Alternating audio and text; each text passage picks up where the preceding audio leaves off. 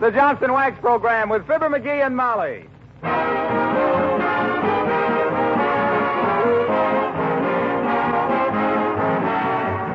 The makers of Johnson's Wax and Johnson's Self-Polishing Glow Coat present Fibber McGee and Molly, written by Don Quinn, with music by the King's Men and Billy Mills Orchestra. The show opens with It's High Time.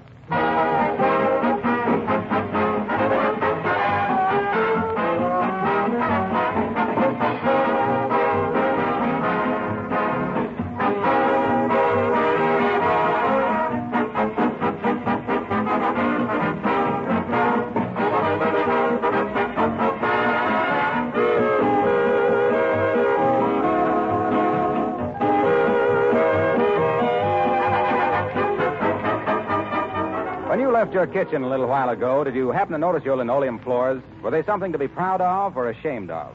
Are the colors still fresh and bright, or are they faded and gloomy?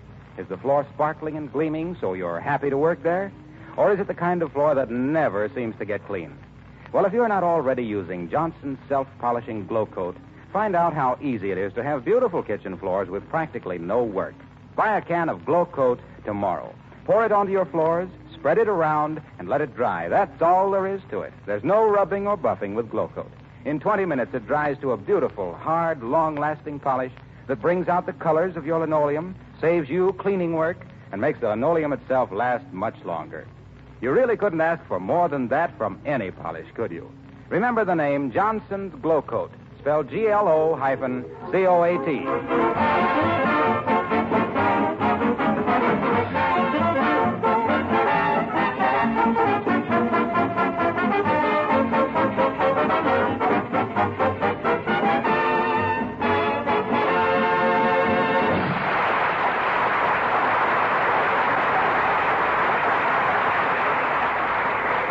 Ladies and gentlemen, through the courtesy of Johnson's Wax, we bring you the more or less correct time. At Ida, Idaho, it's 7:32½ Rocky Mountain time. At Chow, Maine, it is 9:32 3/4 Eastern time. At Umsky, Siberia, it's still yesterday. And at 79 Wistful Vista, it's time we dropped in on Fibber McGee and Molly.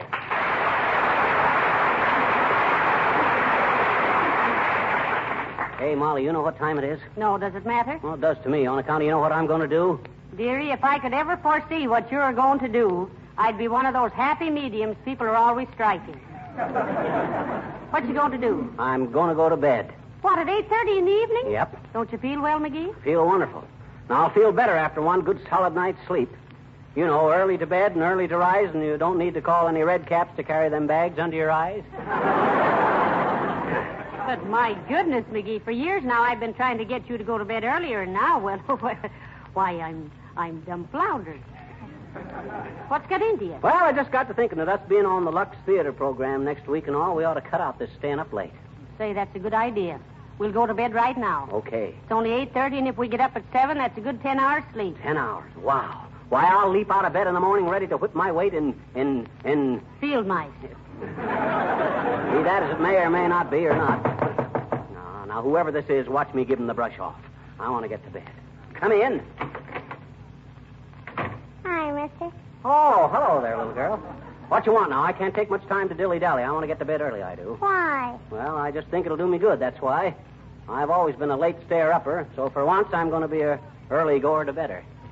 Well, personally, mister, I'm a take a nap in the afternooner. Well, that's good, too. Builds up your resistance. And you got to have a lot of resistance to go through a winter, you know.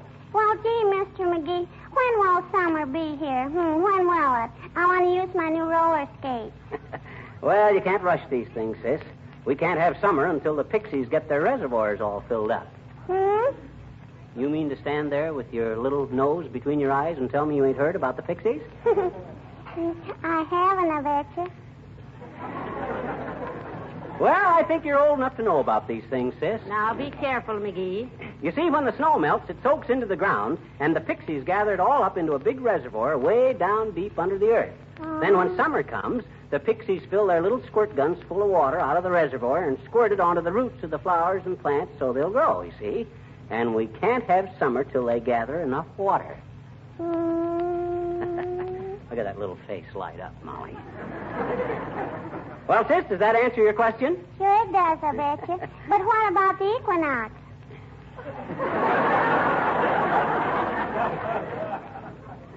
The equinox, what are they?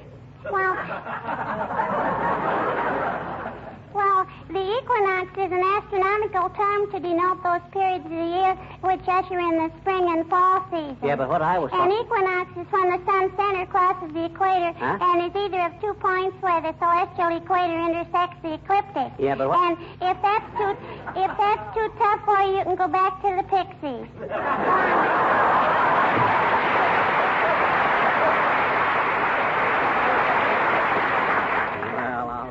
You hear that, Molly? That kid has got a great IQ, hasn't she? What's an IQ? An infuriating quality. Speaking of infuriating quality, that reminds us. Uncle Dennis in yet? Oh, he's been in all evening, dearie. Huh? Why, you can hear him in the other room. Listen.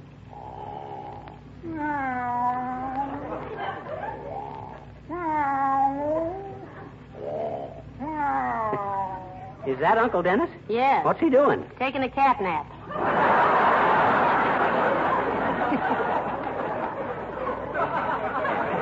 Now, come on and turn out the lights. You got the alarm clock? Yeah, is this the correct time? 9:22? Yes, it is. And we've lost a half an hour's sleep already, McGee. We better hurry. And don't forget now. What is this, a conspiracy? Looks like the Sandman is going to be left holding the bag tonight. Come in. How do you do, Mrs. McGee? And Mr. McGee. Hi, Uppy. Will you help me? Help? Don't tell me you've lost that diamond necklace again, Abigail. Have you looked under all your chins, Uppy? Please, Mr. McGee. It's my automobile. Well, that couldn't be under your chin. It broke down right in front of your house. Oh, well, I'm sure McGee will be glad to run out and get it started for you, won't you, dearie? Oh, Dad, Rabbit, I don't want to do this. We were going to go to bed. Oh, never mind, Miss McGee. Perhaps I should get someone who thoroughly understands what they're doing. Hey, wait a minute, Uppy. Who says I don't understand automobiles? Why, I was an expert mechanic when General Motors was a corporal. Oh, but Miss McGee... Why, half the developments in the modern motor are my inventions, Uppy. Oh, indeed. Well, if you were the one who invented the automobile radio that goes dead while passing under a viaduct, congratulations. It's very restful. That wasn't mine, but I spent 4 years as chief mechanic at the Biggs Body Works. Yes, he did. You should have seen the laboratory and workshop old man Biggs gave me just to tinker around in. Biggs Tinker McGee, I was known as in Big Stinker McGee, the brawny and brainy Bonaparte, a benzine buggy blacksmith, busy as a beaver, bright as a beacon at bolt and bumper brackets on bus bodies, boosted as the best boss in the business at boring bronze bearings and boat boilers, bringing back the bacon as the boss of the brake band, bumblebee of the brace and bit, and big bullfrog of the brass bicycle bell bongers, a breezy, brilliant bozo for budding boys to copy, but excuse me while I go to work on Uppington's jalopy.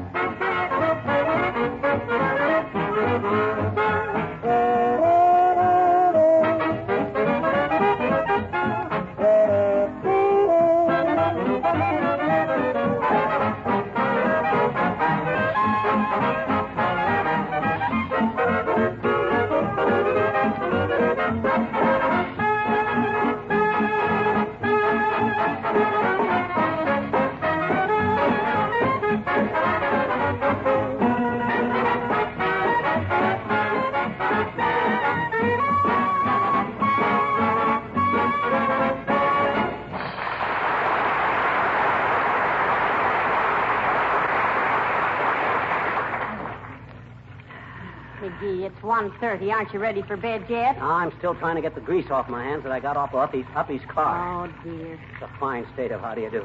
Here I try to go to bed early, and what happens? I spend 3 hours out there fixing a car at 15 above zero. Did you find the trouble? Yes, finally. No gasoline. Hand me my bathrobe, will you, Molly? Here you are, dear. Thanks. You ready for bed? Well, I will be as soon as I finish brushing my hair. 94, 95, 96, 97, 98, 99, 100. There. Well, you got any hair left on your head? The way you slap away at it with that brush every night, Why, that makes it grow more. Oh, yeah? Why, certainly. Yeah. Your father used to use a hairbrush on you, didn't he? Yeah. And look how you developed. Okay, never mind. Well, just as soon as I get... McGee, what's that? Oh. Sounded like a prowler on the front porch. Go see who it is. Don't wait, I'll go with you. Well, all right. Well, it's probably just a cat. I hope. Come on. Say, if that's a cat, McGee, somebody's taught him how to use a flashlight and a bunch of keys. Must be a hep cat. I'll be quiet, Molly, and I'll catch this guy red-handed. 1, 2, 3. I caught you in the act, didn't I, Bud? Now, suppose you Why, explain. McGee, it's Mr. Boomer. Ah, good evening, my dear.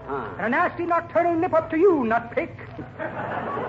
What you doing on our front porch at this time of night, Boomer? Just checking up to see that your front door was locked. Sleepy, slappy, and sloppy. Checking all the front doors in the neighborhood. Yes. A likely story, Mr. Boomer. We already have a night watchman in this neighborhood. Of course you have, my dear. But I'm helping him out tonight after he met with an accident. Oh. Accident? What accident? Seems he bumped himself on a pair of brass knuckles. I would have run to his rescue, but I was several inches away at the time.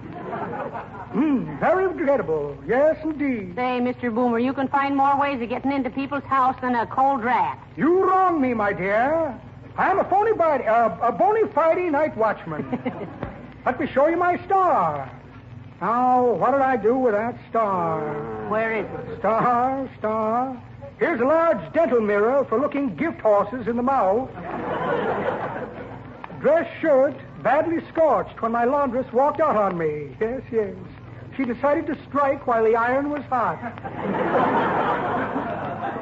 Here's a postcard from Sheila the shoplifter. Says she took a Greyhound bus to Chicago, but they made her bring it back. Here's a photograph of Badger Game Bessie in a bathing suit. You ought to see her dive in Toledo. What's this? Oh, yes. Payment for a ball player I sold to the Cincinnati Reds. See? Huh? A check for a short stop. Oh. Well, imagine that. No star. How did I happen to miss that? He must have had it pinned inside his vest, the double-crosser. Well, good night, my dear, and to you, Berkworth.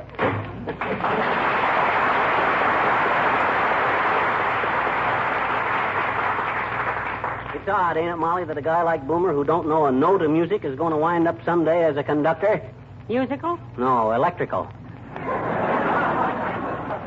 Now, come on, let's get to bed. What time is it? Well, it's almost 2 o'clock. Wow. And we started to go to bed at 8:30. Well, maybe we couldn't have got to sleep that early anyway. Oh, dear. I can sure sleep now. I'm so sleepy. Heavenly days now. What? Rat. Can't we have a moment's peace in our own house of all the... Oh, my. Guess I better answer that we'll never get a night's sleep. 79 Molly McGee, Wistful Vista speaking. Well, hello, Molly. This is Harlow Wilcox. Sorry to disturb you, folks, but can you tell me how to spell indispensable? McGee, Mr. Wilcox wants to know how to spell indispensable. Give me that phone. See how dramatic I did that? I'm practicing up for Lux next week. Hello, Wilcox. What's the idea of waking us up in the middle of the night? Oh, now, wait a minute, Fibber. I have to get a sales letter in the mail first thing tomorrow, and I can't spell indispensable because you borrowed my dictionary and never returned it. Look it up for me, will you, pal? Indispensable. What? Indispensable. You know, like Johnson's wax is indispensable to a well-kept floor and in the protection of furniture and woodwork. Oh, indispensable. Well, that's spelled I-N-D-E-C-P-T... why don't you use the word necessary? Like saying to keep your home spotless and gleaming, Johnson's wax is necessary. Say, great idea. Necessary it is. Now, let's see. That's with 2 C's and 1 S, isn't it? No, I think it's with 1 C and 2 S's. Hey, Molly, how do you spell necessary? Give me that phone. Hello, Mr. Wilcox. What did you want to know? Is necessary with 1 S and 2 C's? Is what necessary with 1 S and 2 C's? Look, Molly, I'm trying to point out that in order to give lasting beauty and protection to floors and furniture, Johnson's wax is necessary. Why don't you say indispensable? That's the word I want. Thanks, beautiful. Indispensable, the very thing. Hey, how do you spell indispensable? Wait a minute. Hey, McGee, how do you spell indispensable? I don't know. Well, look it up. Well, what in? Mr. Wilcox's dictionary. Okay, but you'll have to wait till I get it. Where is it? It's right here in the hall closet.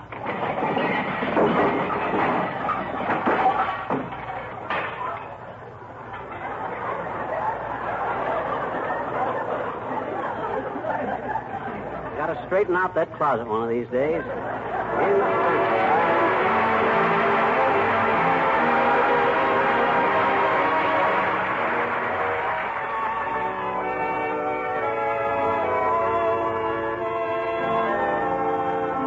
The King's Men sing In the Gloaming.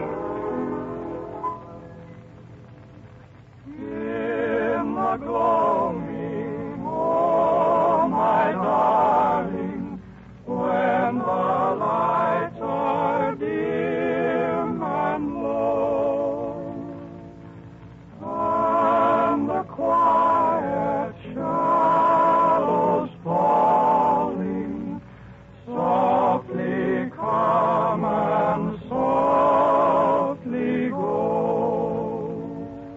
When the winds are sobbing faintly, with a gentle unknown home,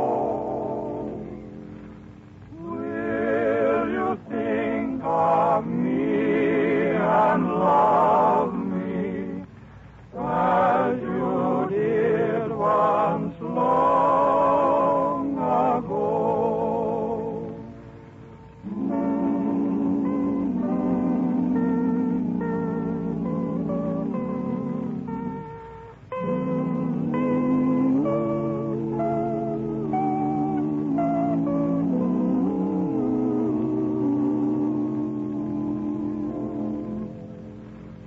When the winds are faintly sobbing, with a gentle unknown woe, will you think of me and love me as you did so long ago?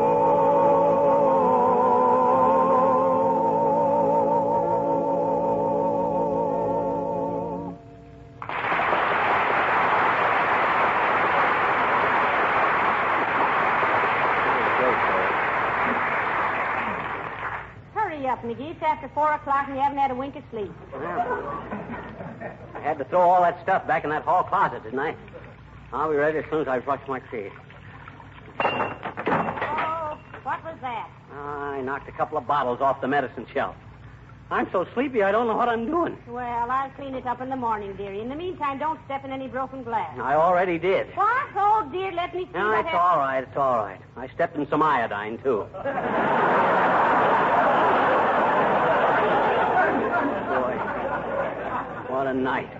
Tomorrow night I'm going to put a smallpox sign on the door and start going to bed at 5 o'clock. I'll move over, Molly. Here I come. And believe me, I'm sure. Oh, that rabbit.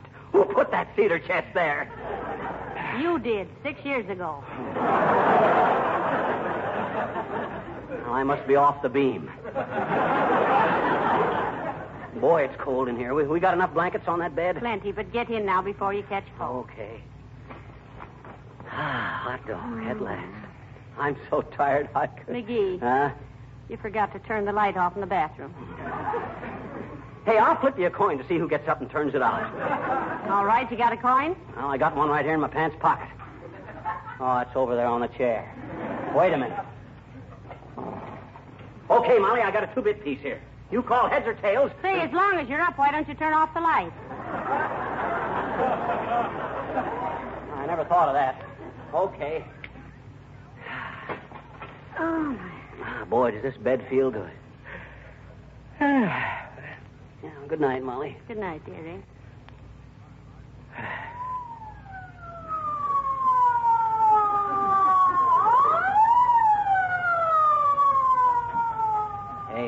Hey, Molly. Yes? There's a fire someplace. You want to go to a fire? No.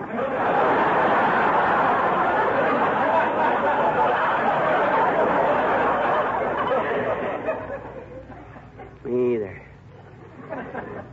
At my age, I ain't going to chase any more fires. No, or anything else.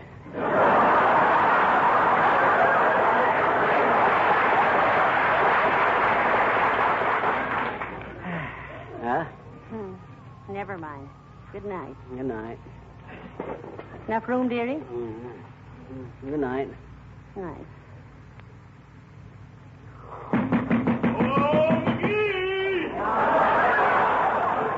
It's Gildersleeve. That dirty. I'll teach him to ruin a guy's sleep. Where's my slippers? Oh, here they are. That thoughtless, selfish, unthinkable so-and-so can't ruin my night. Oh! I wish that cedar chest had quit crawling around the floor and stay in one place. Oh, McGee! Dad, ratted Gildersleeve, what's the idea of beating our door in at this hour of the night? You ought to be ashamed. A guy your age out hooting all night. Why, if you had an ounce of decency... Oh, wait a minute, McGee. I just wanted to ask you for the keys to your car. Oh, that's all, eh? Hey, Molly. Yes? You know what this big baboon has got the unirrigated gall to ask me? He wants the keys to our car. Gildersleeve, you got more brass than the Marine Band. I got a good notion to pop you one right on top of you. No, look here, McGee.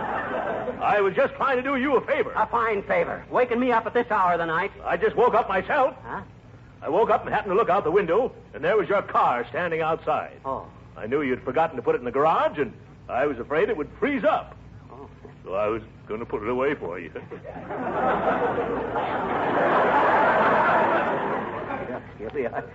Well, gee, that was a pretty nice... I mean, well, that's pretty white of you.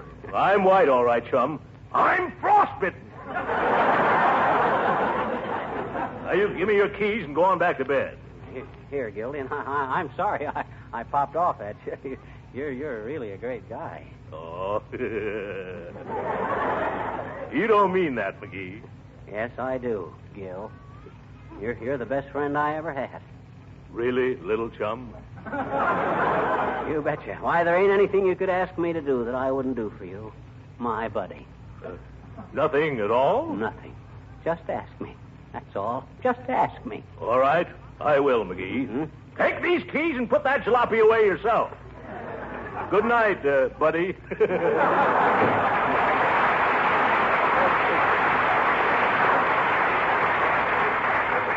Why, that mealy-mouthed double-crossing... McGee, come to bed before you catch cold. Okay, I'm coming.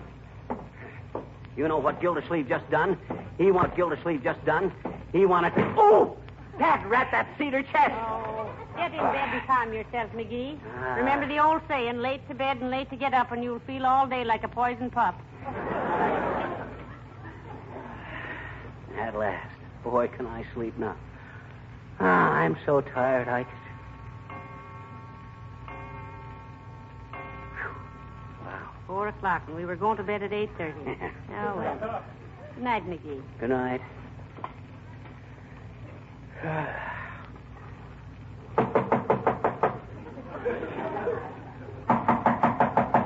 McGee, somebody at the door. Yeah.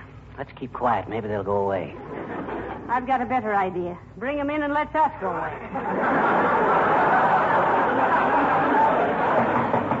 Oh, all right, I'm coming. Ouch! Did you kick that cedar chest again? No, but I thought I was gonna. Hello there, Johnny. Telegram for you. Sign here. What's the idea of bringing this so early in the morning, old-timer? You mean you kids ain't up yet, Johnny? What you gonna do? Sleep all the forenoon? Why, you old... You ought to get to bed earlier. You're just a growing boy and you need your sleep. Don't forget, an hour's sleep before midnight is worth more. Dad, I know that. I started to go to bed at 8:30. And if it hadn't been for a bunch of jugheads like you hammering at my door all night, I'd have been in bed. Easy there, Johnny. Easy. Don't take that tone of voice with me. I'm sensitive.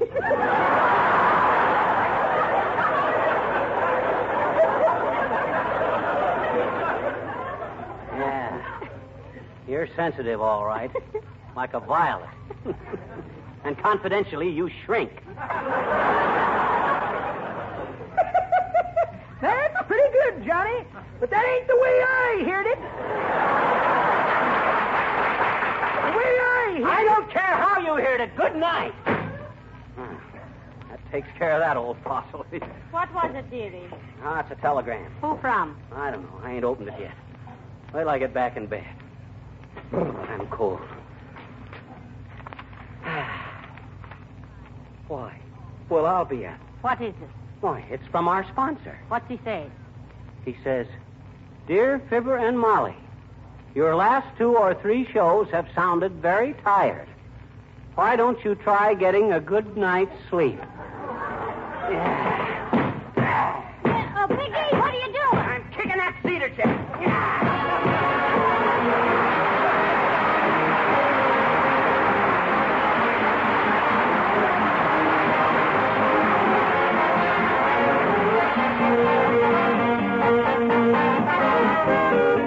Fibber and Molly will be back in just a moment. And now here are the simple directions for keeping linoleum floors clean and beautiful. Spread a little Johnson's self-polishing glow coat lightly over the floor surface. This amazing liquid polish is so easy to use, goes on so smoothly that a child can apply it without any difficulty. Glow coat never streaks or smears, never becomes gummy. It dries in 20 minutes, becomes a sparkling, gleaming surface without any rubbing or buffing. The floor that wears a glow coat polish is protected from the wear of scuffing feet. Dirt and stains can't cling to the shining surface.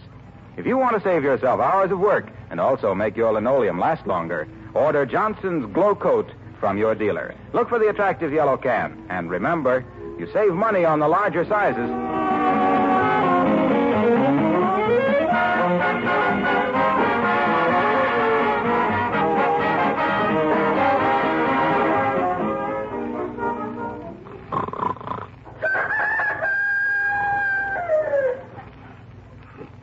Hey, Molly. Yes. Must be morning. I just heard a rooster crowing. That wasn't a real rooster. It wasn't? No. What was it? This has been such a wonderful evening. Pathé News is making a picture of it. Good night. Good night, dog.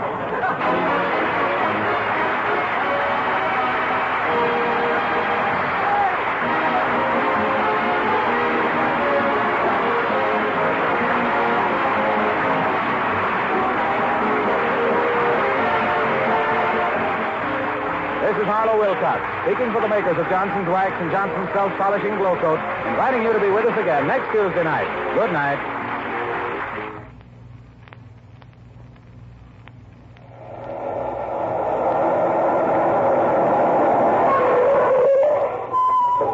Hello. Hiya, new car? No, car new. It does look new, though, doesn't it? Oh, this Johnson's Car New Auto Polish is really something. Actually cleans and wax polishes a car at the same time. One operation, half the time it used to take. No more dirty cars for me. Why don't you buy a can of Johnson's Car New and wax polish your car this easy way? Here's how it's spelled. C-A-R-N-U. This is the National Broadcasting Company.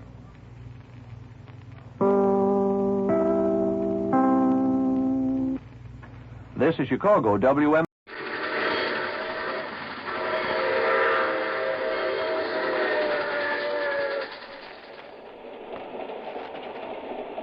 The Mysterious Traveler.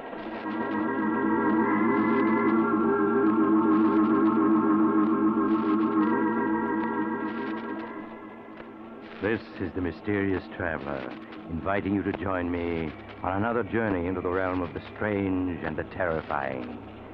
I hope you will enjoy the trip, that it will thrill you a little and chill you a little. So settle back and get a good grip on your nerves. If you can.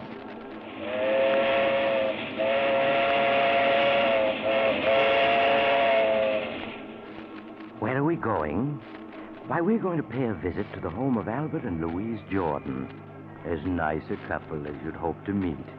In a story I call Death is the Visitor.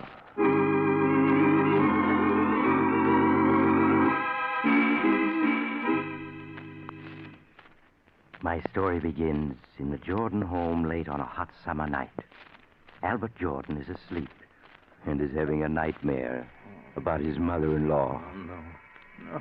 You can't pull the wool over my eyes, Albert Jordan. I'm on to your ways. Think that my only child was foolish enough to elope with you. But you made her do it, Albert. You made her. No. She wanted... As long as I'm alive, she'll be protected from you.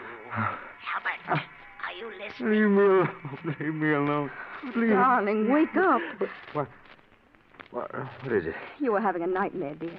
You don't want to wake Mother up. She needs a good night's sleep for a trip tomorrow. Oh, yes, the trip. I wish it was tomorrow already. She was gone.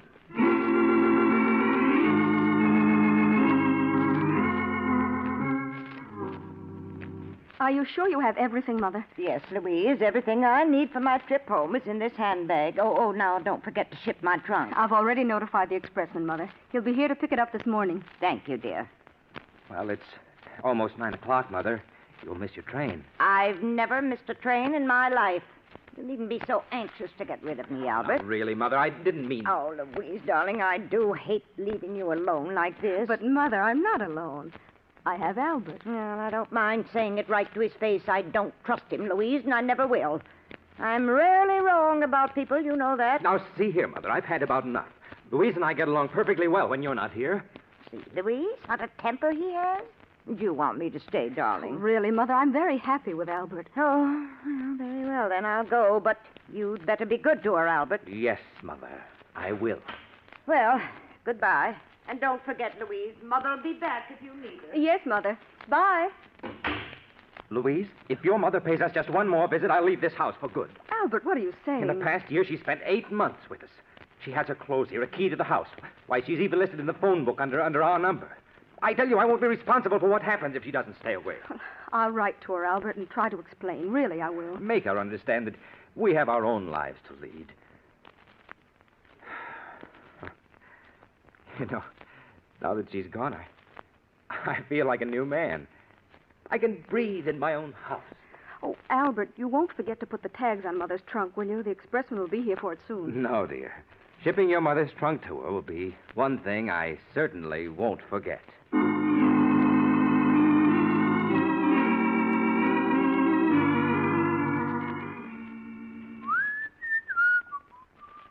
Let me see.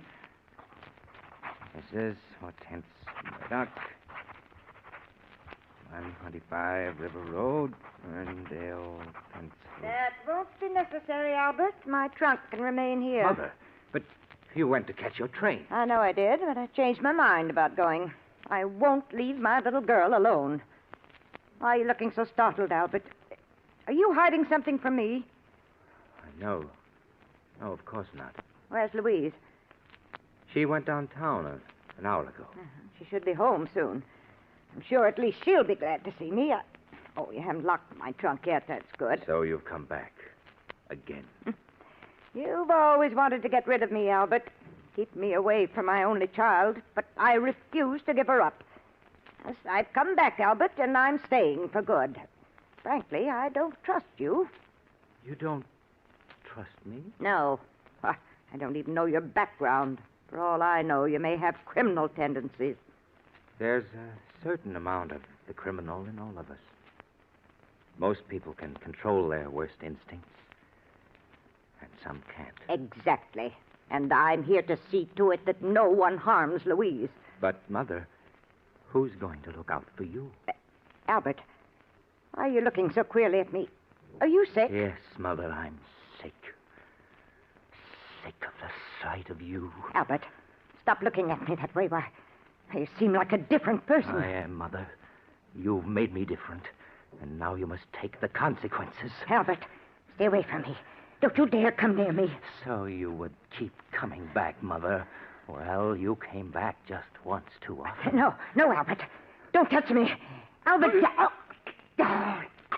You should have taken that train, Mother.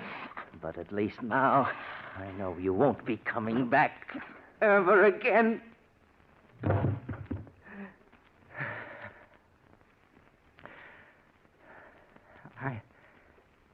I didn't want to kill you, but you made me. Oh, but now I've got to get rid of you or they'll catch me. The trunk. Yes, it's large enough. Even in death, you're a problem, Mother. But you won't be for long. There. Now I'll have to get rid of the trunk. Somehow. I'll think of a way. Albert, are you home? Louise, the trunk. I've got to close it.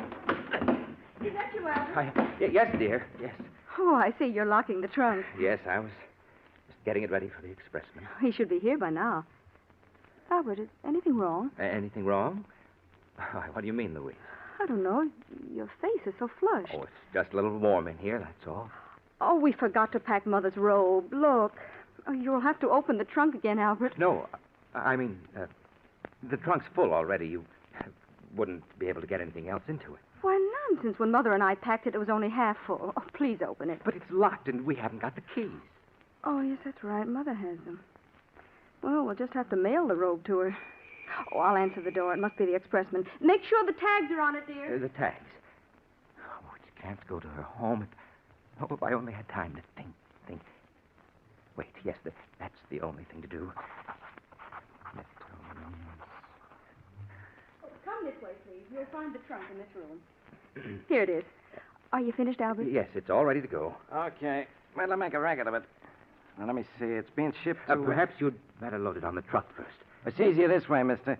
You're shipping it to Mr. William Smith, 345 Wood Street, Las Vegas? Well, that isn't the right address.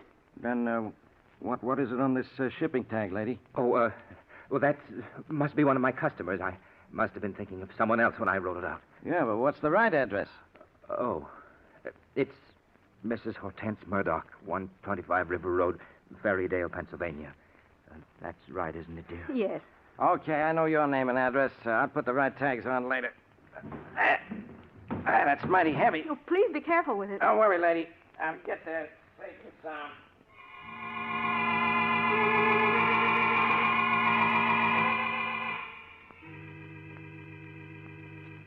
Albert, did you get the mail just now? Yes, dear.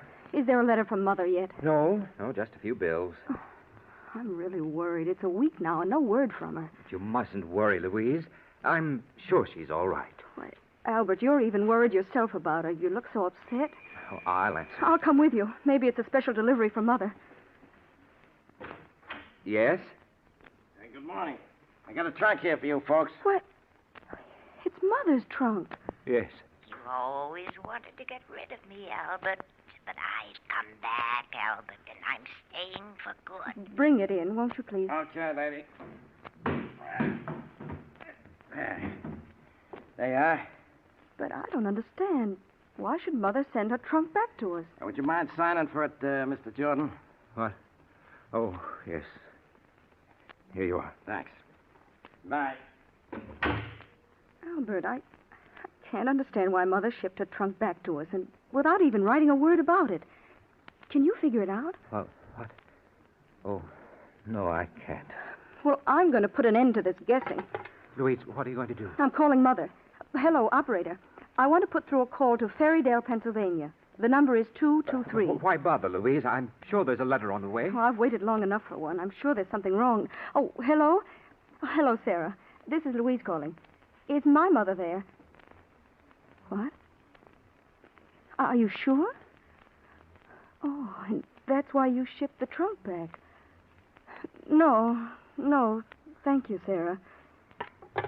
Albert, Sarah says that Mother never arrived home. She sent a postcard saying not to expect her just yet. Was Sarah the one who shipped the trunk back? Yes. She thought that Mother had decided to stay with us longer and would need her clothes. What? Albert, where can she be? Oh, now, Louise, I'm sure she's all right. All right, she's been missing a week. How could she be? Well, perhaps she's staying with friends. You know Mother hasn't any friends. We've got to do something. Albert, I'm going to call the police.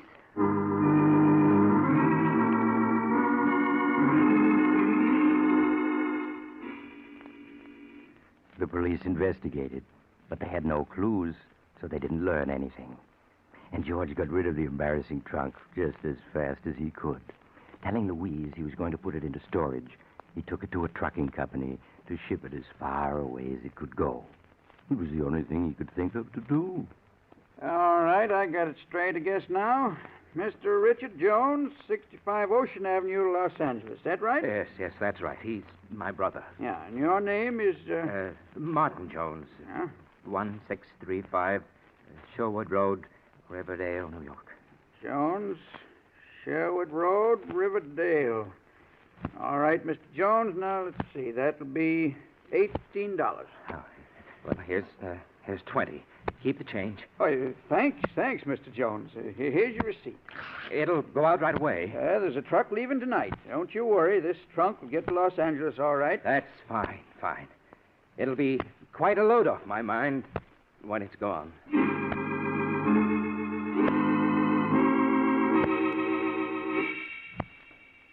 A week passed, 2 weeks, 3, and poor Albert was breathing more easily again.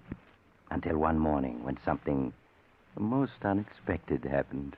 Louise, darling. Yes, Albert. Oh, darling, I have a present for you. Some flowers. Just saw them and thought you'd like them. Thank you, Albert. You're very thoughtful. Louise, your mother's been missing more than a month now. You can't go on like this. You'll have a breakdown. Oh, Albert, where can she be? Why can't the police find her? Well, darling, if she hasn't been found in 5 weeks... Oh, excuse me, dear. I'll answer. Maybe it's news of Mother, Albert. Good evening. I got a trunk here. I think belongs to you. A trunk? Yeah, that's right. You always wanted to get rid of me, Albert. But I've come back, Albert. I've come back. Do you recognize it? It's yours, isn't it? Oh, no. Huh? Well, ain't you the fella that shipped this trunk about a month ago? Didn't you give me a $2 tip? I'm afraid you have me confused with someone else. Don't you know where the trunk goes? Well, no. You see, it's come all the way back from California. It seems there wasn't no such address where this was shipped to. Surely it had a return address. Yeah, but the trunk got wet. The return address kind of washed off, so it came back to the office where it was shipped from. Oh. But what makes you think it belongs here? Well, you see, I kind of did a little detective work. The initials stamped on the trunk are HGM. Well, I looked it up in the phone book, and the only person in town with those initials lives here. I'm sorry, but it certainly isn't my trunk. Oh, well, I'm sorry to trouble you. I'd have sworn you was the guy that gave me that $2 tip. Where will you take the trunk now? Oh, it'll be put to the unclaimed baggage, and then in a few months it'll be auctioned off. Auctioned off? Yeah. You'd be surprised what you sometimes find in them. Just like a grab bag game. Well, sorry to trouble you. Oh, wait a minute. Huh? What did you say those initials were? HGM. HGM. What? They're my mother-in-law's initials. Her name is Hortense G. Murdoch. Well, sure. That was the only name in the book with those initials. That's why I came here. Well, that was a very clever piece of detective work. Yes, of course it's her trunk. I don't know why I didn't recognize it. Well, you know, trunks, they kind of look alike. Yes, that's right. Well, bring it in.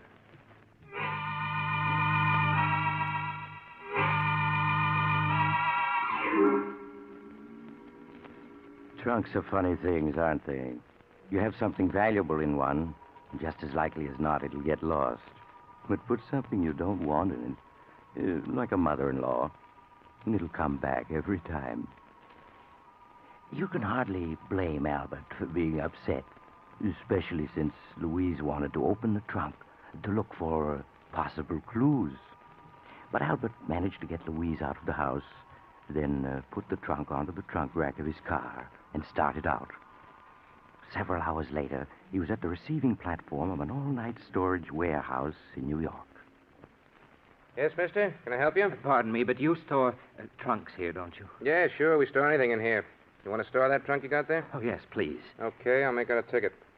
Now, what's your name? Williams, John Williams. The address? 313 Maple Street. Yeah, but what city, mister? What city? Baltimore, Maryland. Baltimore. Okay. Charge is $3 a month. How long you want to pay for? Quite a while. I'll be leaving the country and... Well, what is it? Anything wrong, mister? Oh, dear. I only seem to have $6 with me. Well, that'll pay for 2 months. Then we'll send you a bill. No, that won't be necessary. I'll send you a money order in a few days. I may be out of the country for several years. Okay. Leave the trunk there. I'll take care of it. And here's your receipt. Just put the number of it in your letter when you send the money. I will. I won't forget. Good night. Good night. Hey, Mr. Williams. Mr. He's gone. There's a receipt on the platform where he dropped it. The nervous type. Oh, well, I suppose they can forward it to him from Baltimore.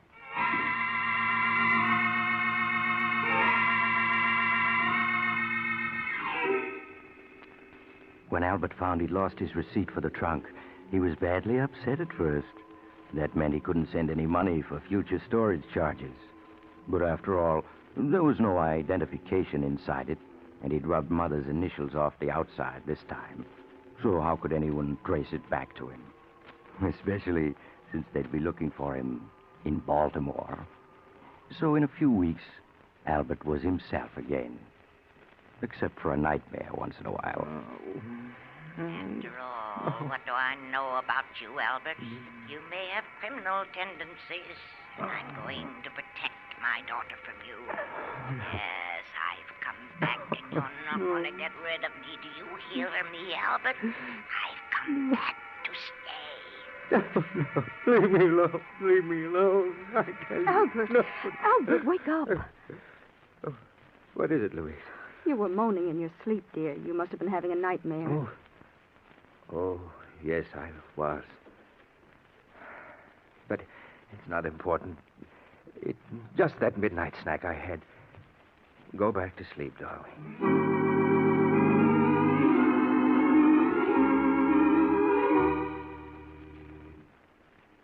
But as the months passed, so did the nightmares. And finally, Albert was his old cheerful self again. Good evening, dear. How are you? I'm all right, Albert. Fine.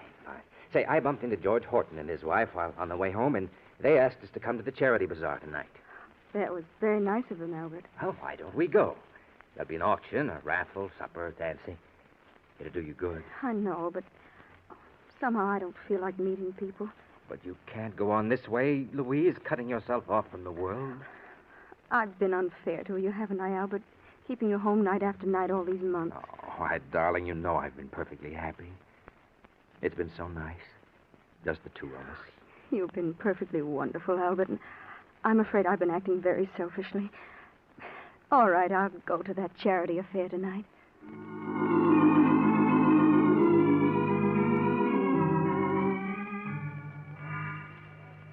Now, what am I bid for this beautiful antique lamp? Do I hear $1? Do I hear $1? I'll bid $1. Ah, there we have a lady with a real sense of beauty. Now, do I hear $2? Do I hear $2? Well, good evening, George. Well, hello, Albert. Hello, Louise. Hello, George. Gee, I'm sure glad you two came. Missed you both a lot these past months. Well, I hope you'll be seeing more of us. Hey, we've got quite a crowd here tonight. Oh, yeah. We hope to raise quite a bit of money. Say, that auctioneer's a genius. Come on, let's get a little closer. All right. Now, that gentleman over there, the one with the superb eye for beauty, bids $5 for this lamp. Do I hear $5.50? Your last chance, ladies and gentlemen, going at $5 once, going twice, sold to the gentleman in the tweed suit, and very fortunate he is. That lamp couldn't have cost more than $3 when it was new. Well, now we come to the raffle. The raffle? Yeah, the raffle for a mystery prize donated by yours truly, George Horton. Oh. Better let me sell you a few tickets, Albert. They're only 50 cents each. No, thanks, George. We just came to be sociable. Better take a chance. No telling what you might win. Now, next, ladies and gentlemen, we come to the feature of the evening. A raffle for a mystery prize, which I have hidden here beneath this canvas cover. Now, I'm going to lift this cover and show you a locked trunk. Now, take a good look at it. Trunk. Oh, no. It can't be. It is. She's come back again. Yes, Albert, I've come back, and I'm going to stay for good this time. Oh, no. Now, this is no ordinary trunk, ladies and gentlemen. It was donated by a gentleman who bought it for storage charges. Now, who knows what it contains? Perhaps the crown jewels of old Russia. Or better still, a case of scotch. Now, take a good look at it. and try it again. Albert, you're so pale. Is there anything wrong? No, of course not. George, where did you get this trunk? Oh, that big storage place in New York. You know, on the east side. Somebody did keep up the storage charges on it, and all the notifications they mailed came back, Yes, I see. Now that you've seen all the prizes, and particularly seen this prize, ladies and gentlemen, I know you're going to want to buy not one, not two, but half a dozen chances each. What can be in it? Guessing is half the fun. Well, now we're all going to adjourn for supper, and immediately after supper, the big drawing will be held. So buy your chances now and win yourself a trunk full of surprise and pleasure. Well, Albert, changed your mind about buying a chance or two? Yes, George. Yes, I have. I'll take all you've got.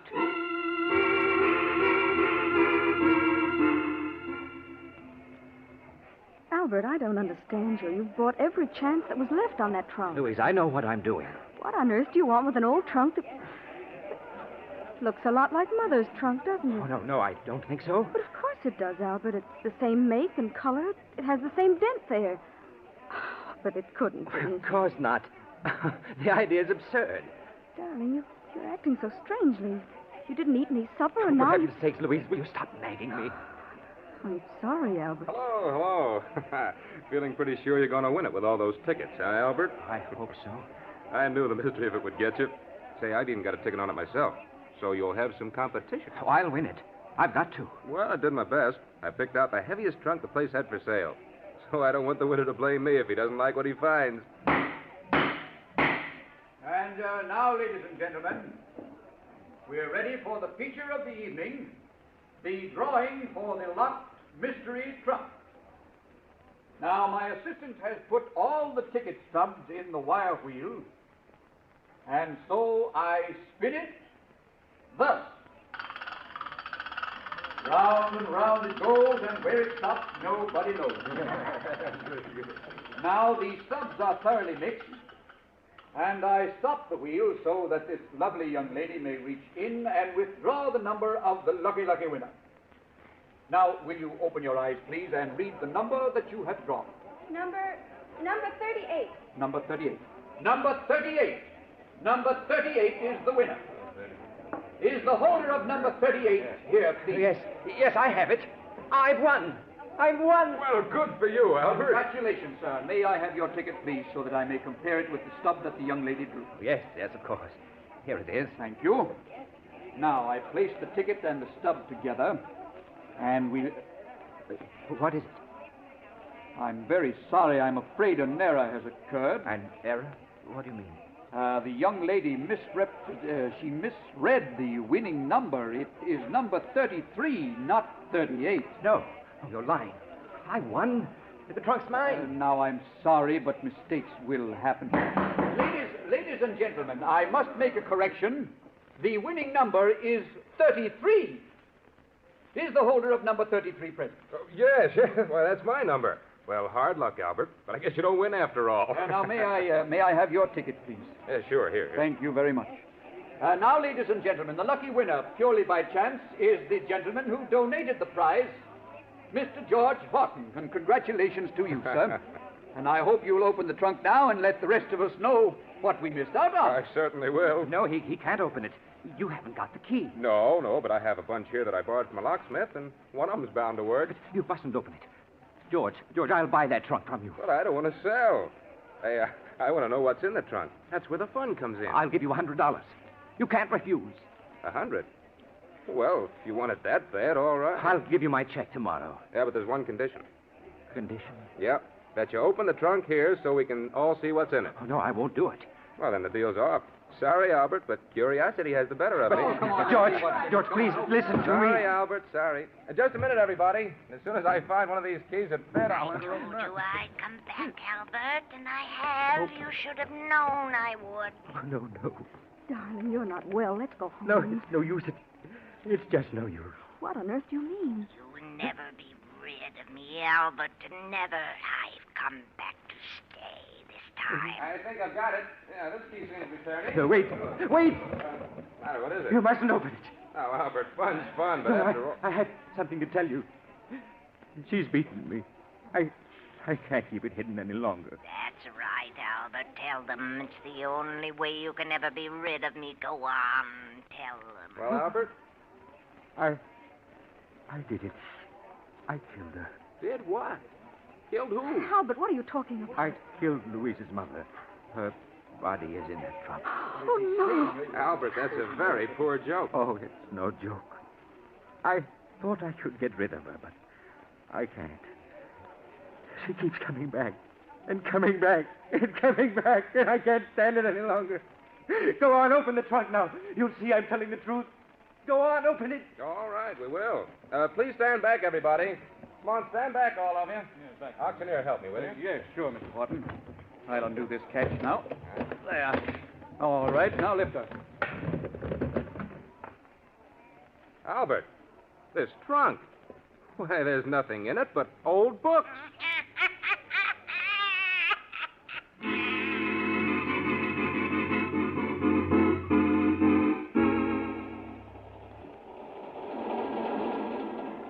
This is the mysterious traveler again. Poor Albert. He let himself be fooled by the wrong trunk. Maybe it was his guilty conscience. What happened to him?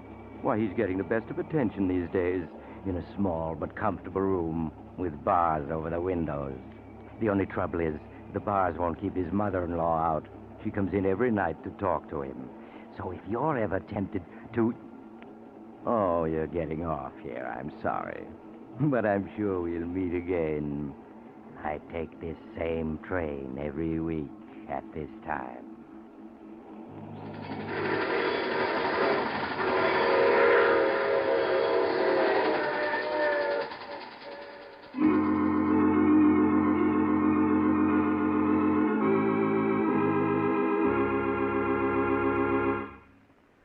You have just heard The Mysterious Traveler, a series of dramas of the strange and terrifying. Listen next week over most of these mutual stations to a tale titled Murder is no accident. Another Tale of the Mysterious Traveler.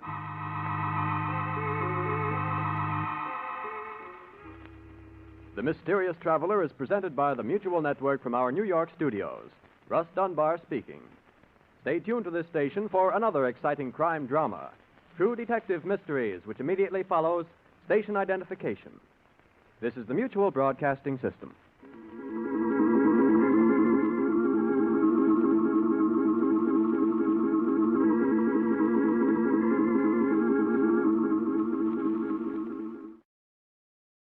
The Johnson Wax Program with Fibber McGee and Molly.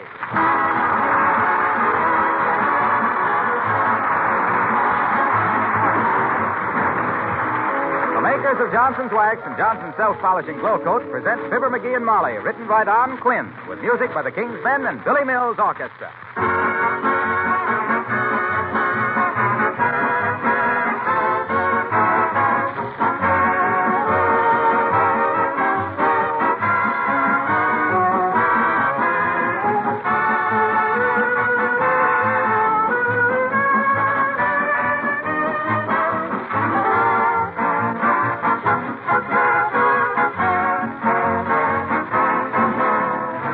The amount of money you make can change.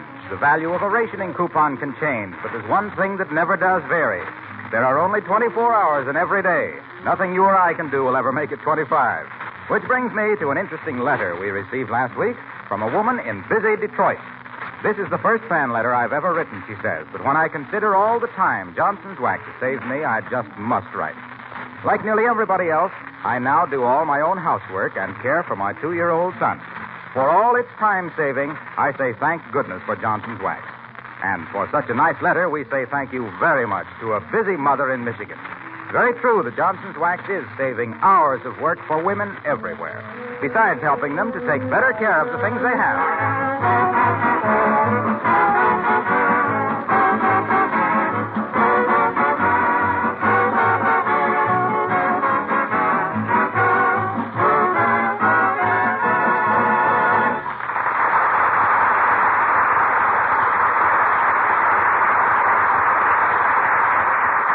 It's been claimed that the female of the species is more deadly than the male. But when the mailman is a woman, well, here on Pins and Needles waiting for her arrival, we find Fibber McGee and Molly.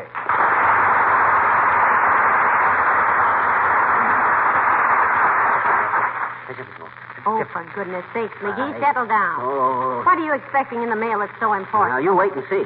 It's something that might change the whole course of our lives. Well, that appeals to me, too. So I will say, dearie, that life with you has never a dull moment. Really?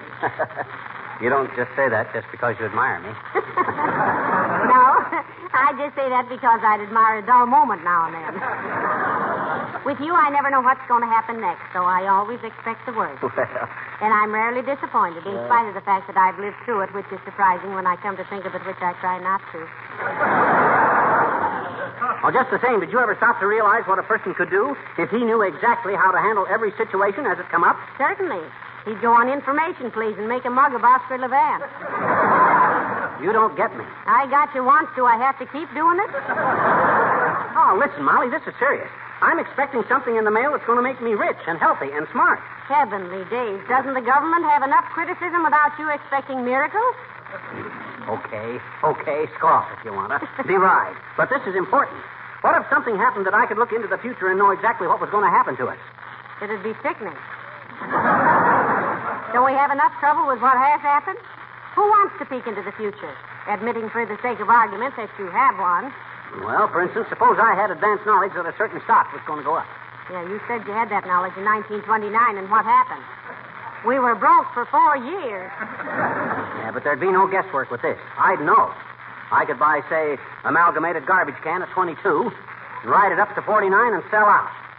Clean up $1 million in 2 days. I'd corner the market. That reminds me. Run down to the corner market and get a can of beans. Take the ration book, dearie, and a loaded shotgun. Molly, I gotta wait for the mail because I tell you I'm... Oh, boy, here she is now. Mark this day down on the calendar, Molly. From today on, we're a success. You open the door, dearie. I can't do it with my fingers crossed. That I will. Come in, sis. Come in. Hey, Molly, it's her, all right. It's the baguette. So I see. Good morning, dear. Won't you sit down and rest your special delivery? No, thank you, Mrs. I've got to keep going to get back to the post office. There's a hole in the bottom of my mail bag. Really? The mail must go through. Yes. That's our motto, Mr. McGee. Huh? Oh. That's very good, sis.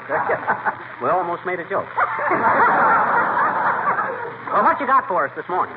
Let me see what I have for you folks. Ah, yes. Here's that card from your Aunt Sarah, wishing you a happy George Washington's birthday. Remember? Ah, never mind, Aunt Sarah. That skin-fisted old tight flint. Now, McGee, stop talking like that about Aunt Sarah. She's a very generous person. Yeah, she'd give you the back off her shirt.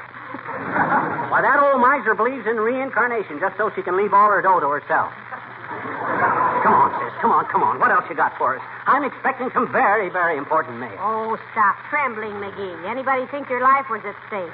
And what I've seen of your life, it's a pretty tough stake. I'm afraid that's all I have for you this morning, Mr. McGee. Oh. But, no, here. You probably won't want this, though. It's just a circular. Let's see it. Hey, this is what I've been waiting for. Oh, boy, now we're getting someplace. Thanks, sis. Remind me to put in a good word for you with the Department of Labor. I work for the Post Office Department, Miss McGee. Well, what do you call that? Amusement? You should be more polite with the mail girl, McGee. She has a hard job. Put your career into affinity with the universe. Put your future into rhythm with the psychic forces. McGee, I was speaking to you. Huh? Oh, how do you do? Let the stars foretell what fate has in store for you, and put yourself in tune with the infinite. Your astral plane. McGee. Huh? Oh, hey, look what I got. From the You Can Be What You Want to Be horoscope company. There's the key to success in 25 pages of wisdom. Distilled from the ancient Egyptian system of astrology and perfected by modern methods of character analysis. And all for 27 cents. Including postage. And just what did you get for your 27 cents, Taurus? I ain't Taurus, I'm Scorpio. Taurus is the bull. So is Scorpio, if you ask me. Look what the envelope says. Your complete character analysis tells about my health, business, marriage, friends, lucky days, lucky numbers, when to plant corn. Did you say something? Is it necessary? When to go fishing, my 72-year life cycle and special forecast for every day of the year. Well, what do they do when your 72 years are up? Come and shoot you? You wait. Now, let me see. Scorpio, Scorpio. Wherefore art thou Scorpio? And when you go to the store for a can of beans? Don't say anything in my horoscope about going to the store. Now, let me see. December, January, February. March. Huh? Oh, okay. I'll get the beans. I'll be right back.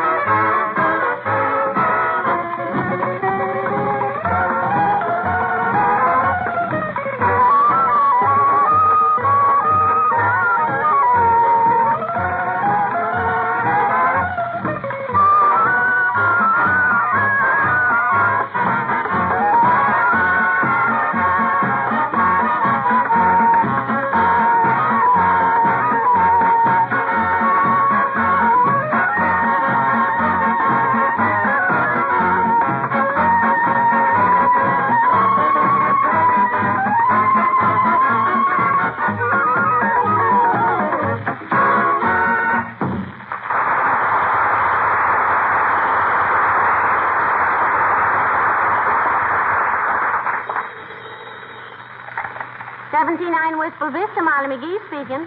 Who? Mr. McGee? No, he isn't here just now. May I take a message? Yes.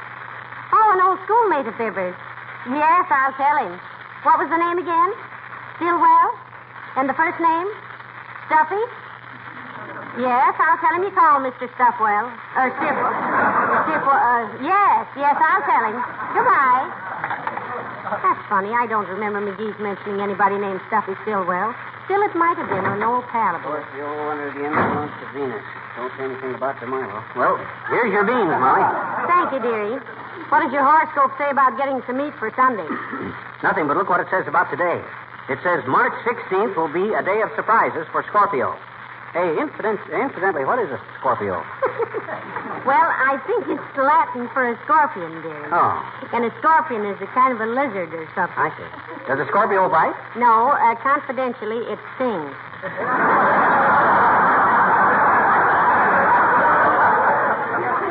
Go on with the reading. Okay. It says March 16th will see the payment to Scorpio of a long overdue debt by an old schoolmate. I don't know what that means. I can't think of any old schoolmates. Oh, heavenly days. I almost forgot, McGee. Huh? An old schoolmate of yours called up while you were at the store. What? He did? Who was it? He said to tell you Stuffy Stillwell called. Stuffy Stillwell? Well, I'll be Oh, Stuffy Stillwell. Now, there's a guy that... That what? That I can't quite place.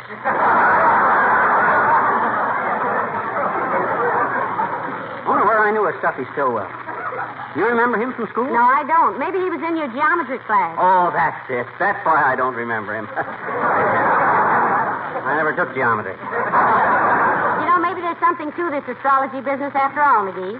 Your horoscope says an old schoolmate will pop up and pay a debt, and boom, up pops the old schoolmate. Ain't it wonderful? Where's he staying? Well, he didn't say. He just said to tell you he called. Well, my gosh, I gotta find him. I can't make a liar out of my horoscope.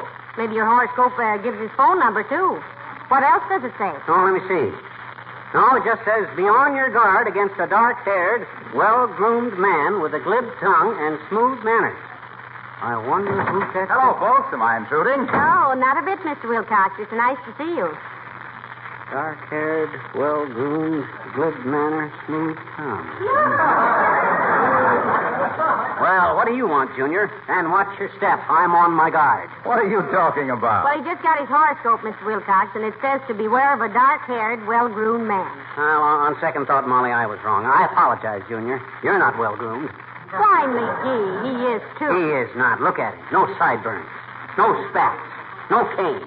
No carnation. Why, he looks like a tramp. Well, I used to have sideburns, but they got too long, and I cut them off. Oh, how long did they get, Mr. Wilcox? Well, long enough so people began asking me why I had my hat tied on. What sign were you born under, Fibber? Leo? No, Scorpio. What made you think I was Leo? Well, Leo means lion. I get it. Scorpio is a wonderful sign under which to be born under, Junior. Listen to what the chart says about Scorpio. Yes. It says Scorpio natives are endowed with strength, discretion, ingenuity, and tenikitty.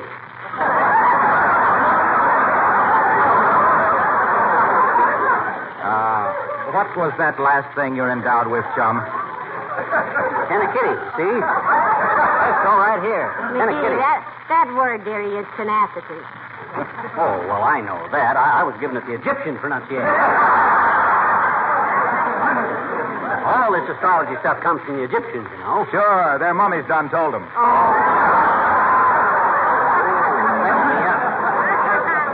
Well, I'm sort of a believer in that stuff myself, folks. Are you really, Mr. Wilcox? Sure, let me show you. When did you buy your kitchen linoleum? In what month? I got a suspicion that this is leading us into that certain thing, Junior. But we bought that linoleum in 1938, the end of January. Does that prove anything? Why, certainly it does.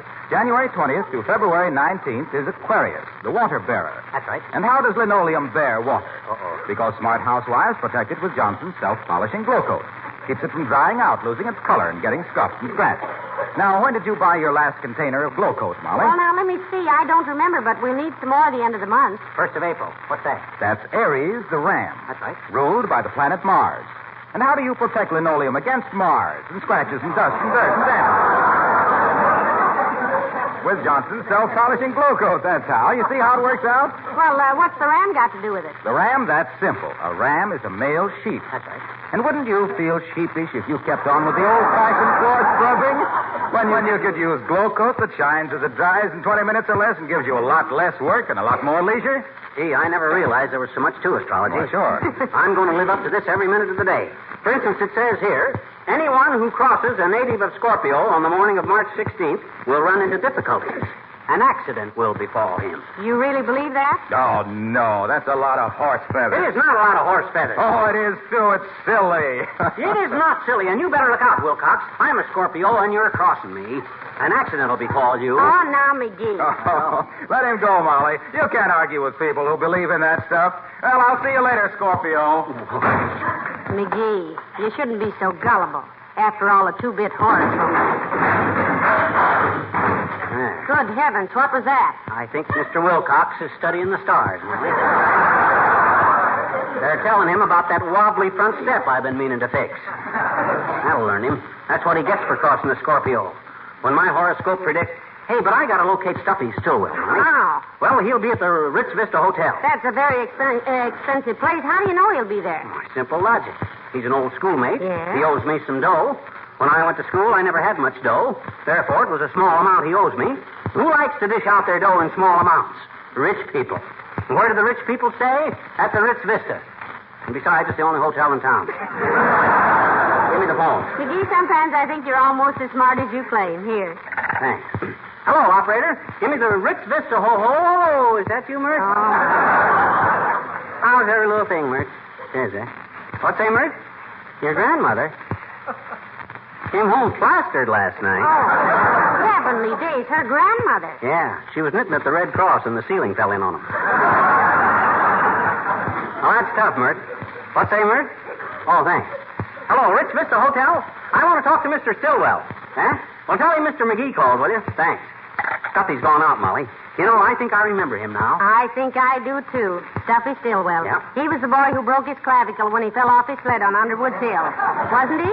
That's the guy. That's the very guy. And you know what? What? I loaned him 37 cents once to pay a fine on some library books. Yeah? If he hadn't have paid that fine, he couldn't have took out any more books. Yeah? Then he'd have flunked every course. Why, that guy owes his whole education to me. I put him through high school. No wonder he's grateful.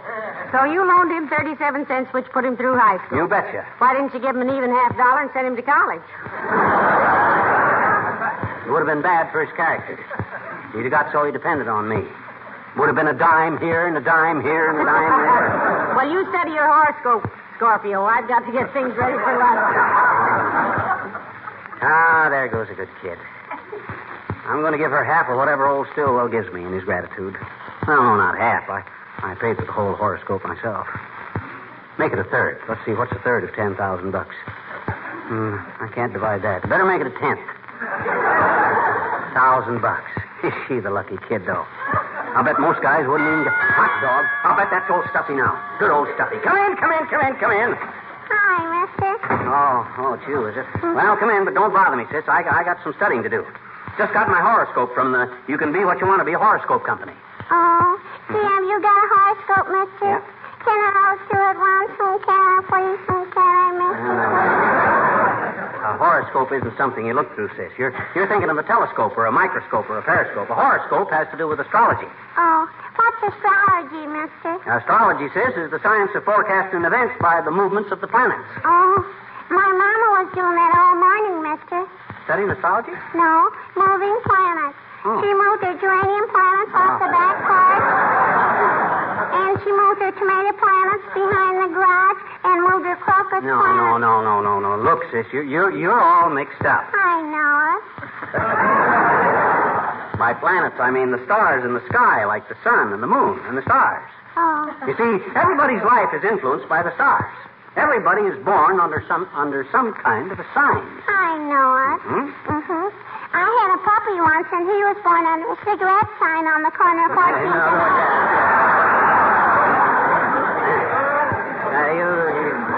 You better run along now, sis. I got work to do, and besides, I'm expecting a guest. Who? Now, that is none of your affair, so scram. Can I tell you a ripple before I go, mister? You mean a riddle, sis.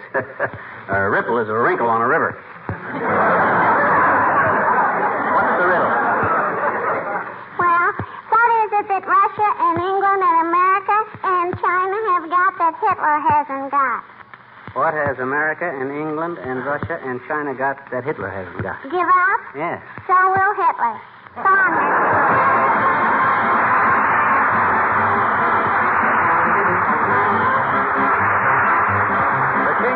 Saying Irving Berlin's news from This Is the Army, we don't like it.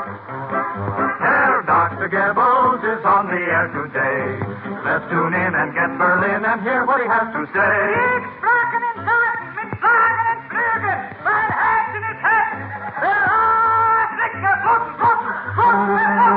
But the Russians push us back, we don't like it. In the winter they attack, we don't like it. Then they call us ruthless murderers, we didn't make a fuss. But now they're invading, they can't do that to us. Casablanca's full of Yanks, we don't like it. They got ships and planes and tanks, we don't like it. While we're winning as we should, Hitler speaks from das ist gut. But when Hitler don't make speeches, we don't like it. When the RAF begins, we don't like it. When they fly above Berlin, we don't like it. When they showered us with paper, why we didn't make a fuss. But bombs with explosives, they can't do that to us. Every cupboard here is bare, we don't like it. And we got no clothes to wear, we don't like it. Herman Goering had to speak in the same suit twice last week. And when Goering can change costumes, we don't like it. When the German troops retreat, we don't like it. Heil! When the Allied nations meet, we don't like it. Heil! They got soldiers who are not afraid of Heine, Fitz, or Gus.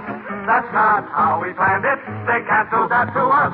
In Japan, our hands are tied. We don't like it. Mussolini's on our side. We don't like it. We should take our rightful place, for we are the master race. But they...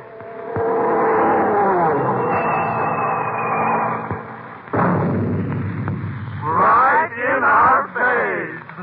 We don't like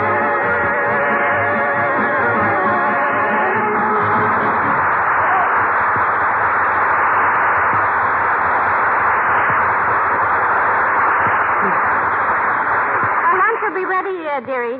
Better get washed up now. Okay, but listen to this, will you? My horoscope says 5 presidents of the United States were Scorpio subjects. Really? Yeah, John Adams, James Gay Polk, James Garfield and Theodore Roosevelt. That's only 4. I know, but I've been thinking of going into politics myself.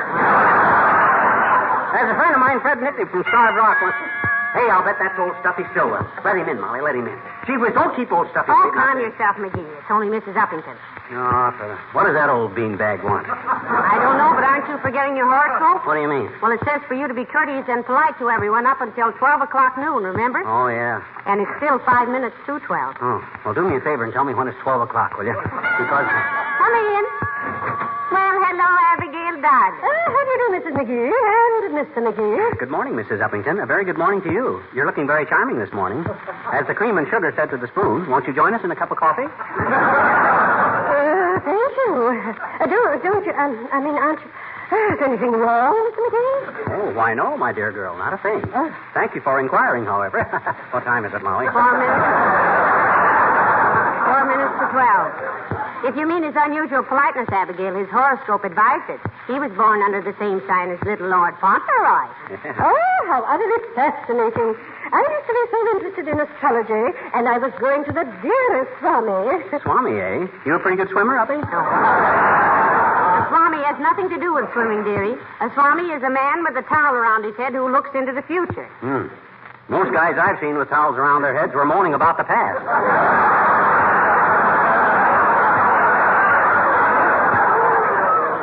Do tell us more about it, won't you, Mrs. Uppington? I find it most interesting. What time is it, Molly? 2.5 minutes to 12, and don't overdo it, McGee. That phony smile shows more teeth than hay rake. Oh, very amusing, my dear. But come, Mrs. Yu. I should like to hear some more of your experiences in occult affairs. Well, it was extremely interesting, Mr. McGee. The Swami would look into his crystal. I looked into a crystal just this morning. Oh, what did it say? 8:30. What time is it now, Molly? 2 minutes to 12. Oh, good heavens, I had no idea it was so late. I must be going. I have an appointment at the beauty parlor at noon. Oh, don't go, Uppy. Gee whiz, not for a while yet, anyway. Stick around a couple of minutes. Why, Mr. McGee, how charming of you to insist, but I simply must be going, really. 1 minute and 45 seconds. Oh, come on, Uppy. Sit down a while. I have so many things I want to say to you. Can't you tell me later? That's the only time he can tell you. 1 minute to 12. Good gracious, only 1 minute to get to the beauty parlor. I must rush along. Good day, my dear. Goodbye, Mr. McGee.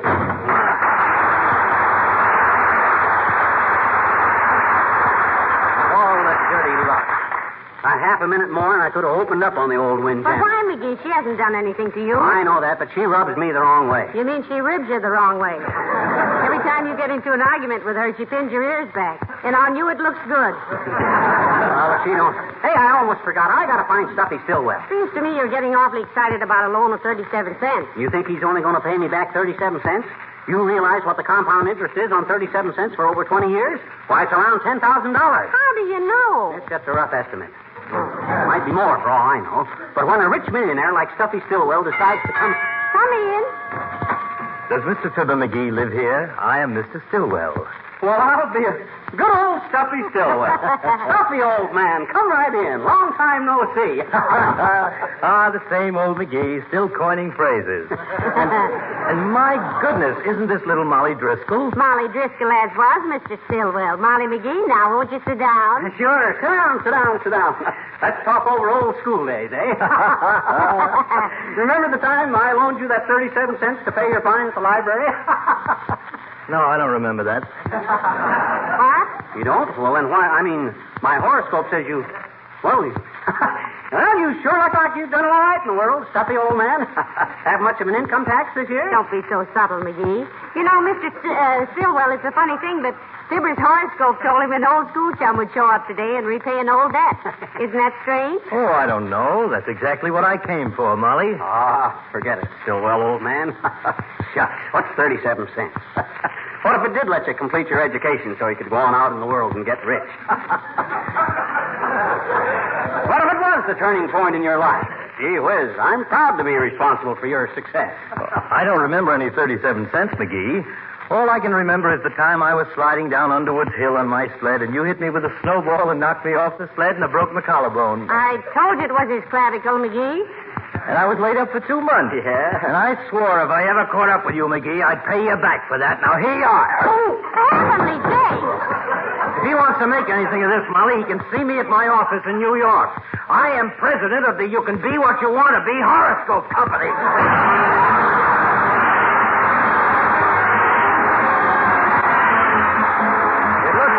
Spare parts for all your electrical and mechanical gadgets around the house are going to be still harder to get as time goes on. Very sound advice we're getting from all sides to take extra good care of our toasters, vacuum cleaners, refrigerators. And while we're out there in the kitchen, let's not forget the floor covering. You can make your linoleum floors last 6 to 10 times longer by protecting them regularly with Johnson's self-polishing glow coat. That's a great big dividend when you consider that glow coat is so easy to use because it shines as it dries without rubbing or buffing. It protects linoleum against wear and dirt, revives faded colors, and glow-coated floors are easy to keep clean because spilled things are wiped up in a jiffy. If you have children and a Cocker Spaniel running around the house, you'll be especially grateful for the cleanliness and the labor saving made possible by the regular use of Johnson's self-polishing glow coat.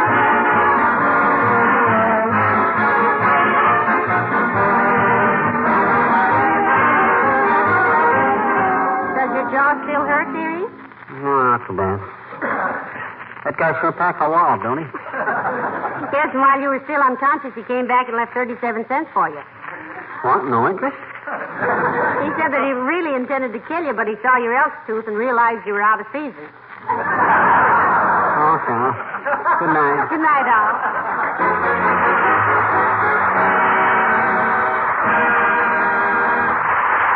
This is Harlow Wilcox speaking for the makers of Johnson Wax Finishes for Home and Industry, inviting you all to join us again next Tuesday night. Good night. This program came to you from Hollywood. This is the National Broadcasting Company.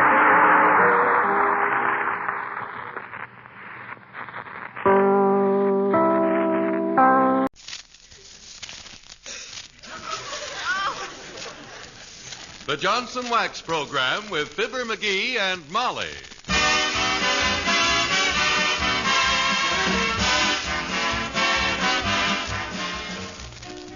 The makers of Johnson's Wax for Home and Industry present Fibber McGee and Molly, written by Don Quinn with music by the King's Men and Billy Mills Orchestra.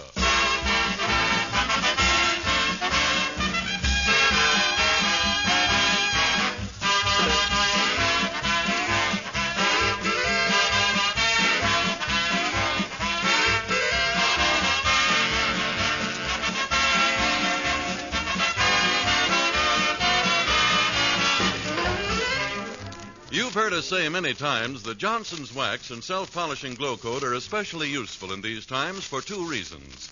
They help you take better care of your things, and they save you work. Here's a letter that certainly bears me out. Interestingly enough, it's from a man, and here's what he says. There's been considerable tramping over our maple floors these past 16 years. Visitors frequently ask if they've been resanded. They can hardly believe they are the original floors with nothing added but Johnson's Wax. Our kitchen, breakfast nook, and bathroom are covered with good quality linoleum. This has been treated regularly with Johnson's Glow Coat, and today there's not a speck of the pattern worn, and it looks as new as the day it was laid. We had not thought much about these things until we were unable to obtain household help. I am 73 and still working, and my wife is approaching 70. She still does her own housework, but would not be able to were it not for your Johnson's Wax and Glow Coat. Well, now, we were very happy to receive that letter. It tells a better story than we could about the present usefulness of Johnson's Wax and Johnson's self-polishing glow coat.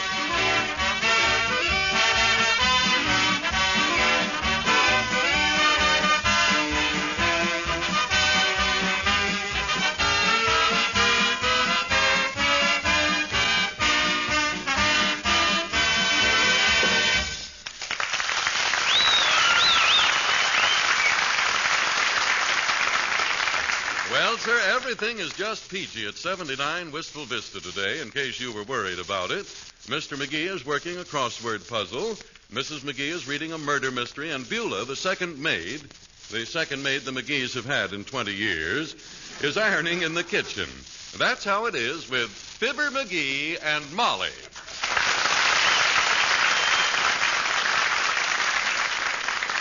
Hey, Molly, what's the 6-letter word meaning a peanut? Goober. Goober. Oh, that can't be it.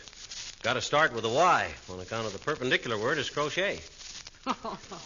Crochet ends with a T, dearie. Oh, crochet can't end with a T. That'd throw the whole thing off. Number 17 across is a 5-letter word meaning a citrus fruit. which of course is apple, which ends in the letter E, which starts a word meaning against the law, which I got down as illegal.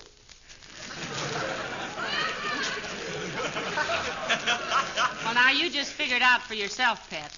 I don't like to be bothered when I'm deep in bodies falling out of packing cases. What you reading? The Corpse Came C.O.D. It's by that Hollywood columnist, Jimmy Starr. Those guys know where all the bodies are buried, but why dig them up and ship them around to people? Well, this is a very interesting... Oh, say, McGee, I almost forgot. Beulah says the cord on the electric iron is getting pretty worn, and have we got another one? Oh, I'm sure we have another one. Now, let me see. Where did I put that? I think I know where. Where? In the HC. You mean... Yes. Oh, my gosh. Can't Beulah get along with the old cord? No, it's too dangerous. Well, my God. Well, hey, you go get it, will you? No, dearie, no. I've got to finish this murder story while I'm at it. Go on now, go get the iron cord. Well, okay. You're a good kid, and it was nice to have known you. Thank you. Nice meeting you, too. Well, goodbye, Molly. Goodbye. You're sure it's in there? Positive. Okay. Here I go.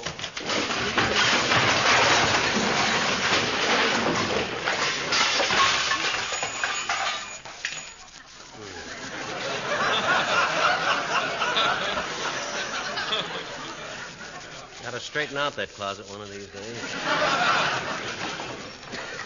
I don't see that electric cord anyplace, Molly. I must have put it someplace where...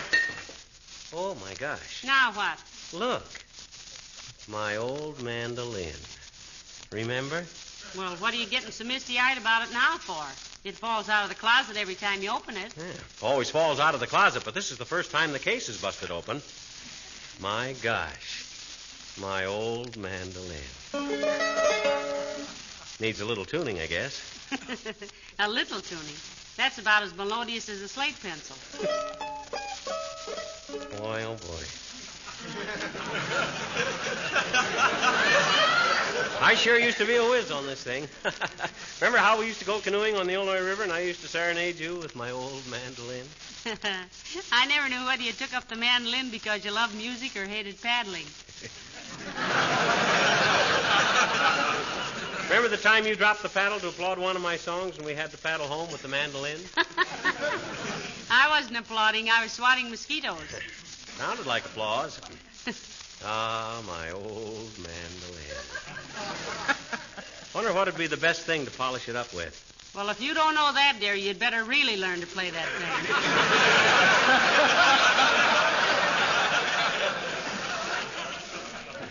Or you could take a course in scissor grinding. Yeah, let's see now. How did Pretty Red Wing go? Oh, I remember. Oh, the moon shines tonight on Pretty Red Wing. The breeze is sighing. The nightmares. Night birds. Oh, yeah. The night birds crying. Oh, hello, Alice. Oh, Mrs. McGee. Creepers, Mr. McGee. What made that ping-pong paddle swell all up like that? This, my dear girl, is not a ping-pong paddle. This is my old mandolin. Personally, I think I'd rather hear you play a ping-pong paddle. Well, what could anybody play on a ping-pong paddle? After the ball. Okay, girls, okay. Have your fun. I guess the love of good music is just something that's got to be born into a person. They probably sneered at Rachmaninoff, too, when he first took up the violin. They probably did. He played the piano. Oh.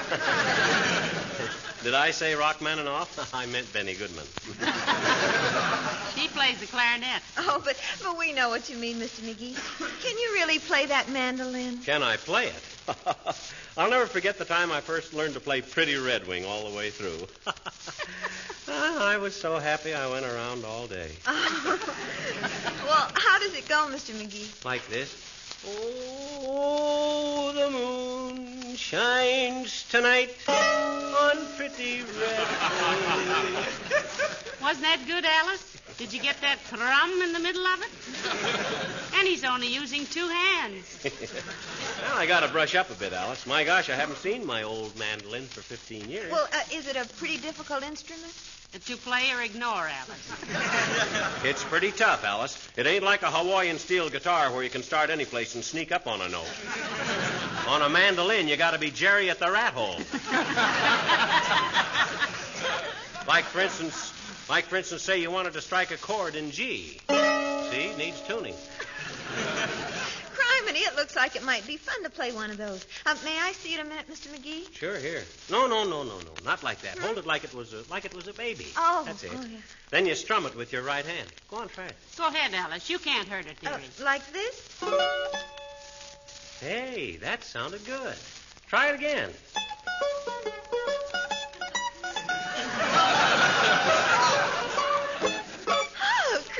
That was fun, Mr. McGee. I'll bet I could learn to play one of those things well. Thanks ever so much. Well, gee whiz, of course, if I had her long fingernails.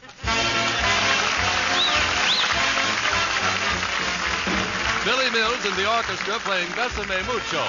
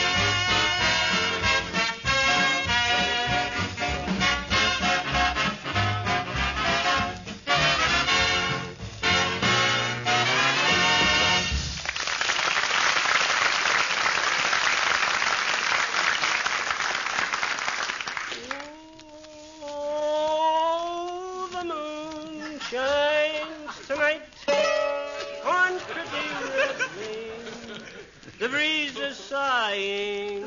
The night caps, the night crawlers, the night watchmen. Night birds. Yes. I can never remember that. Isn't this wonderful, Molly? My old mandolin. Say, didn't you have a... Come in. Oh, hello there, Mr. Wellington. Mrs. McGee, a very good day to you. And McGee, a very good heavens. What is that horrible object you're brandishing? Sig, my boy, this is my old mandolin. He just found it again after all these years, Mr. Wellington. He used to serenade me with it when we were going together. Yeah, I used to sing Pretty Red Wing under her window, Sig, like this. Oh, the moon shines tonight on Pretty Red Wing. Yes, I see. In those days, you were pitching a little woo. Ah, yes. May I suggest, my friend, that you now try wooing a little pitch?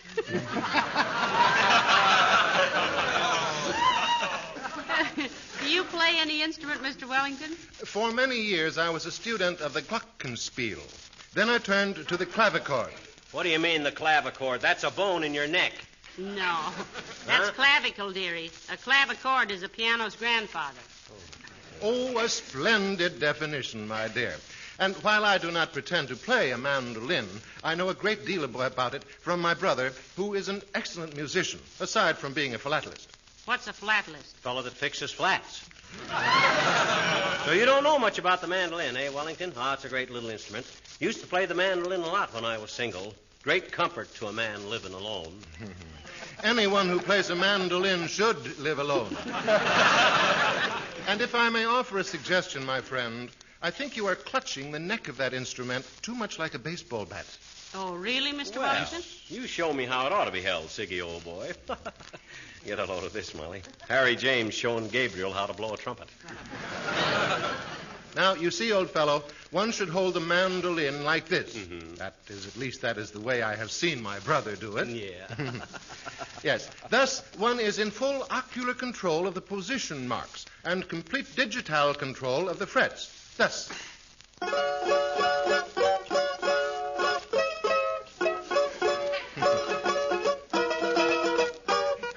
I'm sorry, I don't really play the mandolin, but that'll give you an idea. Okay.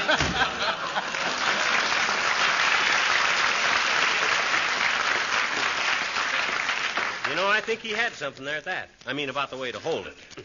Let me see now. Left hand here. That's it, McGee. That's how he did it. Like this? Now, let me see. Oh, the moon shines tonight on pretty... Oh, that's much better. Yeah, I was holding it more like a... Wonder who that is. Musicians Union. With an offer?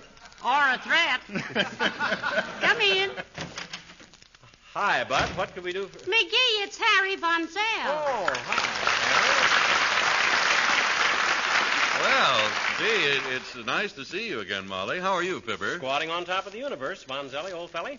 How goes it with you? Oh, great. Fine. Just happened to be in the neighborhood, Mr. Von Zell? Well, yes, Molly. That is, if any radio announcer ever just happens to be anywhere, you know. See, I happened to meet Harlow Wilcox, and he had to go out of town, and I said if there's any little thing I could... He being, I like telling people how you make that... Well, he usually has a brief message about what to do in case of you have any floors and furniture, you know. And, well, I said, gee whiz, anything I can do is... I'd be more than willing. He said he passed around, well, you know Harlow. How... Oh, yeah. Yeah, we know Junior, all right. And thanks for the suggestion, but I guess... Hey, what is that thing you have there? Is that a zither? It's a mandolin, Mr. Von Zell. My old mandolin, Harry. Just found it after all these years. Play something for Mr. Von Zell, McGee. Yeah, I wish you would. Oh, well, what'll I play? Well, now, let me see. There used to be an old song I simply loved. It was called Beautiful Red Face, or... Oh, Pretty Red Wing? Pretty Red Wing, that's it. Imagine you knowing that. Can you sing it, dear? Well, it just happens that I can. You want to hear Pretty Red Wing, Harry? Can you play something from Oklahoma? No, he can't, Mr. Von Zell. At the time he learned the mandolin, Oklahoma had not been admitted to the Union. I'll try Pretty Red Wing for you, Harry. Give me a downbeat. Yeah, a 1 and a 2 and a 3. And, oh, the moon shines tonight on pretty red wings. The breeze is sighing. The night shift, the night... Night birds. Oh, yes, the night birds. I got to brush up a little on it, that, Harry, but you get the idea. Oh, it was beautiful, Fibber. Yes. Simply beautiful. Say, may I see you in a minute, Fibber? I'll be very careful. Oh, sure, here. Say, isn't this a nice thing, though? Where does the music come out? Out of the top here. That's why mandolin music sounds so thin. You see, it has to sneak out of that little hole in the middle. Oh, right here, huh? And you sort of pluck the strings like this? That's it, Harry, that's it. Only have more confidence. Don't be afraid of it. No. All right. You mean play it like this? Yeah. Oh, what a beautiful kitchen. Oh, what a bright, shining floor. Johnson Glow Coat is what does it. Brings back that new look once more. Oh, wonderful. Oh, I tell you, Mammy, that Johnson self-polishing glow coat. Mammy, that's the stuff to use. Dry those tears, Mammy, 'cause Johnson's Glow Coat lifts that load. Dries as it shines as it dries, and makes you healthy, happy, and wise, Mammy. Oh! Get Get a container of that old Johnson's glow coat today, Mammy gal. Do it for your little sonny boy at your nearest dealer. And watch that old kitchen linoleum shine like a rainbow in the sky. Oh, what a beautiful kitchen. Oh, what a beautiful... Say, this is a nice instrument, Fibber. How long does it take to learn this? Give me that mandolin. Why, McGee, you mustn't snatch things from people Well, like I'm that. sorry. Doggone it makes me sore. I find my old mandolin and everybody but me can play it. What have other people got that I haven't got? Well, starting alphabetically, dearie. Well, say, I've got to be going. Thanks a lot for singing for me, Fibber. I enjoyed it tremendously. I wish I could play like that. So long, Molly. Goodbye, Mr. Von Zell.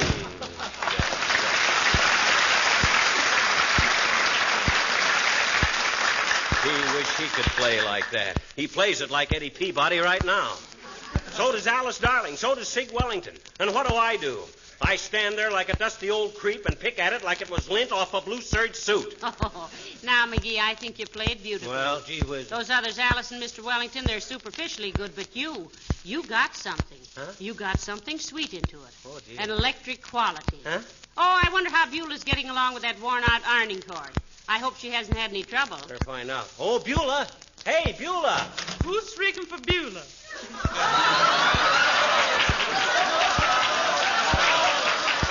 Well, we were just wondering how you were getting along with the old ironing cord, Beulah. Oh, I'll make it out okay, man. Yeah, I'll make it out okay, though it's getting awful afraid. Afraid of what, Beulah? Afraid of what? It said, look again.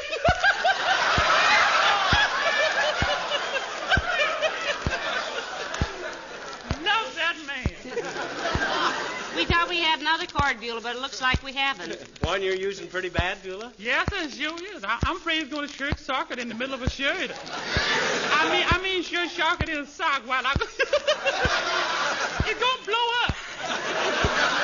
Well, now, you go on with it for a little while, Beulah. I'll look for the other one myself. Yes, but if I get electrocuted to death, you got to pay all the hospital bill. You see, I conduct electricity like everything on account of my magnetic personality. Who told you that, Beulah? Waldemar. Waldemar, he's the fella I go unsteady with. Unsteady? Yes, he won't go out with me unless I wear them French heels. And when I wears them, I rocks and rolls like a tugboat. Say, what's that thing you got there, sir? This is my old mandolin, Beulah. Didn't you hear me playing it? Is that what that was? I thought it was... What'd you think it was, Beulah? Well, I thought it was... Shut my mouth. I ain't worked here long enough to insult somebody. I better get back to my honor now.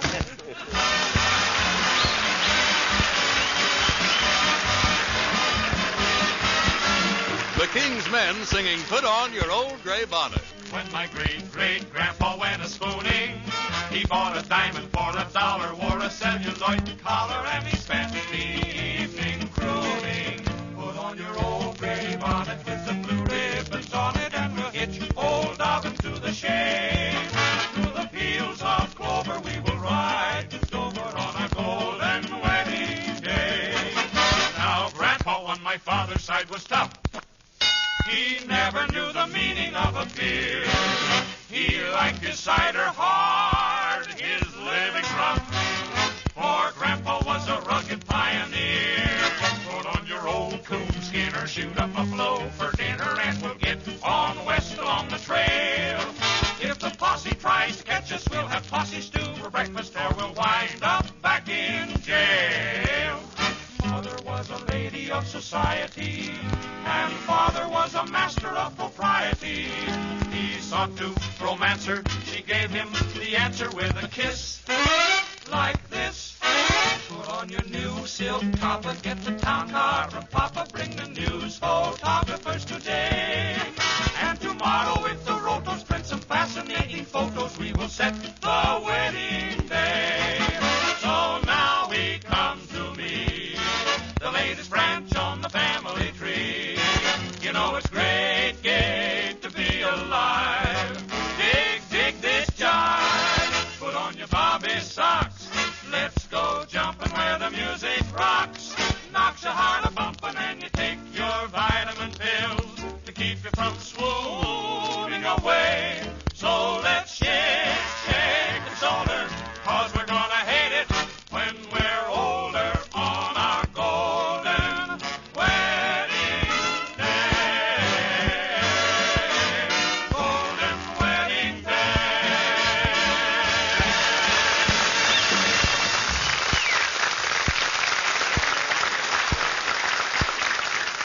See, now, where's my instruction book? Oh, yeah. The single note, which equals the value of 3/8 notes, is the dotted quarter. Hey, Molly, you got a quarter? No, I haven't, dearie. Oh, Why? Syncopation is an artificial accent or an interruption of the natural pulsation of music. I'll try a little syncopation. Oh, the moon shines tonight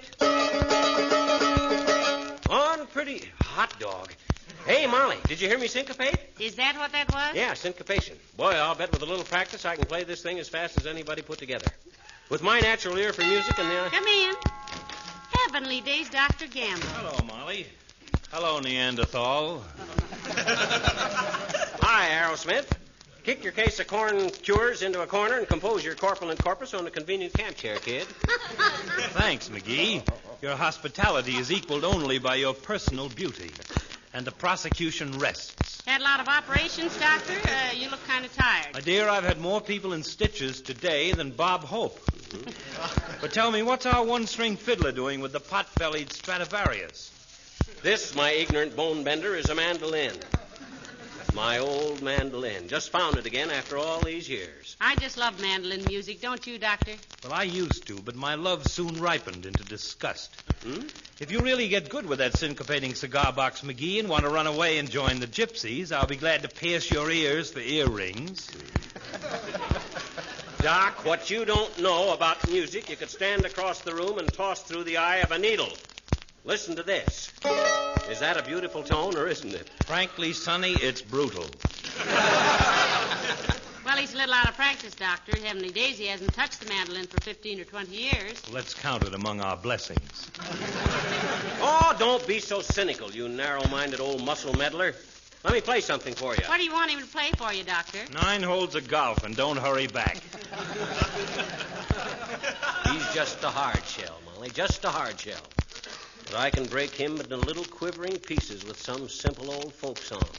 One of those heart-warming melodies that are so close to the soul and the spirit of our national entity.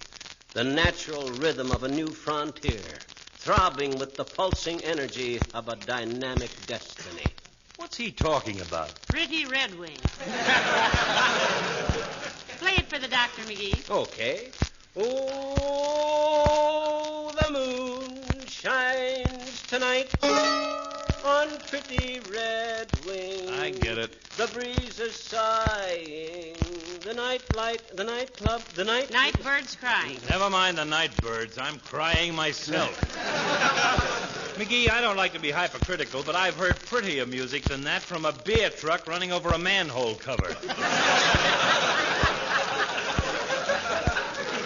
Oh, yeah? And when did you become a music critic? You big, fat epidemic chaser? Why, you uncultured little faker. I've got more music in the first phalanx of my left pinky than you have in your entire family tree. Don't call me a phalanx, you soggy, sap-headed serum salesman. Anytime I want any advice from you, I'll ask for it. If there wasn't a lady present, I'd give you some right now, you posturing little... Don't threaten me with that mandolin. I'll bust it over your thick skull so hard. McGee, Huh? behave yourself. You too, Dr. Gamble. Well. You're acting like children. Sorry. Certainly is a beautiful instrument you got there, McGee. Needs tightening up, though. It does? How do you know? I can see from here. You could rope a heifer with the slack in that E string. Here, McGee. Let me tighten it for you. Okay. Here. There. Now let's see how it sounds.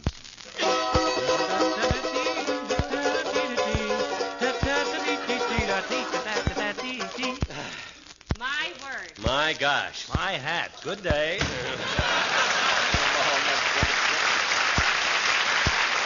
Oh, that burns me up. That really burns me Now, up. don't feel so badly, dearie. Well. I bet every one of them studied a lot longer than you did. You just stay with it. You'll get it. Well, I'm glad there's one person around here who ain't trying to show me up for a chump. Even if you could play this thing, you wouldn't do it. I certainly won't. What do you mean you won't? I mean, no matter how my fingers itch for a mandolin again, I'll restrain myself. You mean you used to play one of these? Only in high school, McGee. And then only simple little pieces like this here. Let me take it a minute. Okay. Oh, this is ridiculous.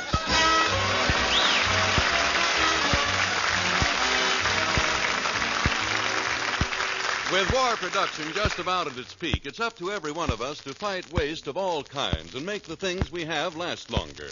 There's plenty of opportunity to do this right in your own kitchen. First, with foods.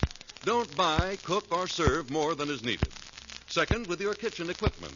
Keep it in good condition. Defrost your refrigerator regularly and protect its gleaming white finish with Johnson's liquid or cream wax.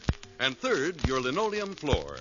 Did you know that linoleum will last 6 to 10 times longer if it is regularly protected with Johnson's self-polishing Glow Coat?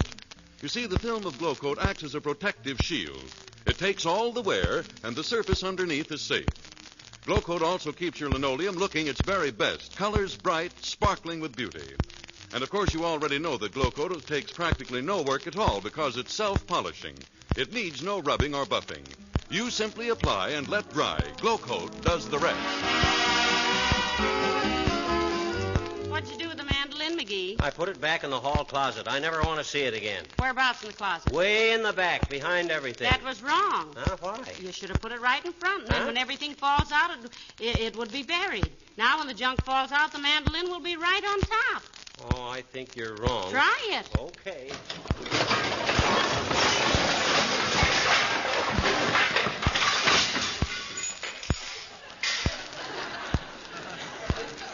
Oh, the moon shines tonight on pretty red wing. The breeze is sighing. The night what, Molly? Night all. The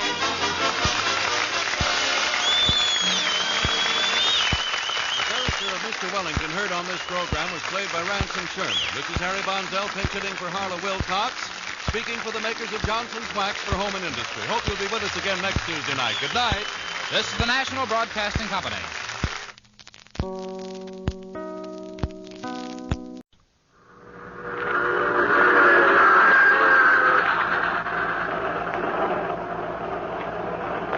The Mysterious Traveler.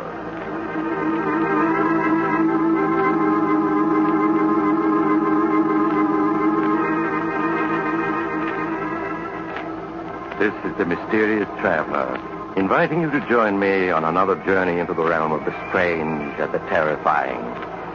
I hope you will enjoy the trip, that it will thrill you a little and chill you a little. So settle back and get a good grip on your nerves, if you can. Where are we going? Why, tonight we're going on a little excursion into the realm of pure imagination. You've all heard the old saying, believe in a thing enough and it'll come true. Well, just suppose many people came to believe in something that couldn't possibly be real. Such as an artificial monster growing in a scientist's laboratory. What would happen? Well, if you want to know what might happen, listen to the story I call If You Believe.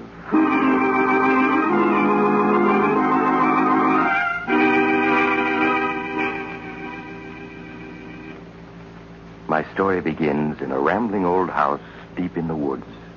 In a homemade laboratory, gray-haired Professor Jonathan Davis is peering eagerly into a large glass container that holds an odd, transparent, jelly-like substance. Ellen! Oh, Ellen! Yes, sir? Ellen, come quick. I'm coming, dear. What is it? Ellen, look. I think I've succeeded at last. Oh, Dad. You look. Your eyes are better than mine. Yes, isn't there movement in the protoplasm this time? Isn't it stirring just a little? No, Dad. There isn't any movement. No? You're positive, Ellen? I was sure I saw some sign of life. I'm quite positive, Dad.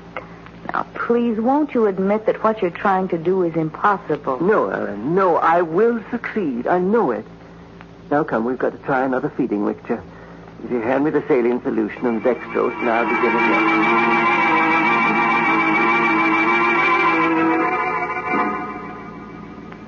But while Professor Davis labored in his lonely seclusion to make a lifelong dream come true, something that was to affect him vitally was happening in the editorial room of the largest newspaper in the nearby city.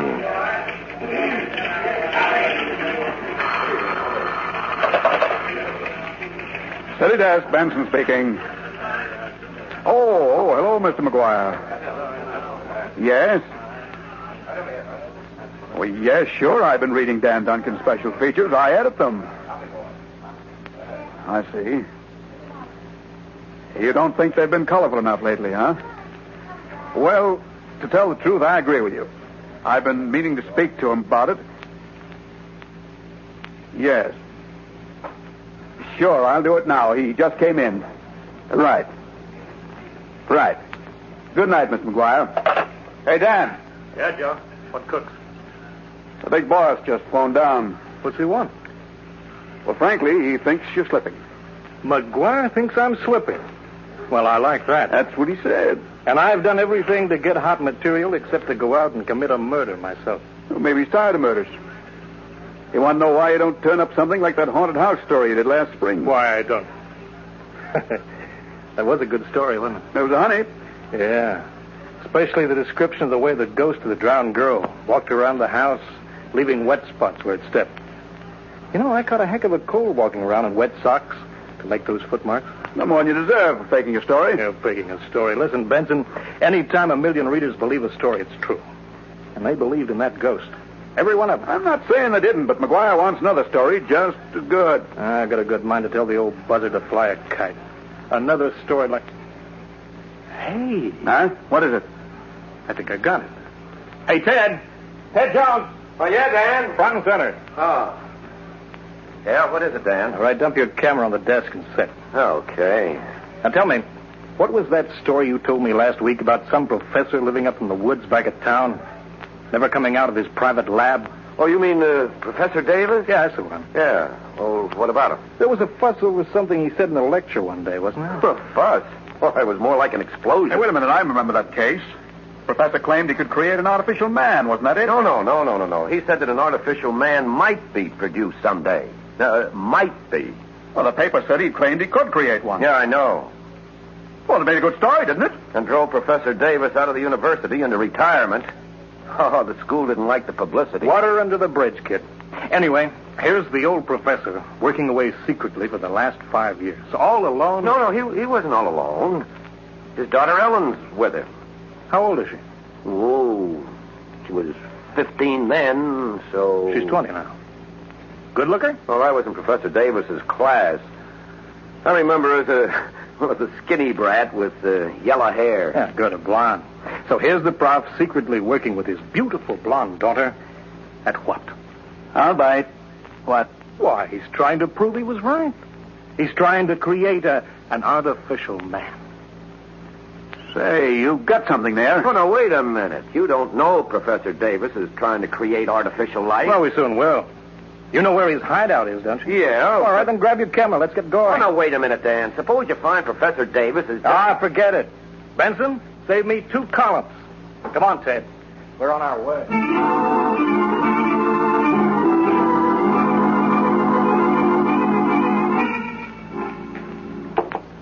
There, Ellen. It's done.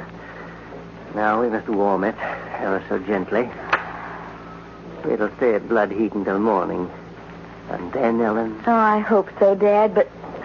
Darling, if you fail again, won't you please promise me to stop trying to create this artificial protoplasm? Well, we'll talk about that in the morning. Now, who could that be? I'll go see, Dad. Yes? I'm Ted Jones, Miss Davis. I don't suppose you remember me. Ted Jones? Oh, you were one of Father's students, weren't you? Yes, that's right. I'm a newspaper photographer now. Could we come in? I have a friend with me, a reporter. Ellen, who is it? Newspaper men, Dad. They want to see you. Newspaper, then don't let them in. Send them away. I come now, Professor. We just want to ask you a couple of questions, and but we can talk better inside, so... There. Now we can talk like friends. Hey, but Dan, we weren't invited in. How dare you force your way in here? Get out, both of you. Please go. Dan, come on. Professor Davis doesn't want to talk to us. Keep your shirt on, Ted. Just a couple of questions, Professor. Now, isn't it true that hidden away here you're creating artificial life? I won't answer your questions. You just print more lies and ruin everything I'm trying to do. Then you are creating artificial life, huh? Young man, Tell me how far you've gotten. You figuring on springing an artificial man on us one of these days? You fools. While I still struggle to create synthetic protoplasm, you talk of artificial men. Go before I throw you out. Please go, please. Come on, Dan, we're leaving. Okay, we're going. Thanks for the interview, Professor. Read all about it in tomorrow's Curtain. The imbeciles. What do they know of science? All they want is to cheapen my work. Make it a sensation for the headlines. Please, Father, you must get control of yourself. They've gone now. Yes, dear. Well, they shan't interfere with my work. Well, come, we must adjust the heat. Ellen. Yes, Dad, what is it? Ellen, the mixture's moving. This time I'm sure of it. The protoplasm, it's alive.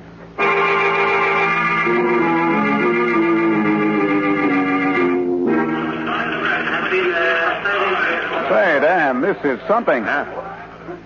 Behind bolted doors, deep in the woods, Professor Jonathan Davis toils night and day to create the world's first synthetic man. In a great vat lies a strange caricature of humanity.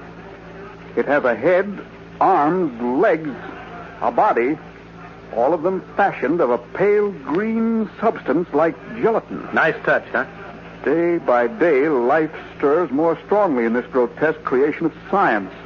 Someday it may breathe, walk, eat.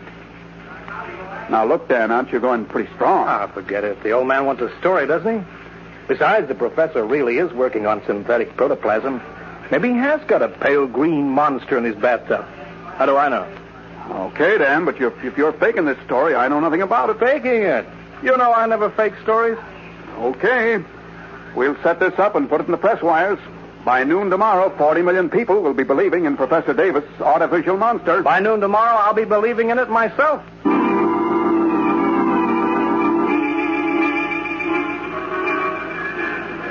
Hey, man, read all about it. Find this great artificial man. Read all about it. Hey,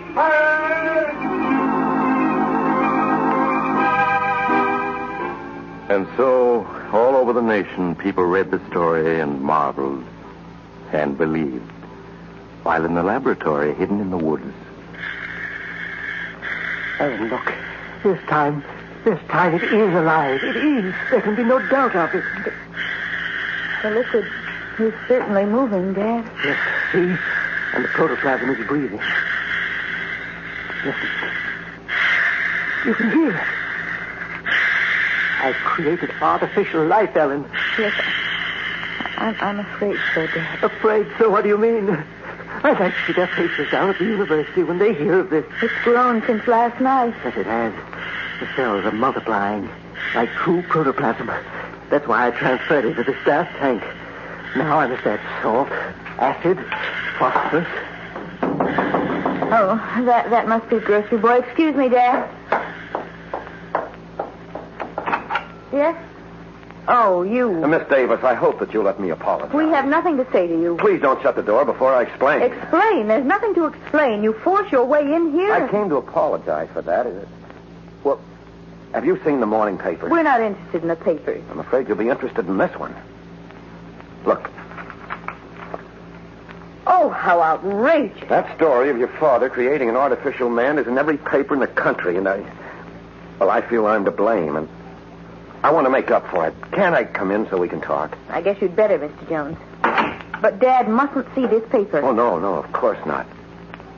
But won't he recognize me? No, I don't think so. He's very nearsighted. I'll just tell him that you used to be one of his students. And if you'll tell me the real truth, I'll try to get the paper to understand that Dan Duncan just made up his story. Who is it, Ellen? It's Ted Jones, Dad, one of your former students. He called to say hello. Jones? Jones? Yes. Ted Jones? Oh, yes, of course. Organic chemistry, wasn't it, Jones? Oh, yes, sir. You're the one who kept breaking things. Oh, Jones, I have something here you'd be very interested in. Come and see. Yes, sir. Look. That stuff in the tank. It seems to be alive. It is alive. Synthetic protoplasm, my boy, the first ever created. It's breathing. Yes, and it's also growing. Life becomes stronger in it by the moment. It's changing color, Dad. It's becoming a pale green. Yes, growing fast. Very fast. I never dreamed that success would come so completely. Hiya, Ted. I thought I'd find you here. Why, Dan. Dan Duncan himself. Hiya, Professor. What do you want here? Oh, just a few pictures. Shot of you in your lab, so forth. You have the nerve to come here after what you've done. What I've done? You haven't seen anything yet. You and your father are big news now. You're going to be bigger. Dan, you'd better go. Better go. I don't follow you, kid. I said you'd better go. There isn't any story here for you. No story? Hey, what's eating you? Aren't you here to get a follow-up? No, I came here to get the truth. Something you wouldn't be interested in. Hey, what kind of talk is that? Are you going to go, or will I have to throw you out? Throw me out? Now, listen, kid. You want me to try it? All right, I will. Okay, I'm going. Take your hands off it. But don't think you can get away with this. You're fired. And that's all right with me. And as for you, Professor, you and your artificial man are going to be so well known in a day or two, you'll be getting offers from Hollywood.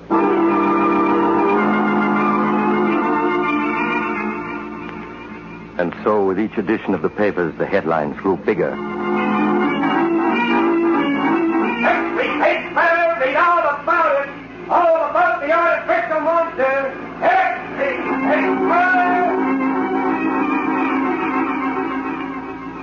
The telegraph wires carried editorials condemning Professor Davis. Is it a man or is it a monster Professor Davis has created? By his refusal to answer questions, the professor led us to suspect that Radio commentators spread the story to still more listening millions. A strange substance like pale green gelatin. Now it moves and stirs in its confinement, seeking to escape. This strange creation of the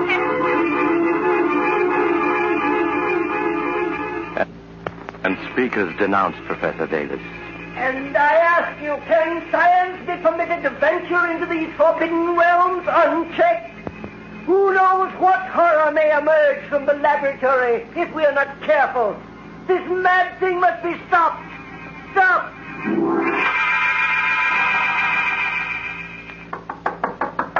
Who is this? Oh, it's me, Ted. Oh. Ted, did you have any trouble? No, I got the medicine for your father, all right, and I brought the evening papers, too. What do they say? Pretty bad. They're all using Duncan's story, and he shot the works.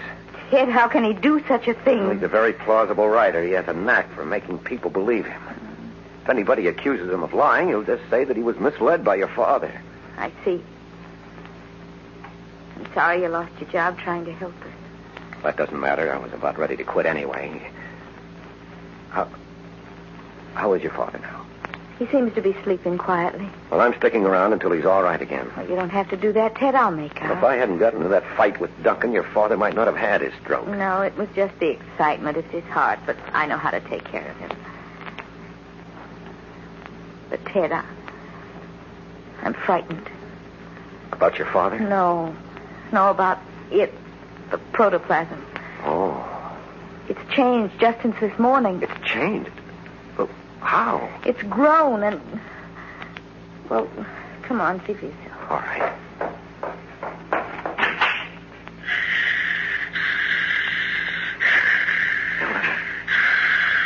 Ellen, it seems to be taking on shape. Yes, and it looks... Oh, Ted, it looks like green gelatin. The way Duncan describes it. And look, there's a vague shape like a head and the rough outline of arms and legs. Oh, it isn't possible. It shouldn't be, but it's happening. Something terrible is taking place inside that glass tank. I don't understand it. Your father certainly never intended to create this. You know, all afternoon I've been wondering if Father really has created it. I don't follow you, Ellen. Do you mean some outside force might be responsible? Ted, you know the old saying, believe in a thing enough and it'll come true. Yes, of course. Well, I think that's true. The power of belief is a tremendous thing. People begin to believe that there's going to be a depression, and there is a depression. But, Ellen... They begin to believe that strangers and foreigners are enemies, and pretty soon they are enemies. They believe there's going to be a war, and war comes. Well, that's true, but what are you getting at? How many people are reading Dan Duncan's story this very minute, right now, while we're talking? Hundreds of thousands, probably, all over the nation. Maybe 1 million. And they all believe it's true. Well, a good many of them. Yes, Dan has a genius for being plausible. Then don't you see, Ted? Here in this laboratory is the necessary material for a monster. And out there are all those people believing in such a fantastic monster. You mean 1 million people are thinking life into the protoplasm? Yes, Ted. I know it sounds fantastic, but that monster was never created by my father. Dan Duncan created it when he wrote about it. Oh, and if that's true... There's no other answer. Over there in that glass tank is something that's alive only because millions of people believe it's alive. Now it is alive. There's no telling what it may become. Ellen, we have to destroy it. It'll break Dad's heart, but we can't let it live. Well, it's growing bigger by the minute. We've got to get rid of it now before it grows any larger. There's acid in those bottles there. That'll destroy it. All right. Yeah, I see it. Here. Just as soon as I get it open, it'll take care of the creature. Be careful, Ted. It can burn you dreadfully. Ellen, what's happening? What are you doing? Dad, darling, you're supposed to be in bed. I'm feeling better. I wanted to see how the protoplasm was. Please go back to bed, Dot. Your heart. Oh, my heart's all right, but I must be sure. Oh, it's changed. It's taken on a form. Yes, Professor, a monstrous, unnatural form. It has a head, arms, legs. But it can't have. It's only protoplasm. It's all impossible. Unfortunately, it's true. I can't explain now, but, well, we've got to destroy it. No, the culmination of my life's work. You can't destroy it. We must, Dad. No, I won't let you. It's the only thing to do. Professor, look at it. It's crawling around inside the tank now. It's trying to climb out. But it can't be dangerous. It's just harmless protoplasm. Dad, Ted is right. You've got to let us kill it. It's just protoplasm, I tell you. It was just protoplasm. Stand back, Professor. I'm going to empty this acid on it. No, you mustn't. I will. Professor Davis! Professor Davis, look up! Why, the tank. He fell against the tank and broke it. Is he hurt, Ted? Well, I'll see. Oh. Ted, the protoplasm is moving toward him. We've got to get him out of here. I have his arms. Quick, you take his feet. Oh, hurry up, Ted. It's trying to crawl out of the tank. Got to get him upstairs. Can you manage it? Yes. Keep on. All right, easy now, easy. All right, just a little farther. All right, one more step, Ellen. There. Now, here's the landing. We can put him down here. Now, easy. There.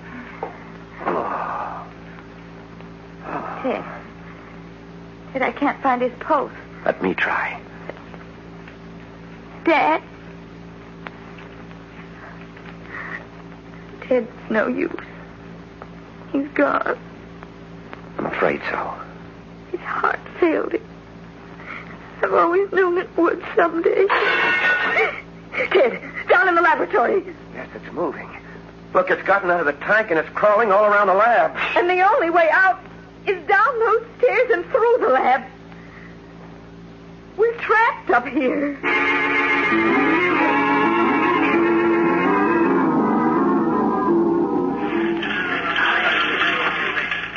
Look, I'm not saying it isn't a good story, Dan. It's a whale of a story. But McGuire wants some pictures. Pictures? How can I get pictures?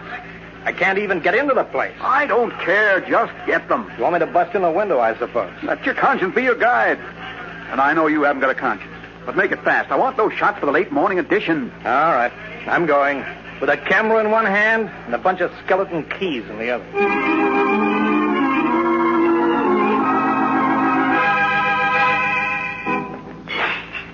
It's looking for food, Ted.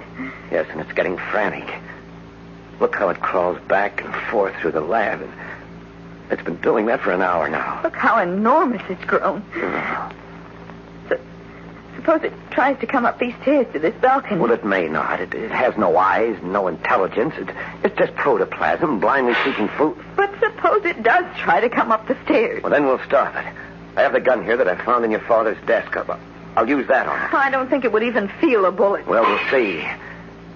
There, it's on the other side of the lab now in plain sight. Stand back there, and I'll try a couple of shots. I hit it. It didn't even notice. No. If we could only reach those bottles of acid, that would fix it. But every time we've started down the stairs, it's rushed over to wait for us. I must feel the vibration, but going to take one more try. Ted, please be careful. Yes, I will. I'll tiptoe down one step at a time. Perhaps I can avoid attracting its attention this time. What's it doing now? Lying quiet, as if it was listening. Only lie quiet a few seconds more. I'm almost at the bottom. Ted, quick! It's coming this way! Oh, Ted, it almost got Yes, you. it did touch my foot, but I wasn't interested in getting any better acquainted. What are we going to do now? I don't know, Ellen. If we could only reach that acid. Hey, I wonder if it would make any difference if we turned out the lights. They can be controlled from up here, can't they? Oh, yes, but what good would that do? Well, in the dark, it might become inactive. Some elementary organisms are like that. Well, we can try it. Okay, I'll turn out the lights. There. Pitch black now. But it's still moving around. Well, just wait a moment. Listen. What is it, Ted? I heard footsteps outside the house. Footsteps? Just listen.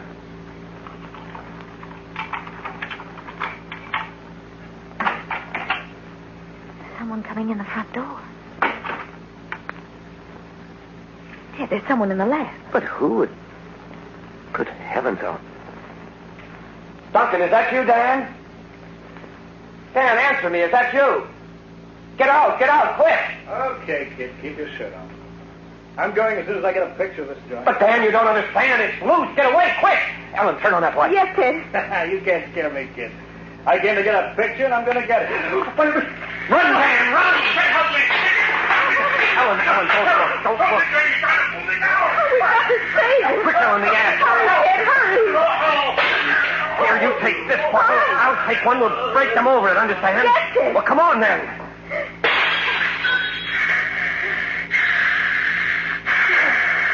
He's gone. Duncan's gone. It's covering him. It's eating him. Ellen, throw your bottle now. Don't fury that horse with enough to kill anything.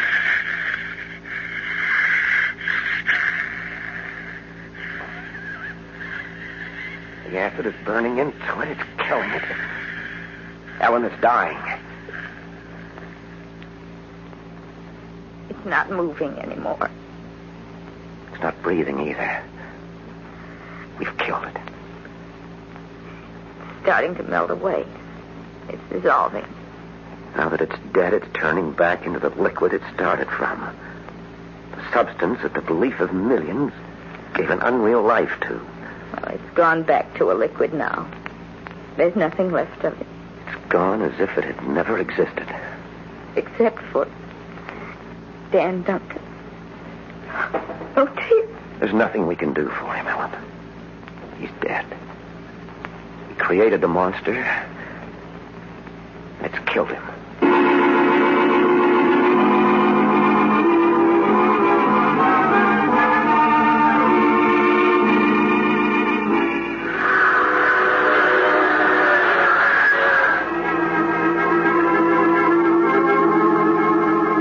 This is the mysterious traveler again. Well, maybe it's true about believing in things and making them happen. Wars and depressions and artificial monsters and things like that. I think I'll make a New Year's resolution to be careful what I believe in 1947. No more believing in bogeymen or spooks. I might meet one. Instead, I'll try believing in some of the nicer things for a change, such as peace and goodwill among nations. Well, if I can get enough people to join me, maybe they'll come true and... Oh, you'll have to get off here. I'm sorry. But I'm sure we'll meet again.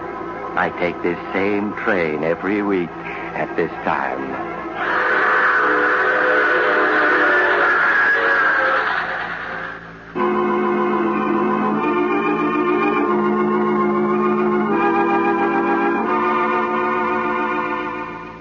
You've just heard The Mysterious Traveler, a series of dramas of the strange and terrifying. In today's cast were Maurice Toplin, Chuck Webster, Louise Fitch, Wendell Holmes, Edgar Staley, and Bill Smith. Original music was played by Doc Whipple. The Mysterious Traveler is written, produced, and directed by Bob Arthur and David Kogan.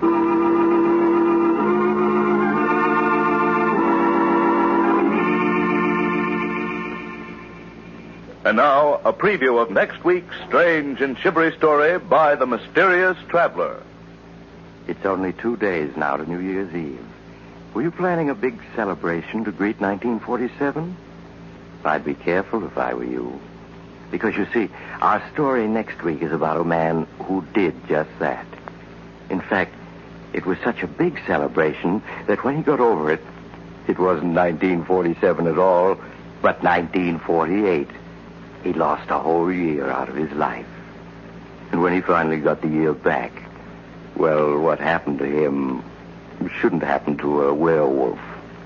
So take it easy New Year's Eve, so you'll be sure to be on hand next week for the strange and terrifying tale I call New Year's Nightmare.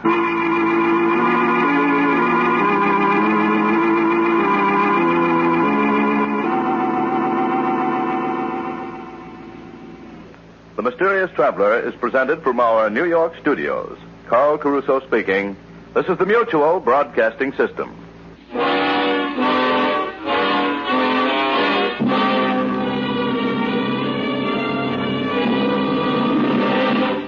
For a behind-the-scenes glimpse into the workshops of the nation's top mystery writers, be sure to hear Mr. Mystery every week. The famous creators of your favorite fiction bafflers will be guests of Mr. Mystery. You'll hear short mystery dramatizations as well. Don't miss your chance for plus mystery entertainment and hear Mr. Mystery and a well-known guest expert every week over most of these stations. This is the Mutual Broadcasting System.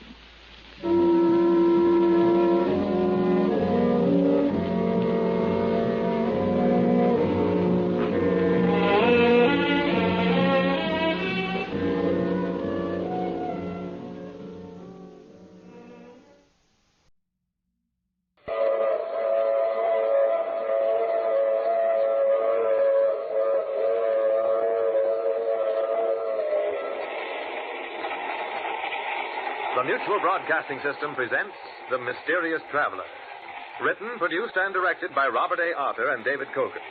And featuring tonight two of radio's most distinguished personalities, Santos Ortega and Richard Coogan, in No Grave Can Hold Me.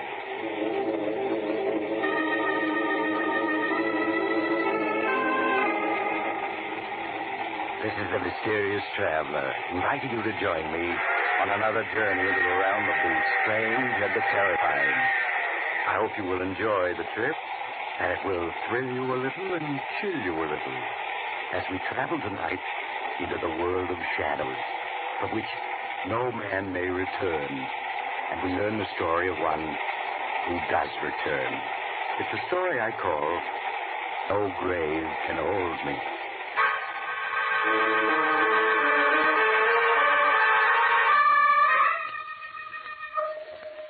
My story starts in a court of law, where a man is on trial for his life.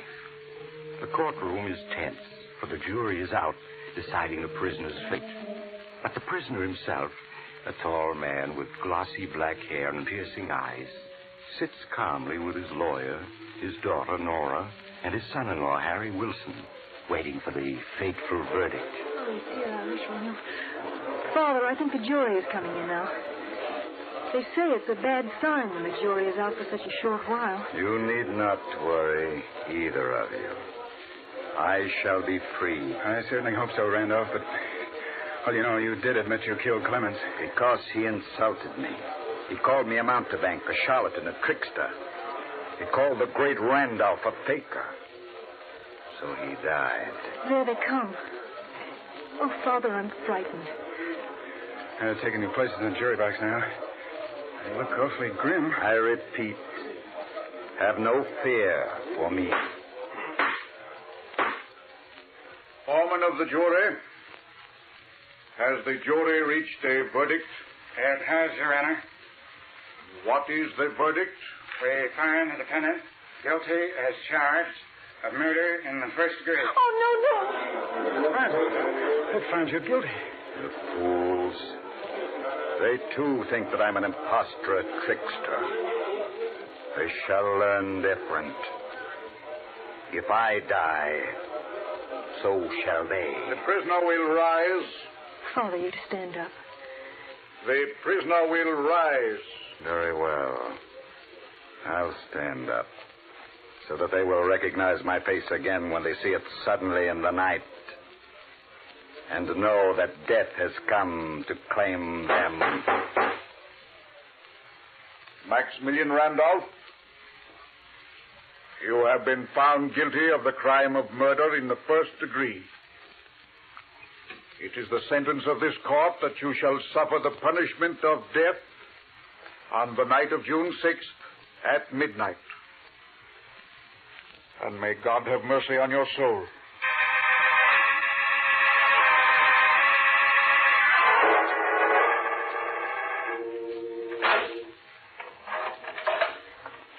Visitor for you, Mr. Randolph.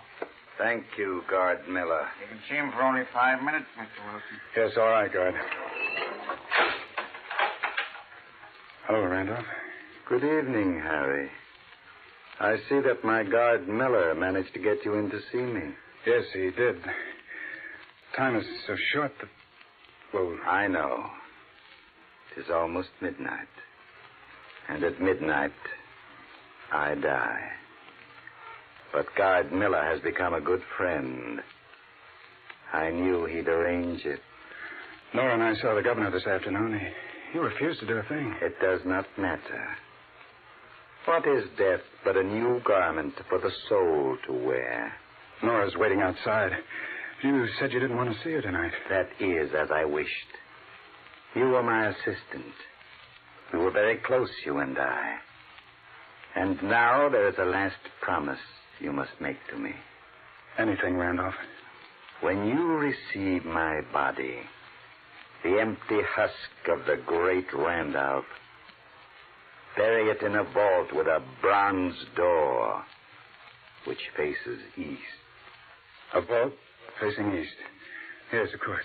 The door must be locked with a padlock of bronze, but it must be possible to open it from the inside. But without using a key. Randolph, you... The coffin must be locked shut as well. But I must be able to open it from the inside. Randolph, sure you're not serious. I never joke. All this and one thing more. Promise. All right, I promise. When I am buried, beneath my head must rest a notebook bearing the names and addresses of the 12 jurymen who found me guilty, of the prosecuting attorney, and of the judge. But why, Randolph? So that I may know where to seek my vengeance upon them.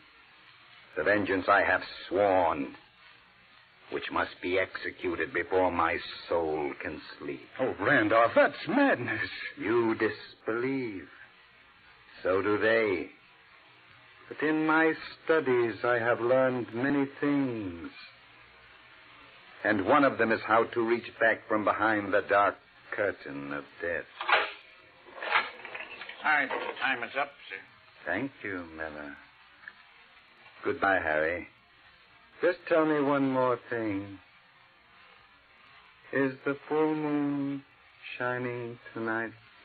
Yes. It's a full moon tonight. Good. And each time hereafter that it shines, one of my enemies will join me in death.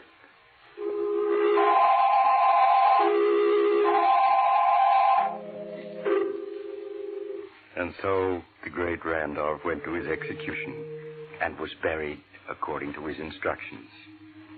After a few days, his case was forgotten. Forgotten by all but Harry Wilson, his son-in-law. Well, as the first month passed and the full moon again shone in the windows of his apartment, a strange restlessness possessed Harry. Harry, what's wrong with you? No, I'm sorry, Nora, but Tonight, the night of the full moon, I'm nervous. I can't help it. Oh, darling, you're not worrying about Father, are you? About his threat? Yes, I am. Oh, but that's absurd. Poor Father. Toward the end, I'm afraid he was suffering from delusions, and he was more than just an ordinary man.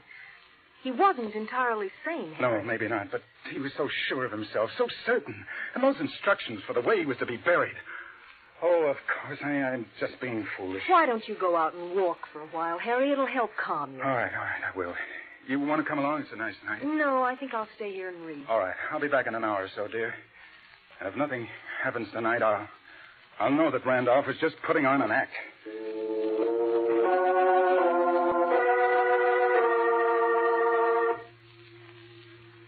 A little later, another man was also walking in the moonlight of a beautiful July evening. This one was short and stout. He was strolling homeward from a small poker party with his friends when, in the dark shadows cast by the trees along the edge of the park, a tall figure stepped directly into his path. Just a moment, Adam. Who are you? What do you want? Just to talk to you. I don't want to talk to you. Get out of my Not way. so fast, my friend. Look. A gun. Say, what is this, a hold-up? No, Adam. It is not a hold-up. And why are you threatening me with that gun? Why have you got that scarf covering your face? Because my face has changed in the months since I was executed and buried. It's rather frightening now. What are you saying? Who are you, anyway? You're beginning to recognize my voice, aren't you? You know who I am. You just don't want to admit it to yourself. But great Randolph. Whom you, as foreman of the jury, caused to be executed. Oh, no, it's not possible. No one could come back from the dead. No ordinary man. But the great Randolph has come back. No, I don't believe it. There's a trick of some kind. And is this a trick, Adam? Is it? Is it? But Toby, is it?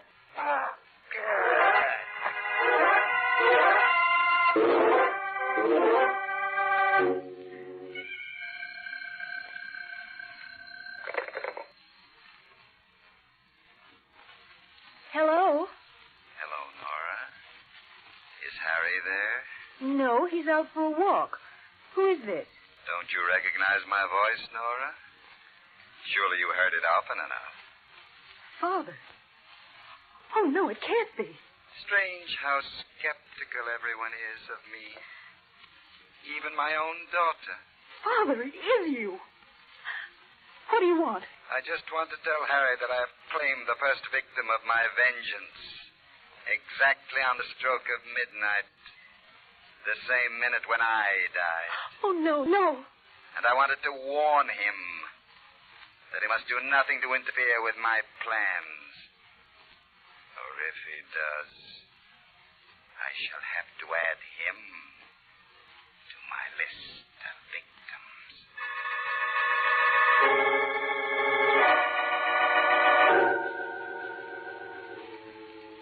No, Nora, you telephoned here? You want to speak to me? Yes, Harry, just a little after 12. He said that he... Yes, I know. I heard the news. I was in a restaurant having coffee, and he came over the radio. Adams, the foreman of the jury, was found strangled in front of his home. Oh, but it's impossible. And yet it was his voice, Harry.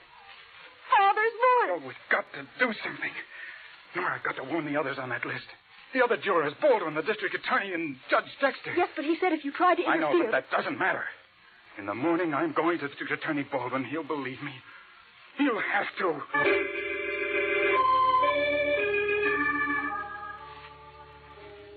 Oh, but Mr. Baldwin, you've got to listen to me. You've got to warn the others. You've got to give them protection. Or they'll die, just as Adams did. Winston, I'm a busy man. I have enough on my mind without having to listen to wild-eyed stories like the one you just told me. But it's true. Randolph's instructions about the way he wanted to be buried, the notebook that I put in the coffin with him. Mere theatrical mummery. Adams was the victim of an ordinary street mugging. That's all there is to it. I have to ask you to leave. I have more important things to tend to.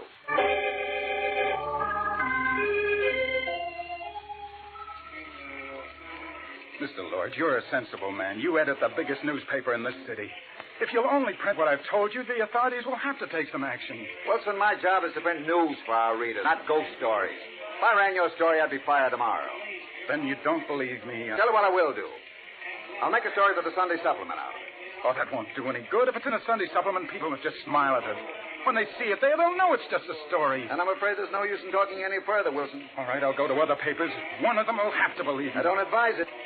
You run a shop, don't you, selling tricks and magic apparatus? Yes, that's right. Why? Just this. Newspapers don't believe in giving free publicity, and that's obviously what you're after. Goodbye, Mr. Wilson.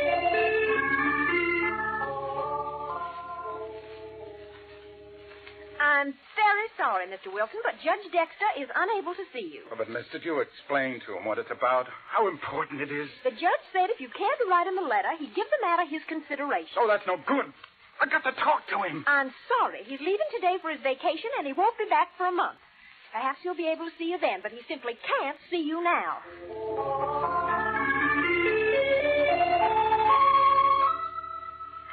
None of them would listen to me, Nora. They either thought I was crazy or... But I wanted publicity. They all told me to forget it. They're right, Harry. That's the only thing to do to forget it. But, Nora... Maybe we're wrong. Maybe Adam's death last night was just a coincidence. I'm sure Father had nothing to do with it. Oh, no. He telephoned you. You heard his voice? Well, I'm not sure now that I did. Maybe it was a dream, Harry. Maybe I just imagined it. So forget the whole thing. Please, Harry, for my sake, forget it.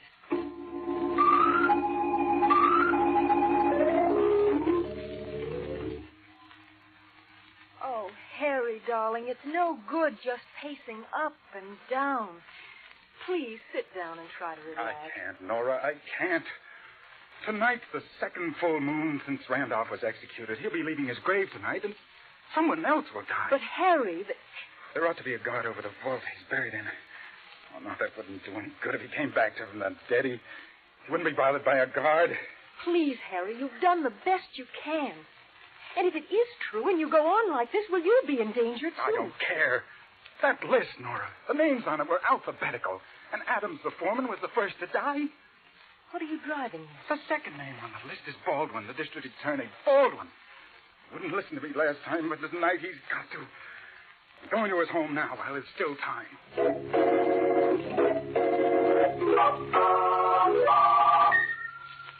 Mr. Baldwin, you are in danger tonight. I'm sure of it. Deadly danger. No, you mean it, I'm sure, Wilson. Yes. I thought it was some kind of a gag before. Now I can see you fully believe everything you've said. Oh, then you will take precautions. At least for tonight? I've been an officer of the law for 30 years. I've been threatened by a lot of convicted murderers, but not one of them has come back to get me yet. But you don't understand. The great Randolph is different. He had powers that we know nothing about. Perhaps, but I doubt it. Now, Wilson, I appreciate your warning, but I can't take it seriously. Oh, really. Then you won't guard yourself? No more than usual. I'll lock the door presently. I'm sure that'll keep out any ghosts who may come this way. Mr. Baldwin, please, it's almost midnight. At least let me stay with you for another hour. I'm sorry, but I'm about ready to turn in. I expect to sleep well, too. Now, you go on home, do the same, because nobody's going to be harmed tonight by the great Randolph spook. I guarantee it. Oh, no, please, I wish you'd let me I couldn't stay. think of it. Now, you can find your way out yourself, can't you? I'm sure. Yes, of course. All right, Mr. Baldwin, I won't bother you any longer. Good night. Good night, Wilson. Well, he's gone. Afraid the poor fellow needs to see a psychiatrist. Randolph's ghost. I only hope I never have anything worse to be afraid of than Who's there? Who came in just now? Wilson, is that you again? No, my friend. It is not Wilson. Who are you? What the devil's the meaning of this? You don't recognize me, then? How can I? That cloak with the collar pulled up over your face. That is to spare the world a sight that should remain forever hidden within the darkness of a coffin. But my voice... Surely you recognize that. What are you talking about? Now, get out at once, or I'll call for the police. It would tax their powers to arrest me. They have no authority in the world to which I belong. No, it can't be. I see you have recognized me. You should have taken Wilson's warning, Baldwin, because I'm here. The great Randolph at your service. Oh, it's impossible. That's been said of so many things, hasn't it? But I think I can convince you. No, stay away. Help! That won't do you any good. By the time anyone comes who will have joined me in the world of death. Oh!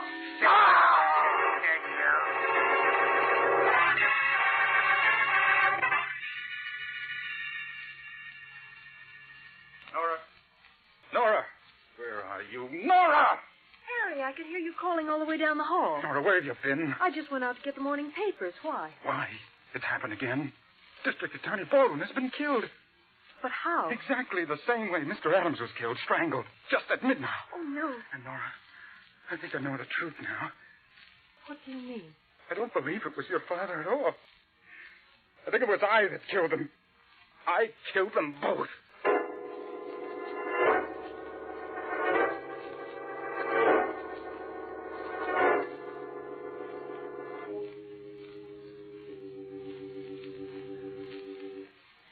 No, you've got to do it. There's a full moon tonight. You've got to lock me in this apartment. Oh, but Harry, you couldn't possibly have killed those two men. I could. I was near the scene at both times, and my mind, it wasn't clear. I don't remember doing it, but don't you see, if I'd been hypnotized, I wouldn't remember. But, darling, Father couldn't have hypnotized you into committing murder. It's a law of hypnosis. The subject won't do anything he knows is wrong. I know that, but I can't be sure. I believe that in those few minutes I was with him, somehow Randolph impressed on my mind orders to carry out his vengeance for him. Oh, darling, I'm sure he didn't. But if you insist, I'll lock you in. All right. Well, I want you to go now. It might not be safe for you to stay with me. All right, Harry. I'll go to a movie. Got to stay locked in until after midnight. Then even if I am hypnotized, I won't be able to do any harm. You do understand, Nora, don't you? Oh, of course, darling. I'm sure you're wrong, but I'll do anything you say. All right, now. Lock me in.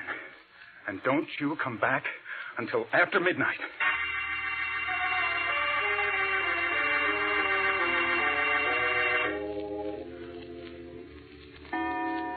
7, 8, 9, 10, 11. Another hour and then I'll know. Or will I? Maybe I'll try to get out and I won't remember it. Or... Telephone. Yes. Hello. Hello, Harry. Randolph. Yes, my boy. I'm glad at least you don't say, no, it's impossible. No. Where are you, Randolph? That doesn't matter. I just wanted to warn you. And don't try to interfere with my plans. But, Randolph, I thought... Hello. Hello. He hung up. That proves that I'm not the one. Then in that case... Yes. That's the only possible answer. I know now what the truth is. Oh, I've got to get out of here. The door. Oh, I couldn't break it down with an axe. There's no fire escape, and it's 8 floors down to the street. I have it, the superintendent. I can telephone the superintendent, tell him I locked in, and then you'll come and let me out.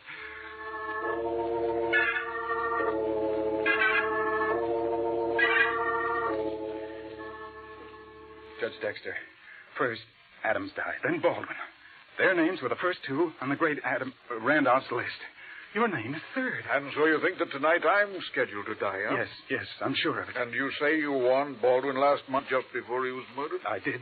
And he laughed at me. But he died just the same. And you're seriously asking me to believe that a dead man legally executed by the state is walking the streets tonight seeking my life? I tell you, he telephoned me only half an hour ago. I recognized his voice. You know, of course, that your story sounds like the ravings of an insane mind. I know it. That's why I've kept quiet this last month. I did try to convince the police, the district attorney, and all I got was laughed at.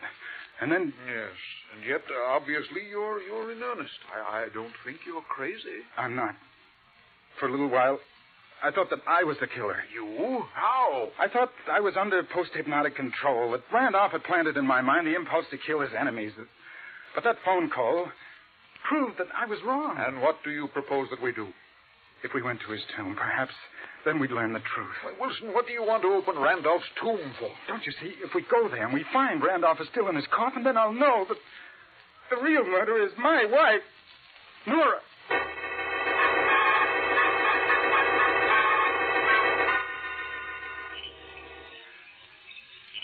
I have the key right here.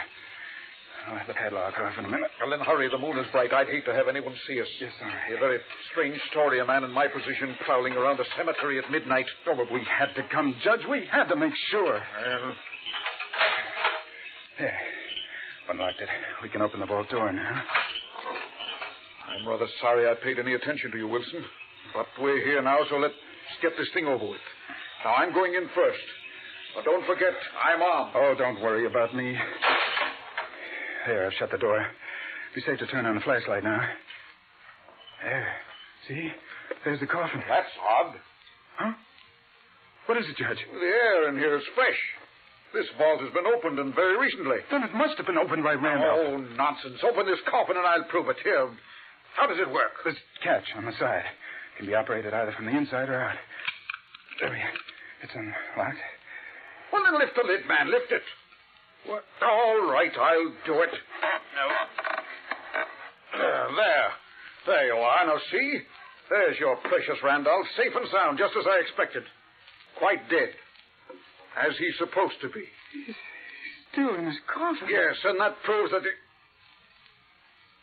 Wilson, shine your flashlight down on the floor. I just touched a body lying here near the wall. Body? Oh, it's Nora. She's dead. I don't think so. Here, give me that light. Judge. What happened? Why did you turn out the flashlight? Something knocked it out of my hands.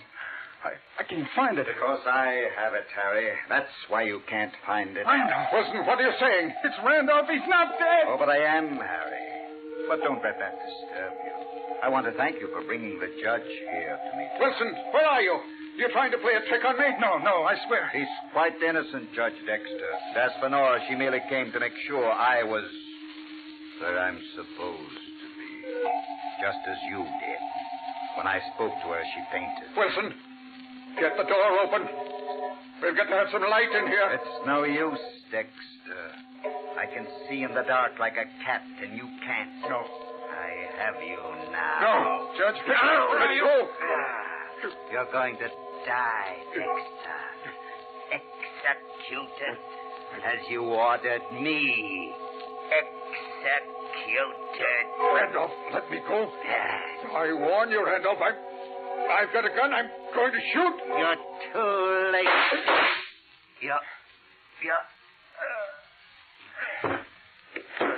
Are you all right? Yes. Yes, I am. Now, see if you can find the flashlight. Right. I think I've taken care of Mr. Randolph. If it was Randolph. I think I have it. Yes, here it is. Judge, Randolph's body, it's still in the coffin. I rather thought it would be. Harry? Harry, is that you? Oh, Nora. You're not hurt? No, just my head. I came here to see if Father... We understand, Mrs. Wilson, and then someone hit you. Yes, from behind. There was someone here in the vault. I just got a glimpse of him, and then he hit me. But who was it? That's what we're just about to find out. Now, let me have the flashlight, Wilson. Yes, of course. I think he fell over here. Now, yes, here he is. But who is he? He was impersonating Father, but who is he? Oh, here he's lying on his face. We'd better turn him over. Carefully now. He's still breathing. That's it. Oh, there. It's Miller, the guard from the penitentiary, the one Randolph said he made a friend of. Yes, the one who was guarding him just before he was executed. Oh, that's it. It was Miller.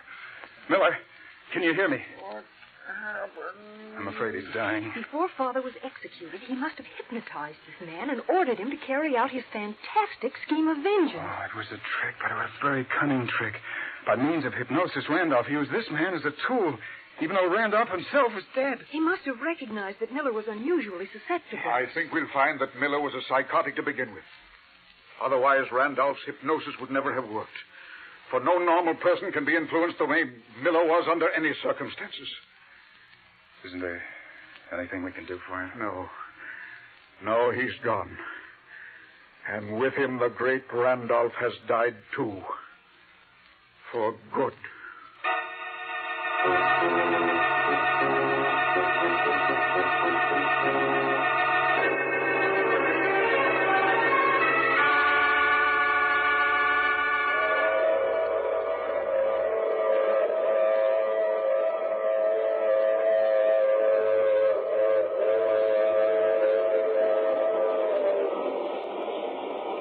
This is the mysterious traveler again. So the great Randolph is dead for good, is he? I wonder. After all, Miller wasn't the only guard Randolph had a chance to talk to.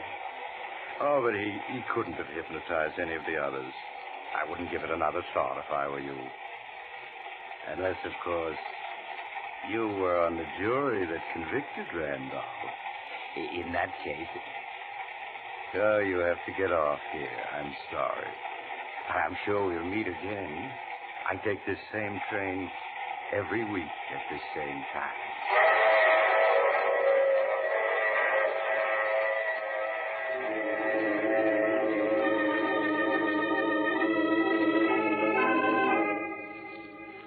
You have just heard The Mysterious Traveler, a series of dramas of the strange and terrifying.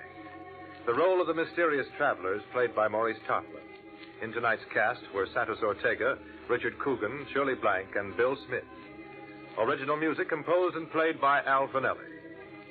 All characters in this story were fictitious, and any resemblance to actual persons was purely coincidental. This is Bob Emmerich speaking. This program came from New York. This is the Mutual Broadcasting System.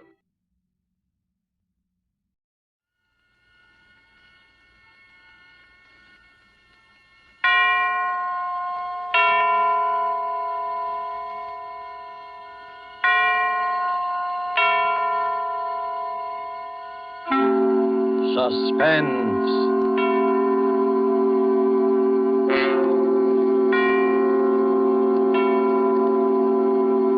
This is the Man in Black, here again to introduce Columbia's program, Suspense. In our starring Hollywood cast tonight are Mr. John Sutton, who appears as a young English doctor, Jim Norwood, who knew a great deal more than he admitted concerning the strange events which we are about to relate. And Mr. George Zucco, who plays the village curate, the Reverend Arthur Morley. Our story, and it bears none but a coincidental resemblance to H.G. Wells' famous short novel, The Invisible Man, is by John Dixon Carr, and is called The Man Without a Body, tonight's tale of suspense. If you have been with us on these Tuesday nights, you will know that suspense is compounded of mystery and suspicion and dangerous adventure. In this series are tales calculated to intrigue you. And so it is with The Man Without a Body and the performances of John Sutton and George Zucco. We again hope to keep you in suspense.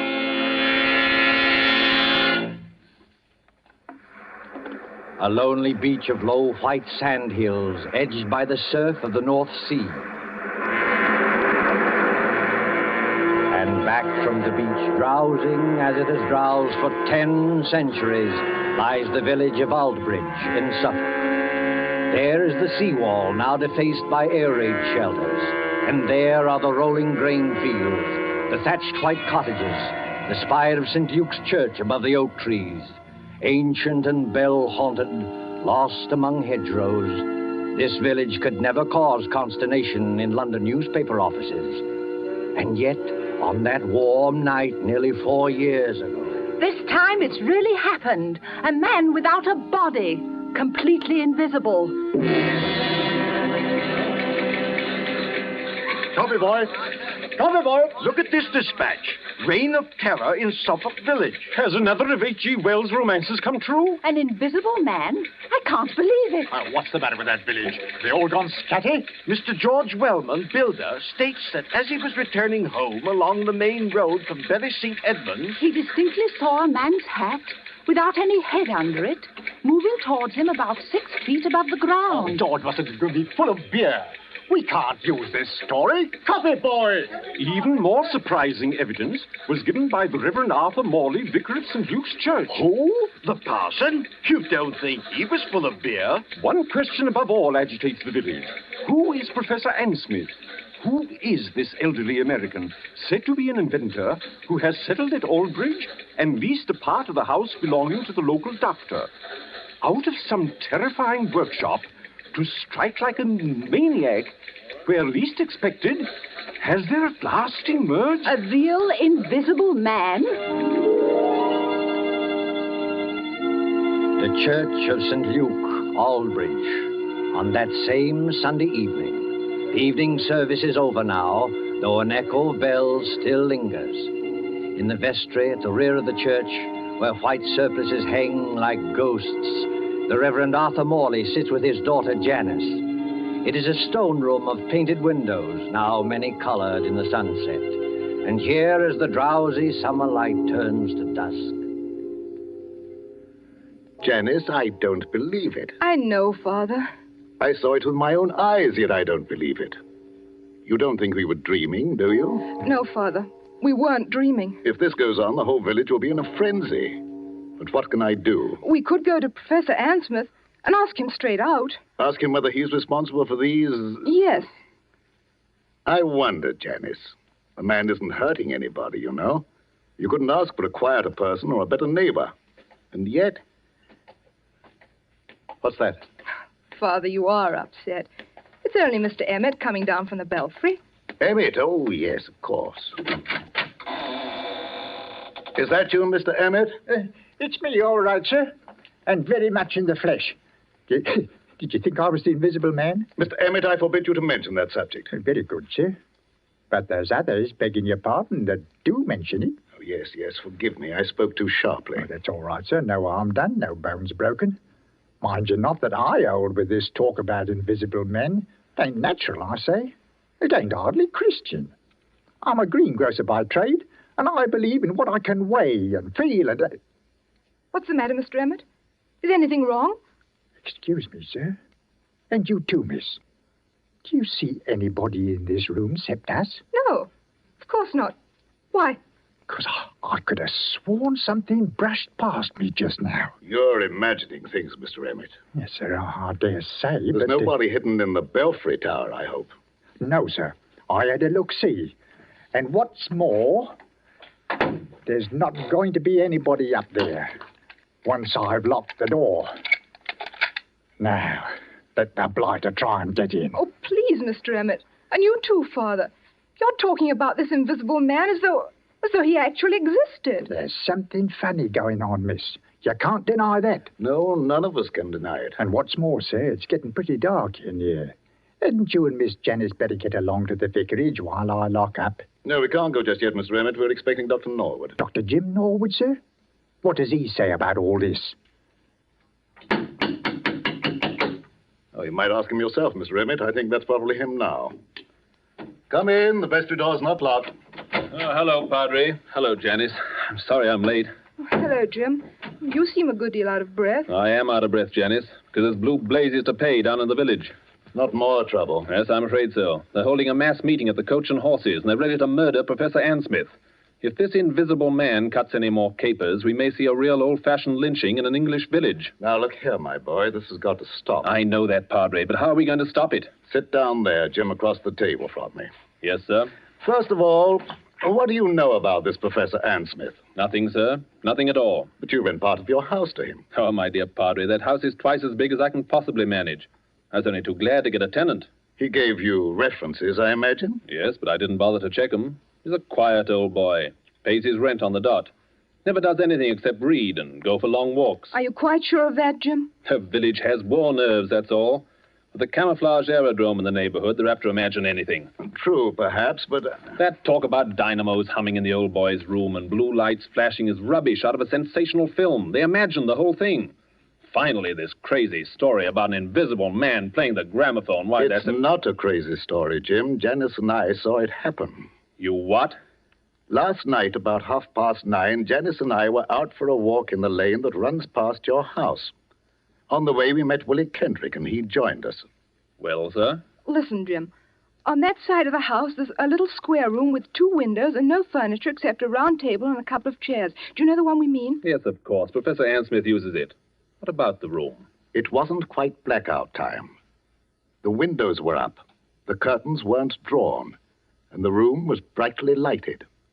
On the table stood an old-fashioned gramophone with a horn and a crank handle. Beside it lay a pair of white cotton gloves, like gardener's gloves. The gramophone was playing away for dear life, but there was nobody in the room. Janice thought that was a bit odd, a gramophone going full tilt with nobody there, and called my attention to it. Just then, the gramophone started to run down. We could hear the record slow and go off key. As it did so... Well, sir, go on. As it did so, those white gloves got up off the table. Got up off the table? Got up off the table, took hold of the gramophone, and wound it up again. Mr. Emmett, what on earth are you doing? I dropped some candlesticks. So I see. Please pick them up again. Yes, miss. Padre, are you serious? Perfectly serious. A pair of gloves without any hands inside them? Yes. But what did they do exactly? The left-hand glove steadied the gramophone. The right-hand glove wound it up.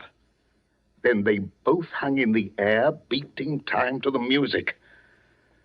It should have been funny. I can only assure you it was not funny. Oh, what happened then? Oh, Jim, it was horrible.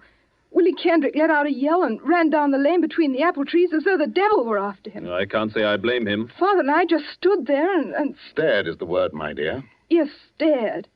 I can't forget any of it.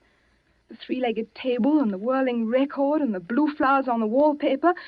But there was nobody there. We could see past the table and under the table and all over the room. And there was nobody there. Except the man without any body. Confound the man without any body. Father, suppose it is true. As a clergyman, my dear, I prefer to remain agnostic. This thing's a trick. Yes, but how's it done and why? That's the whole point, Jim. What worries me is the effect on our people here. We call ourselves intelligent, and yet, look at us. Even Mr. Emmett there. Hey, what's that about me, sir? A few minutes ago, you thought something brushed past you when you were coming down the stairs from the bell tower. Now, didn't you? Well, yes, sir. You see what I mean, Jim? But I didn't really think so, sir. Not really. It was imagination, just like the doctor said. Because I searched that tower.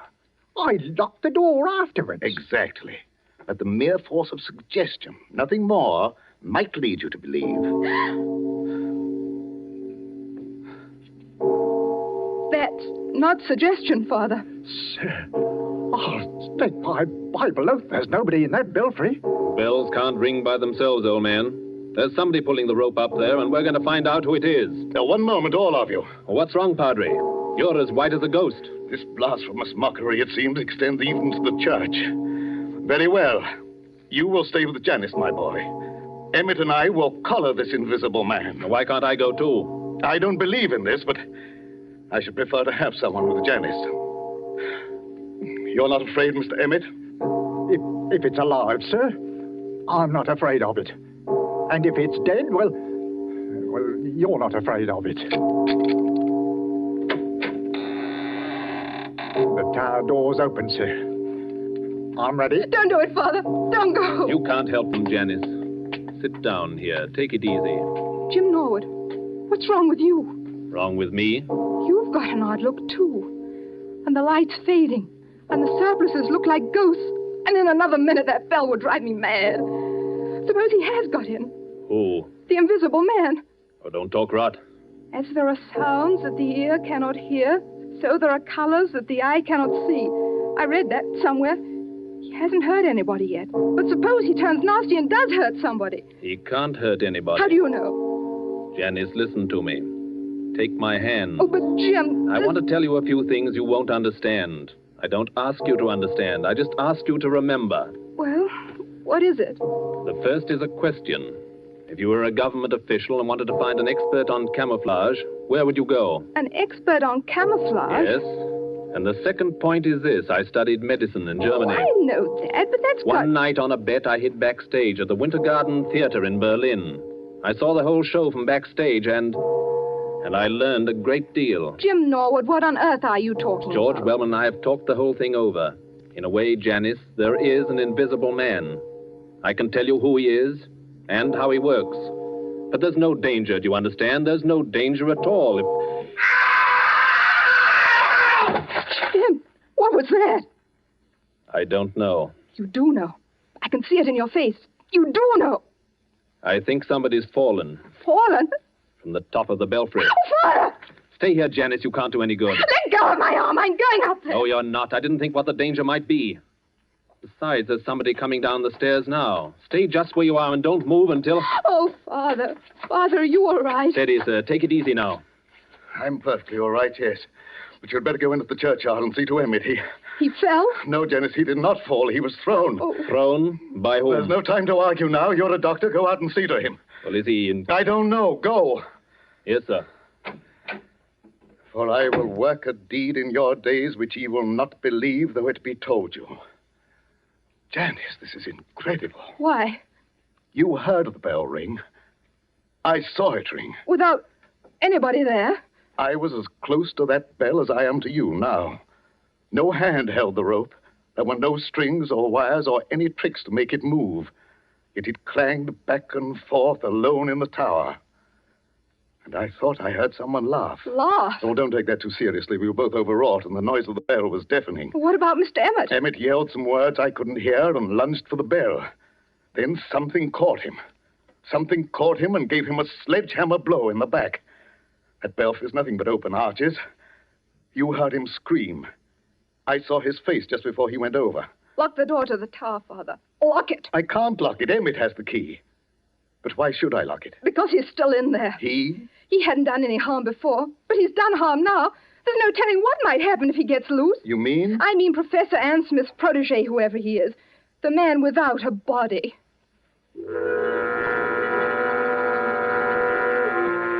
Under the red sunset, some quarter of a mile away, a grass-carpeted lane winds between rows of apple trees.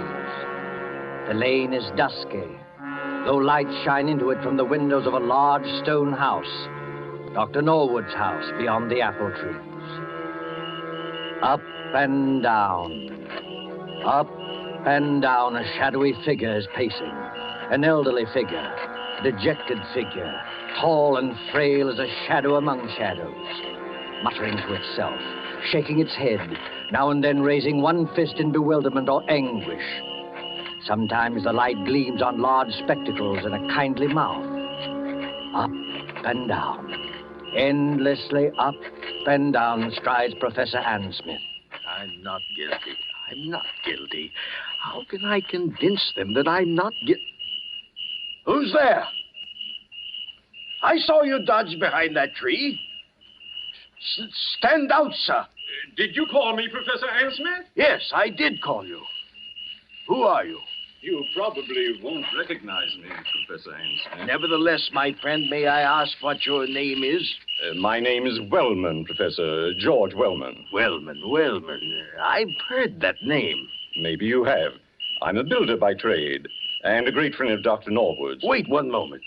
Aren't you the young man whose firm is putting up these air raid shelters along the seawall and making such an unholy din with your riveting machines? That's me. And come to think of it, aren't you the one who first started this alarm about an invisible man?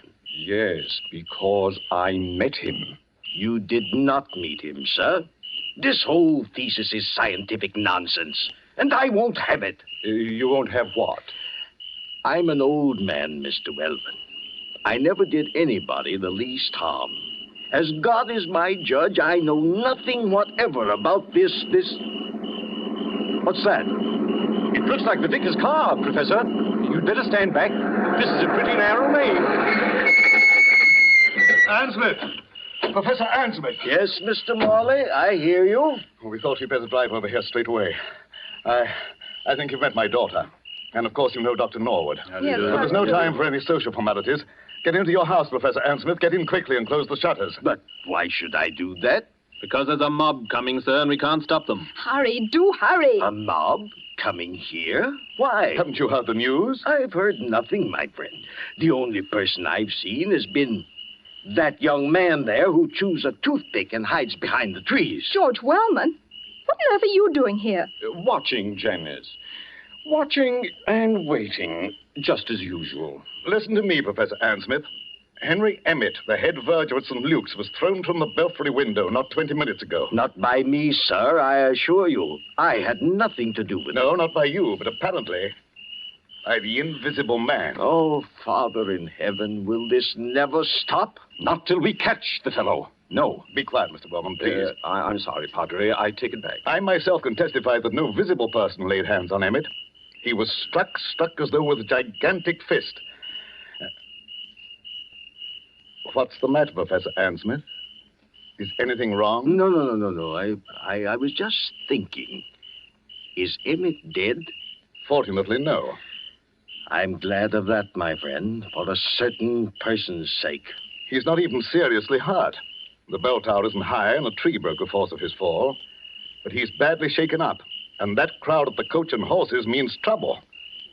If you haven't anything to say to us, if you haven't a word of explanation to utter... Listen, Padre, don't you hear anything? Yes, I thought I heard voices. Can't be that crowd from the village. We're too far ahead of them. It's a crowd, all right. And they've been here for hours. But where? I don't see anybody. Jim, look, behind the trees. Look behind the trees. Look beyond the hedgerows. Look for any place where a watcher can hide. And may I ask what they're doing here? They're watching you, Professor Ansmith. More of your spies, you mean? You can call them anything you please. But they're getting impatient and they want a showdown. If I as much as hold my hand up like this... Don't throw stones at the windows, you fools! You're only breaking the doctor's windows! Gentlemen, I can't have any more of this. Be quiet, all of you, and listen to me. Well, sir, we're listening. I'm a peaceful man. I like to live in peace with my neighbors. I have nothing to do with this so-called reign of terror. But you don't believe that, do you? No. Then I must expose a fraud. Now, don't blame me if I expose the trickster, too. I have made preparations to show you the invisible man. The man without a body. Quiet, everybody! Mr. Morley, I believe you and your daughter walked through this lane last night while I was away at Bury St. Edmunds. I don't know about your being away, sir. My daughter and I were certainly here, yes. Good. Miss Janice Morley. Yes, Professor Ansmith. Will you look toward your right, please, at the house? What do you see? It's the same room. What room? The room with the little round table and the gramophone. It's a three-legged table, you notice. Yes, of course. But there's nobody in the room. No, nobody at all. Are conditions exactly as they were last night? Yes, except there aren't any gloves on the table. No, but the invisible man is there. Oh. A living presence, ready to act and breathe and even kill. With your permission, I shall now address him. Hello in there. Hello in there. Hello in there. If anybody answers him, Father, I'm going to scream. Quiet, Janice, quiet. Father, look, the gloves are appearing on the table. I call out to him and I speak as follows. Hold the phonograph with your left glove. That's it. Turn the handle with your right. One turn. 2, 3, 4. That's enough. Touch the spring with your left hand. Push the record. Lower the needle with your right and...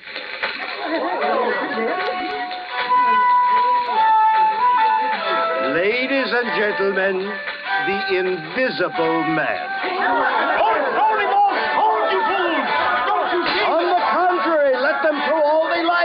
Aim at the table, my friend. Aim at the table. Why at the table? Because then they'll see the trick. I don't follow you. What trick? The trick of the looking glasses. There. You see now, my friend? I think I do. The legs of the table form a triangle with its point towards you.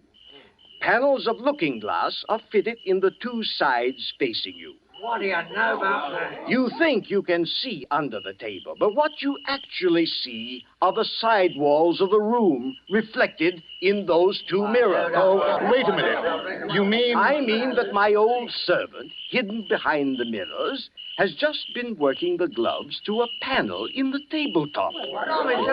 It's a very old trick, first shown by Colonel Stadair at the London Polytechnic. And that's what happened last night? Yes. And you had nothing to do with it? Nothing whatever, nor had my servant. Then who did do it and why? What is the explanation of all this? Well, I can't tell you why. That's what beats me. But I can tell you everything else. This invisible man who's been scaring us all silly? My dear young lady, there's no invisible man. There never has been. I might believe that, Professor Ansmith, if I hadn't seen a church bell ringing where there was no hand to ring it. And poor old Emmett flung out of the tower as though a giant hand had got hold of him. You're not saying that was done with the looking glasses? No, my friend, not at all. That was really clever. Strings? Wires? Ropes? No, they weren't necessary. But the thing's impossible. Oh, no. The same principle was used by my old friend J.N. Maskelyne to make mechanical figures work. Psycho played whist, and Zoe drew pictures. I myself, Go on, sir. You yourself, what are you going to say? The secret I was about to say remains unknown even today. You were right, in a way, when you tell us that Emmett acted as though a giant had got hold of him. A giant had got hold of him, at least a gigantic force. Oh, before we all go completely mad, would you mind telling us what this gigantic force was? Not at all. It was compressed air. Compressed air? But don't you see it even yet, any of you? No. A compressed air pipe with 1,000 pounds pressure behind it was run up into the tower facing the bell. It could be operated from the ground outside. The pressure was turned on and off in bursts. It made that heavy bell swing like a toy. Emmett, don't you remember? Emmett rushed forwards towards the bell. And the air pressure? The air pressure struck him like a sledgehammer and flung him headlong out of the tower. There's your miracle, gentlemen. That's all there was to it. Sir, I can't doubt what you say. It's too circumstantial and too right. But what, my friend? The compressed air tanks. The mechanical apparatus to work this trick. Well, what about it? Well, where did it come from? Such things don't grow on bushes. No, but they do grow on riveting machines. Riveting machines? Yes, such as the riveting machine they're using on the air raid shelters along the seawall. Would you care to tell us, Dr. James Norwood, why you and your friend Wellman have been playing all these tricks?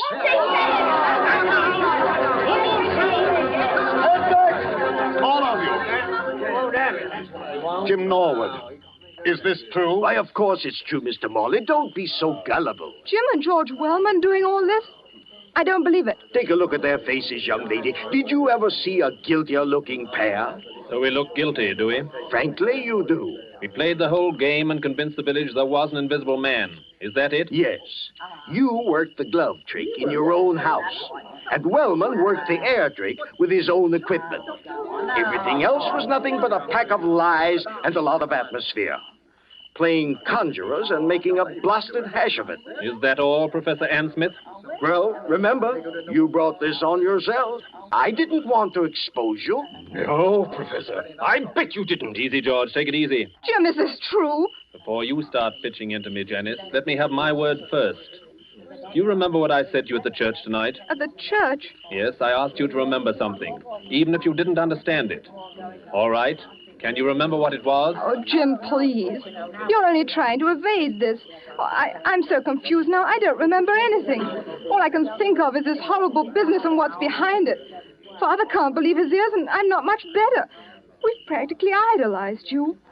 All we want you to do is answer a straight question. Jim, are these accusations true? Yes, they are true. Doubtless he had a good reason, Janice. Doubtless he had a good reason. Yes, we had a good reason. The very best reason in the world. You had a good reason for scaring people half to death? and trying to kill poor old Henry Emmett? We didn't mean any harm against Emmett. That was an accident. But you dare to defend yourself now? Yes, just that. Before we go home, Father, shall we apologize to Professor Ann Smith? I hope he'll try to think better of English hospitality. Good, Janice, good. I hope he will, too. You hope he will. Listen, Janice, before you act on any belief, you have to be absolutely sure in your own mind. George and I had to prove something, and now I'm glad to say we have proved it. Oh, I can't stand this any longer. If you have anything to say, go on and say it straight out. What was it you had to prove? We had to prove to our own satisfaction that this pretended American who calls himself Professor Ann Smith... Pretended American? Who calls himself Professor Ann Smith? We had to prove that this pretended American was no other than Karl Heinrich von Keist, the celebrated stage magician from the Winter Garden Theater in Berlin. What? Whose real job is to find the camouflage aerodrome near Bury St. Edmunds. No. He explained his own tricks very nicely, George. We'll swear out a warrant in the morning.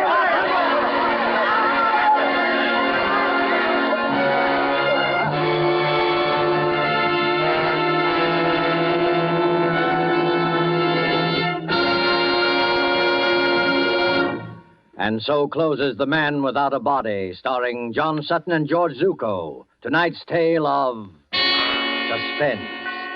This is your narrator, the Man in Black, who conveys to you Columbia's invitation to spend this half hour in suspense with us again next Tuesday, when the distinguished actress, Miss Agnes Moorehead, will be heard in one of her many brilliant characterizations. Starring with Miss Moorehead will be Miss Ellen Drew, who as Carol Linden tells the amazing story of Uncle Henry's Rosebush. The producer of these broadcasts is William Spear, with Ted Bliss, the director, Bernard Herrmann and Lucian Mahowick, conductor and composer, and John Dixon Carr, the author, collaborated on tonight's Suspense. This is the Columbia Broadcasting System.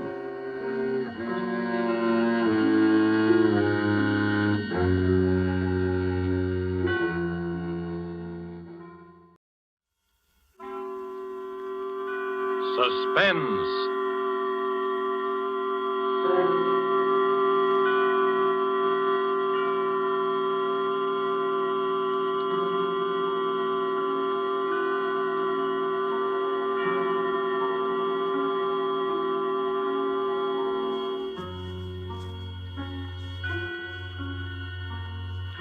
This is the Man in Black, here again to introduce Columbia's program, Suspense. Heading our Star Hollywood cast tonight is Mr. Warren William, and with him is Mr. Eric Blore. No fewer than 9 times have these two gentlemen appeared together in screen thrillers based on the adventures of one of the most celebrated characters of modern crime fiction. This familiar character will speak to you now for the first time on the air, as with the story called Murder Goes for a Swim, and the performances of Warren William as Michael Lanyard and Eric Blore as Jameson. We again hope to keep you in suspense.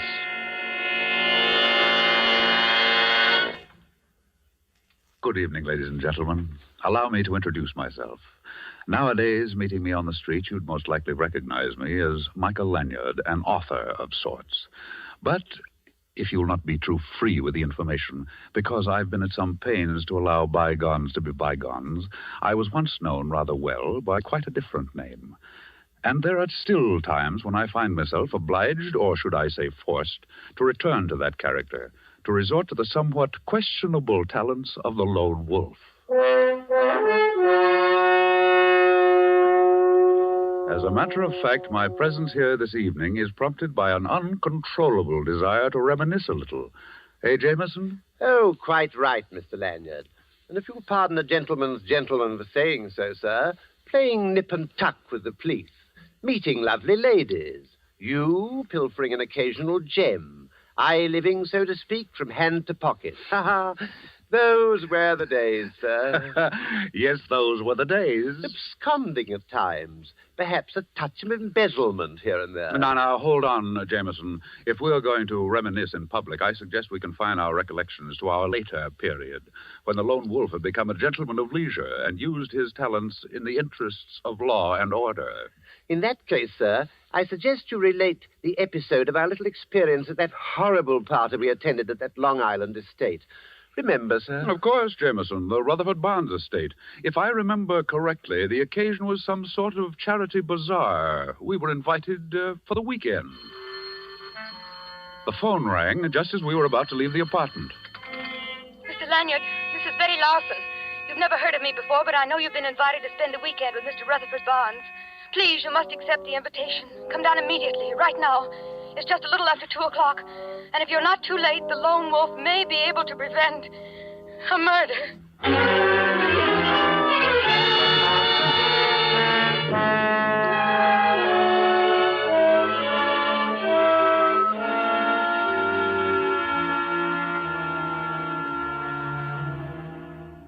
Jameson and I arrived at the Barnes estate a bare 2 hours after we'd received the mysterious telephone message. I was introduced to all kinds of people. First, the famous gossip columnist, Ralph Clinton. Well, Mr. Lanyard, this is indeed a surprise, and I might say a pleasant addition to our little gathering.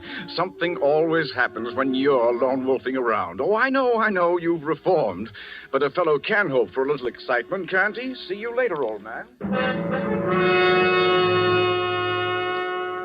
Then I met a very, very beautiful young lady. Oh, Mr. Lanyard, we haven't met yet.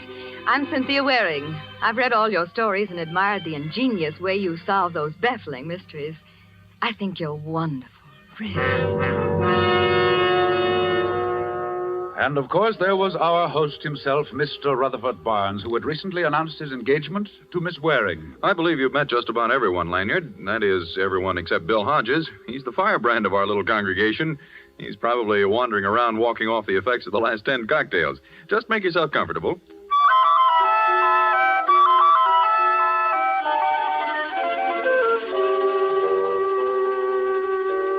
Strangely enough, I failed to meet a Miss Betty Larson, the frightened young lady who had phoned. Anyway, the afternoon wore on through the beauty contest at which I was elected to preside as judge, and at which Miss Cynthia Waring, looking very pretty in a big picture hat and hoop skirt, was the winner.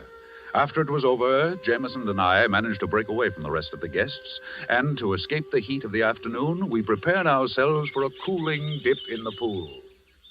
I say, Mr. Lanyard, we've been to some pretty big and fancy places in our day, but this one is really something. This Rutherford Barnes person must be really an important person. You're quite right, Jameson. Rutherford Barnes is listed in Who's Who as the gentleman who made a fortune out of sardines.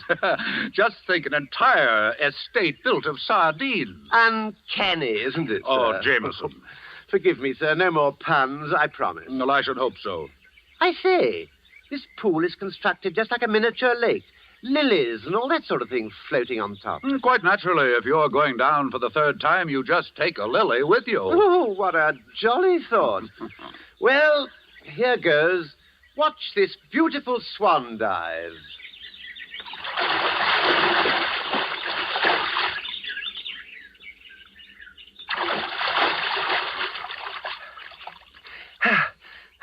I say, this is most unusual. There's a sort of a mermaid lying on the bottom of the pool. And she's very pretty, sir. Last night it was a barmaid. Today it's a mermaid. No, but really, sir. Well, I'm the judge in the beauty contest. I'd better go down and have a look.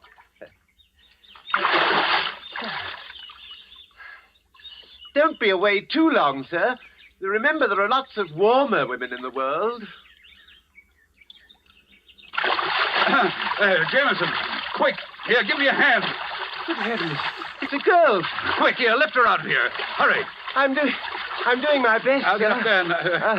here, now, let's put her down here. You hold her there, sir. Yes, Jameson, I'm afraid she's dead. Well, what do you make of it, sir? What, was it an accident? Well, I don't know. There's a pretty nasty bump on the side of her head. Well, perhaps she slipped and hit her head as she fell. Perhaps. But her bathing suit, not quite the style you'd put on to take a swim. Possibly she was in the beauty contest. Of course, that's it. The program listed 10 contestants, yet only 9 girls competed. Meaning what, Mr. Lanyard? Meaning, Jameson, that this poor kid was the 10th contestant. And if my hunch is correct, her name is Betty Larson. The girl with the telephone message? Precisely. And if her call was on the level, we did arrive too late, and she was murdered. Mr. Lanyard! It's Mr. Barnes and Miss Waring. Take off your robe and cover up the body, Jameson. Yes, sir. Well, Lanyard, we've been looking all over for you, haven't we, Cynthia, dear? Yes, of course. And I'm glad we found you, Mr. Lanyard. I've been wanting to thank you for awarding me the prize in the beauty contest this afternoon. I really didn't think that... Mr. Lanyard! There, at the edge of the pool. Yes, it's a girl, and I'm afraid she's drowned. Drowned? But... Oh, how horrible. Oh, but how did it happen? Who is she? I think she's Betty Larson. What do you think, Mr. Barnes? Here, look. Oh, good heavens. Rutherford, look. Yes. Yes, that is Betty Larson. Why, I had no idea. Then you do know the girl, Mr. Barnes. Why, yes. As a matter of fact, only recently I recommended her for a job. She's the local telephone operator. And the village beauty. Mr. Barnes and Miss Larson were childhood sweethearts. Mr. Barnes, tell me, do any of the other guests know this girl? Ralph Clinton, for instance. Could our famous columnist have possibly known Miss Larson? Well, if not in person, most certainly by telephone. You see, for the last few weeks, Miss Larson handled my personal calls. I see. Did she ever mention the fact that there might be a murder? Murder? Well, you see, I received a rather strange message. Now, look here, Lanyard. If you're insinuating that Miss Larson was murdered, you're all wrong. It's perfectly obvious. She slipped and fell into the deep end of the pool. She can't swim. We couldn't hear her cry for help over the noise of the party, so the poor girl drowned. As simple as that, eh? Why, of course. And I'd appreciate it if you'd be kind enough not to mention this accident to any of the other guests. There's no need to disrupt the entire weekend. I'll notify the sheriff and call the coroner, and they'll take care of everything. I think it might be a good idea, Mr. Lanyard, since you seem so certain that a murder's been committed, that you and your man remain on the premises. Our famous lone wolf may have a little explaining of his own to do. Come along, Cynthia.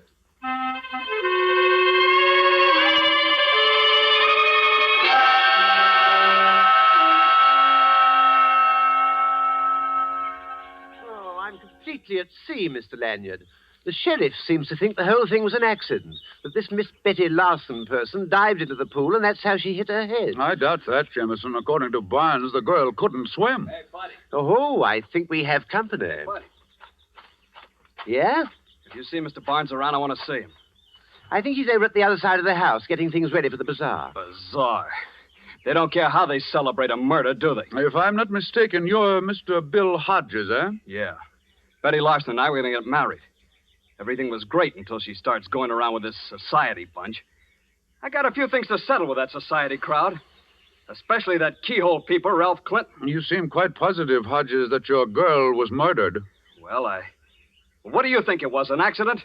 That girl could swim like a fish. Nothing could happen to her in the water. Yeah, but Barnes says she couldn't swim a stroke. I said she could swim like a fish. But Barnes said... Did you hear me, you little runt? Amazing how that girl could swim. Look here, Hodges. What makes you think Ralph Clinton had anything to do with this? Do you know you're practically accusing him of murder? Listen, Betty stood me up twice last week. I followed her in my car, and she met Clinton both times. He was going to put her in this contest, and she was a cinch to win. He promised her. Then look what happens to her. She's dead. Murdered, I tell you. Well, here comes Clinton now. Maybe you'd better tell him about it. Oh, there you are, Hodges. I understand you've been looking for me. Yeah, I have. And now I'm going to fix that pretty face of yours. Yeah, wait a second. Here, you can't do that. Here, Jemison, help me break this up. I will as soon as they stop punching me. Hey, don't be a fool, Hodges. Stop it. Stop it, I say. All right. All right, let go of me. Let go. Oh, thanks, Mr. Lanyard. This man's a maniac. Okay. But I'm warning you, Clinton. I'll see you again. When you ain't got your friends around. Personally, I don't know whether the girl was killed or not, but if she was, our friend there, Hodges, will have a lot of explaining to do. You mean you've got something on him, Mr. Clinton? Well, when I was discussing the contest with Betty Larson a few days ago, she told me that Hodges had warned her not to enter it. It seems he was afraid that if she won, it might go to her head and she'd walk out on him. As a matter of fact, he told her to stay away from here. Well, there's going to be a coroner's inquest in the morning, and I suggest that you tell this to the sheriff as soon as he returns. Oh, why, tell that to the sheriff? Oh, no, I'd rather hate to do that. You see, Lanyard, someone in my position, I can't afford to get involved. After all, it's my business to report scandal and not get mixed up in it. But look here, you... I tell you what, give me a chance to think it over and I'll see you at the treasure hunt tonight.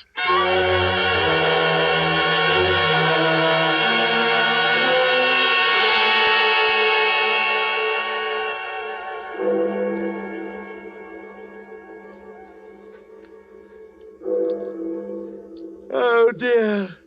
2 in the morning, Mr. Lanyard. What a ghastly hour to go tramping over the ground. Must we participate in this treasure hunt? Of course, it's all a part of the weekend. Come in. Well, it's the witching hour, Mr. Lanyard. Here's your envelope with the clues for the treasure hunt. You'd better hurry. Everybody's ahead of you. Thank you, Mr. Clinton. We'll catch up. Fine. This ought to be very interesting. Seeing the lone wolf stalking down his prey. You know very well, Clinton. Oh, sure. I forgot. You're not the lone wolf anymore. You're just nice, innocent Mr. Lanyard. Well, good hunting. See you later. Well, here you are, Jameson. This is our clue. Go ahead, read it. Under the oak and under the cover, where have met many a lover, light a match and look deep down, find your clue and win your crown. I say, isn't that lovely? Can you decipher it? Oh, of course, sir. It means, it means, Exactly, Jameson, the old well. That's where we'll find the next clue. Come on, let's get going.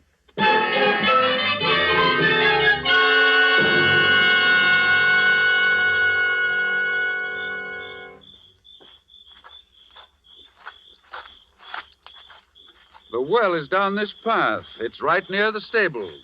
You mean when we get to the well, we find another clue? That's right, and at the end is when we reach the treasure. Oh, the treasure.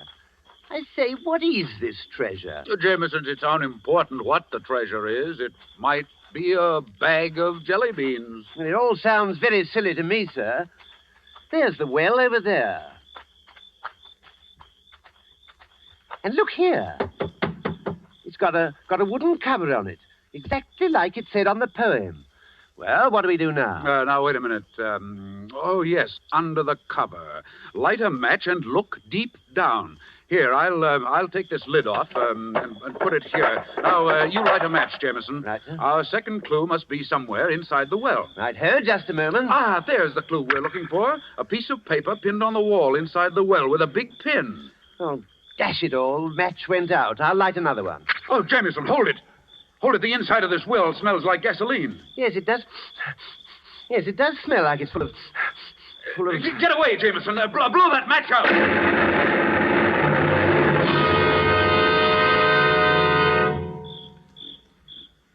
Are you all right, Mr. Lanyard? Yes, and no thanks to you. Oh, I couldn't help it, sir. If you ask me, we walked right into a trap. And quite obviously. Here, let me help you up. Oh, thank you, sir. Oh, if I'd had any idea... Ouch! Well, now what's the matter? Oh, I've been stabbed. Well, let me see. Oh, steady, Jameson. I'll pull it out. Oh, be careful, sir. Oh. Oh! There we are. And very interesting. What is it, sir? Oh, it's that big pin. You could have been hurt quite badly. Well, if you ask me... Come along, Jameson. We've got work to do.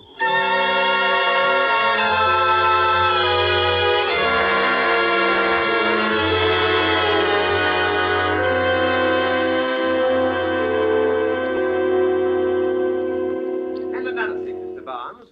We don't mind playing this little treasure hunt game of yours, but it's no fun when the prize is 2 bodies, especially if they happen to be our 2 bodies. Oh, surely it was only an accident. I wish I could believe that, Miss Waring. But there's no rhyme, no reason for what's been happening.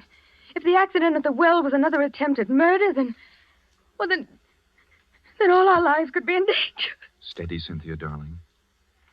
I presume you have some idea of who the murderer might be, Mr. Lanyard. You flatter me, Mr. Barnes. I would think you had surely lined up 1 or 2 likely suspects, Mr. Lone Wolf. Why don't you tell them about our friend Mr. Clinton, sir? Clinton? Oh, well, there are some mighty interesting aspects to that road company Winchell. He was meeting Betty Larson secretly. At least that's what Hodges says. I can believe that. Clinton would stoop to anything.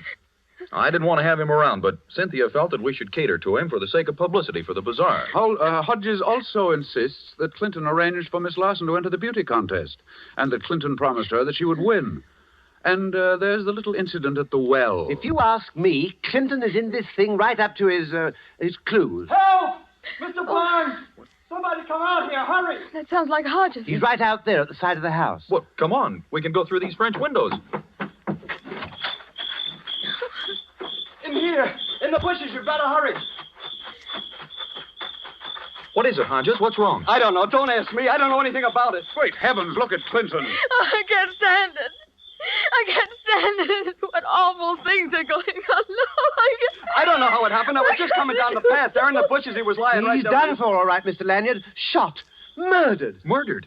You did this, Hodges. You said you'd get even with Clinton. Now you've done I tell you, I don't know anything about it. I was just walking down along the path. I don't know anything about It's it. all right, Hodges. You'll have an opportunity to prove your innocence. Don't you have some theory about all this, Mr. Lyon? And Miss There, Miss Waring. I think I can promise you at least that there won't be any more murders.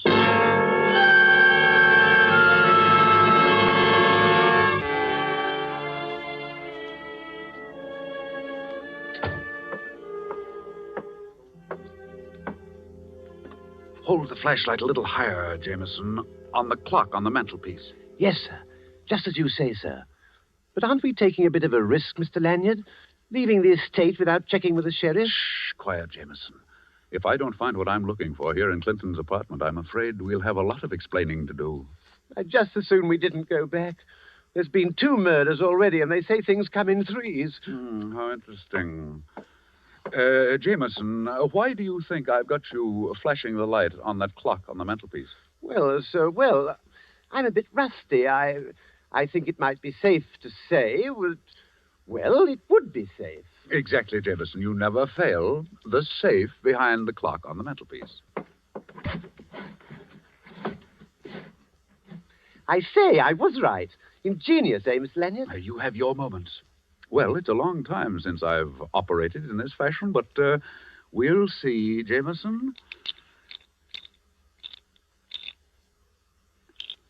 If you don't mind, sir, this is like old times. I do mind, Jameson, but unfortunately, certain situations are born of necessity. Then allow me to compliment you, sir. You haven't lost the old touch. No, I'm not so sure. Ah, there we are. Not much of a haul, if you ask me. Nothing but a stack of letters and a notebook. Let's have a look. All that trouble just for a bundle of papers. Just a waste of good time and talent. There could have been a pound of butter or a gas coupon or a back axle or... Aha! I say, what's so interesting? Just the... Did you find a clue to the murders? Just the motive, Jameson. Just the motive.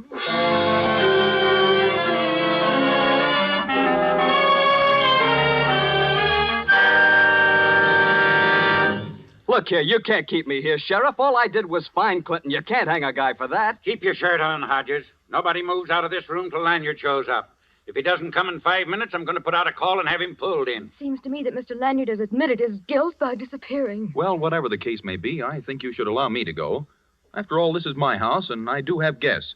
They might think it rather strange if their host isn't around. Look, Mr. Barnes, party or no party, there's been a couple of murders committed around this joint, and everybody in this room is under suspicion. Really, Sheriff?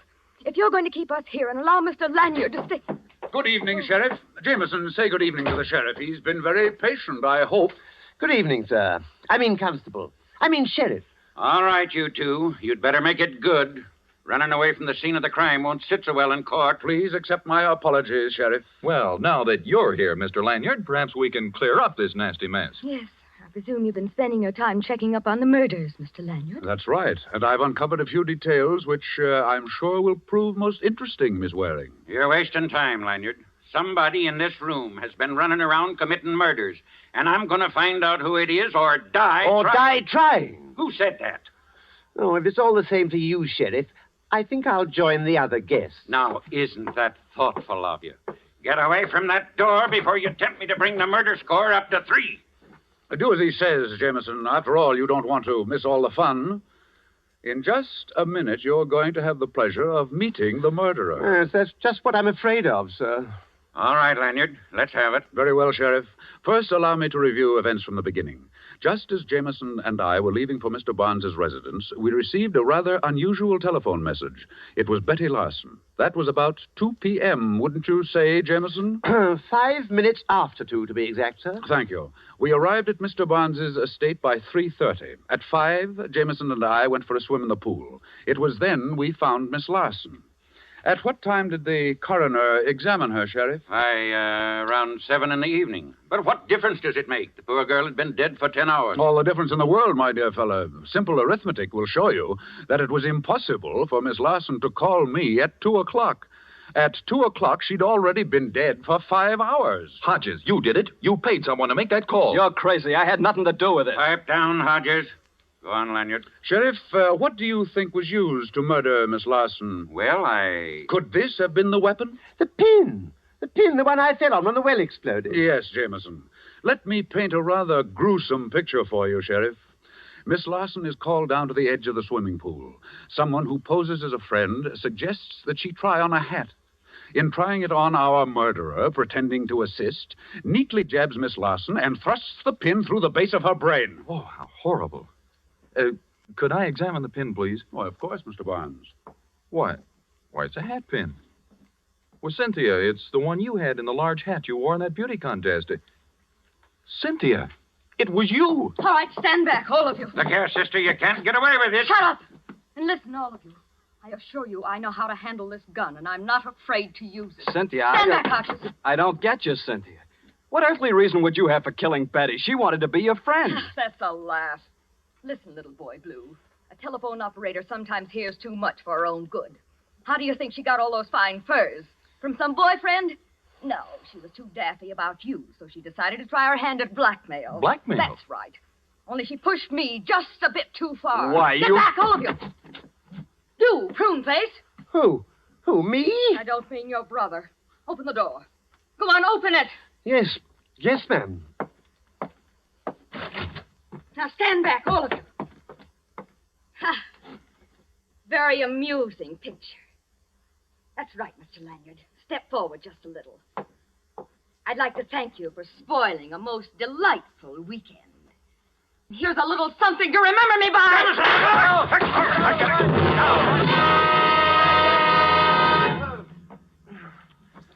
Jameson, are you all right? Yes, I think so, sir. Oh, thank heaven. Yeah, you did a good job, Jameson. You not only saved Mr. Lanyard from getting shot, but when you fell against this door, you also managed to knock Miss Waring colder than a doornail. Oh, it was nothing, really. And as for you, sister, maybe these bracelets will keep you out of trouble. Because when you come to, you're going to find yourself booked for murder. Double murder, Sheriff. Dig the bullet out of the wall over there, and you'll find it will match the one found in Clinton's body.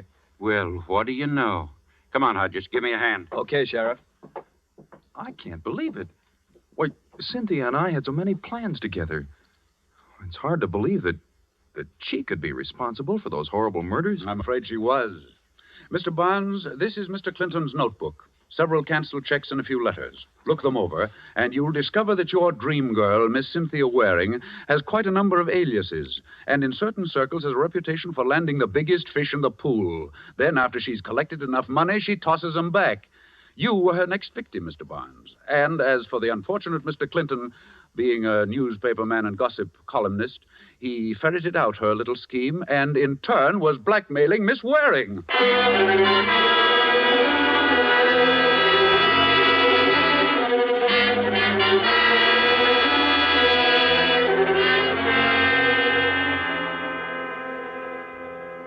Well, ladies and gentlemen, I guess that just about puts the cap on that story of our little adventure at the estate of Rutherford Barnes. Miss Cynthia Waring was a very shrewd and fast-thinking young lady. She got one victim with a gun. She almost got Jameson and me at the old well when the gasoline exploded, all of which began with the first and most ingenious of the murders, the particularly cold-blooded murder of Betty Larson with that hat pin. And, Jameson, of course, we have you to thank for having discovered that most important bit of evidence, the pin itself. Yes, Mr. Lanyard. And I must say, I got quite a lift out of that myself when I discovered it. Now, Jameson, remember your promise. Suffice it to say, you discovered the pin. the hard way, I admit. Oh, yes, sir. There's no doubt about that. The criminal would never have been stuck in the final analysis if I hadn't sat down and got myself stuck. That will be all, Jameson. Good night, ladies and gentlemen.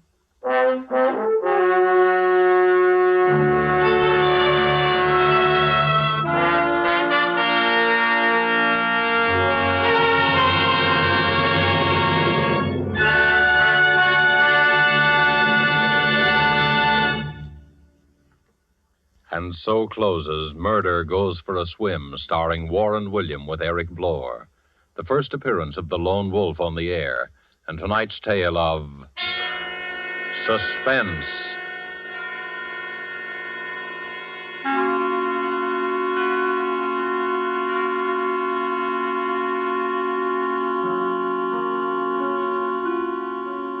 This is your narrator, the man in black, who conveys to you Columbia's invitation to spend this half hour in suspense with us again next week, when Laird Cregar will star in the suspense play, The Last Letter of Dr. Bronson, with a cast of 4 distinguished Hollywood players, Helen Vinson, Harold Huber, Ian Wolfe, and Theodore von Eltz. The producer of these broadcasts is William Spear, who, with Robert Louis Cheon, the guest director, Bernard Herrmann and Lucienne Marowik, conductor and composer, collaborated on tonight's Suspense.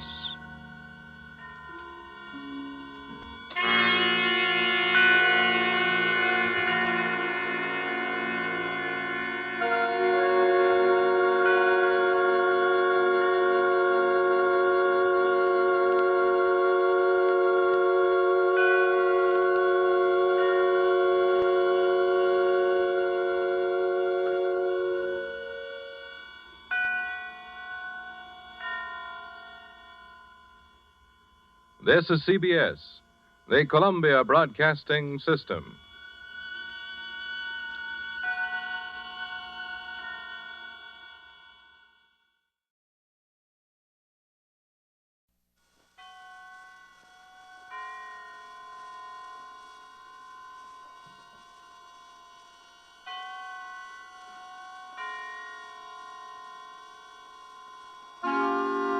Suspense.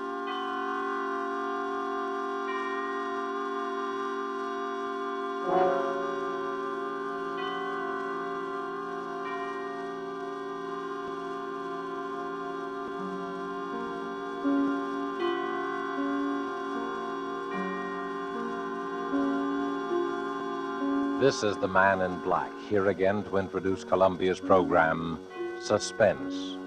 Heading our starring Hollywood cast tonight is Mr. Laird Cregar, who will be seen shortly in the 20th Century Fox production of one of the great suspense stories of all time, The Lodger. Tonight, Mr. Cregar appears as a cynical gentleman who made an unusual bet with death. With Mr. Cregar is a cast of the screen's most distinguished and characteristic players, Miss Helen Vinson, Mr. Walter Kingsford, Mr. George Couloris, Mr. Harold Huber, and Mr. Ian Wolfe, here to bring us the suspense play called The Last Letter of Dr. Bronson. And so with the performance of Laird Cregar as he writes for us this last letter of Dr. Bronson, and with the performances of, in the order of their appearance, Walter Kingsford, Ian Wolfe, Harold Huber, Helen Vinson, and George Couloris, we again hope to keep you in suspense.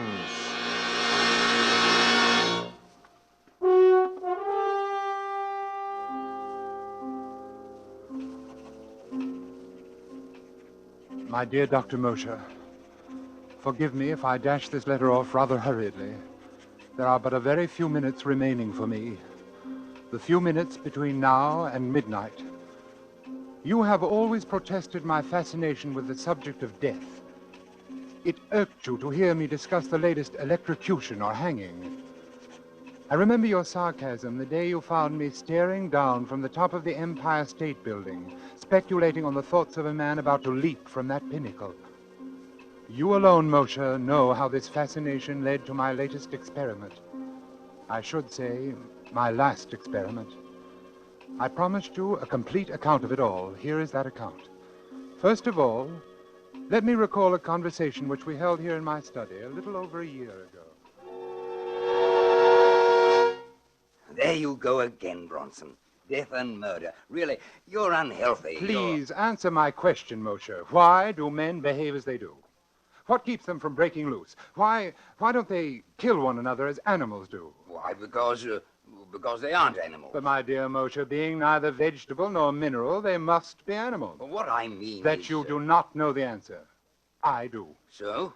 I have been studying the question for some time, and I've concluded that there are 5 basic checks which serve to restrain man from murdering his fellow man. Oh, really, Bronson? The obvious corollary is that murder occurs only when some stronger drive overrides these 5 basic checks. Oh, you make it sound very simple. It is simple. And what are these 5 basic checks? Well, I'm not prepared to reveal the outcome of my study as yet. I must put my theory to the test. That would seem to be a difficult undertaking. Difficult, yes, but intriguing. Oh, well, I take it you're about to embark upon another of your experiments. Correct. Bronson, why must you keep on? These studies invariably bring you some physical, or what is more dangerous, some nervous disaster. And in turn, your handsome bill for putting me in shape to conduct the next. Sooner or later, you will experiment yourself into a position beyond my power to aid you. Let it be later, then. Meanwhile, I shall continue to pursue my sole interest in life. And how do you propose to conduct this restraint from murder experiment? Well, a murder is composed of 4 elements. The murderer, the motive, the opportunity, and the victim. My first step will be to select 5 men, each of whom will be restrained from murder by the particular check that I'm testing on him. That's no easy task. By no means. It will require an extensive search. But having found my men, I must then supply each with a motive. Greed, revenge, jealousy. I see, and your next step must be to give each man an opportunity. Precisely. An opportunity which precludes all checks but the one being tested. Well, not knowing what your checks are, I can't help you there. Well, that'll be relatively simple. And finally, I must supply an intended victim. And you'll ask this victim to face 5 men, each standing to profit handsomely by murdering him? Correct. His only chance of survival being the correctness of your theory of checks in all 5 instances? Yes. And do you imagine you will discover a man with such utter confidence in your reckoning? There is one such man. Who? Myself. Bronson, this is folly. No, Moshe. I never hesitate to risk high stakes on a sure thing, not even my life. Now, look here, Bronson. You're a doctor yourself. You told me to speak to you like a Dutch uncle. Now, as your physician, I haven't advise... consulted my physician. But you will take precautions, provide yourself for emergencies. I tell you, there's no danger. Oh, well. Well, when will you begin your experiment? Well, I suppose in about... Well, why wait? Why don't we begin right now? Moshe, I invite you to kill me. What? There's a revolver right here in my desk, and I want you to take this revolver... Oh, you're joking, Bronson. What possible motive could I have for murdering you? Motive? Why, we're known to be associated rather closely in our work. You'll come naturally into my entire practice. I'll put that in writing. Why, it's preposterous. Why? Why won't you kill me then, Moshe? Why, there are dozens of reasons. In the first place, I'd go to the electric chair for it. Thank you, Dr. Moshe. You've given me an admirable illustration of the first and most obvious of the 5 checks in my theory. Man refrains from murdering his fellow being because he himself will be killed by law.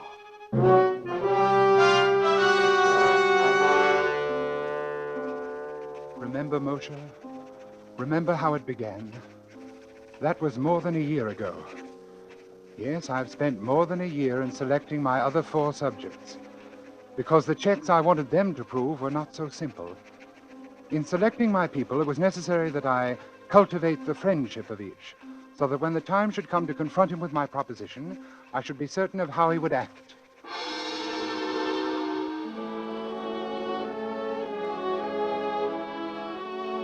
The first of my 4 potential murders was a clerk named Totten. Totten was badly in debt, his wife in the hospital about to undergo an expensive operation, and he was a deeply religious man. We went to church together on Sunday evenings at St. Luke's, right around the corner from my apartment. One Sunday evening after the service, I asked him to come to my apartment, and we talked as we walked along. You know, Dr. Bronson, I was talking about you to my wife the other day, before they took her to the hospital. I was saying what a great comfort it was to be with you these Sunday nights. Now, come, Mr. Totten, you embarrass me. No, I mean it. In the world today, too many people seem to feel that they no longer need their God. Yes, but their lives are void of the great thing you have in your faith. The church is a great comfort to me. And I do need something to cling to in times like these. Mr. Totten, you could make rather good use of $5,000, couldn't you? It isn't like you to make fun of my poverty. No, I'm quite sincere. You know what even $100 would mean to me. And at present, more than ever. Yes, with your wife's Oh, misfortune. isn't this your apartment we're passing? Oh, I want to go in the side way. We shall be unobserved. Unobserved? Oh, you'll understand presently.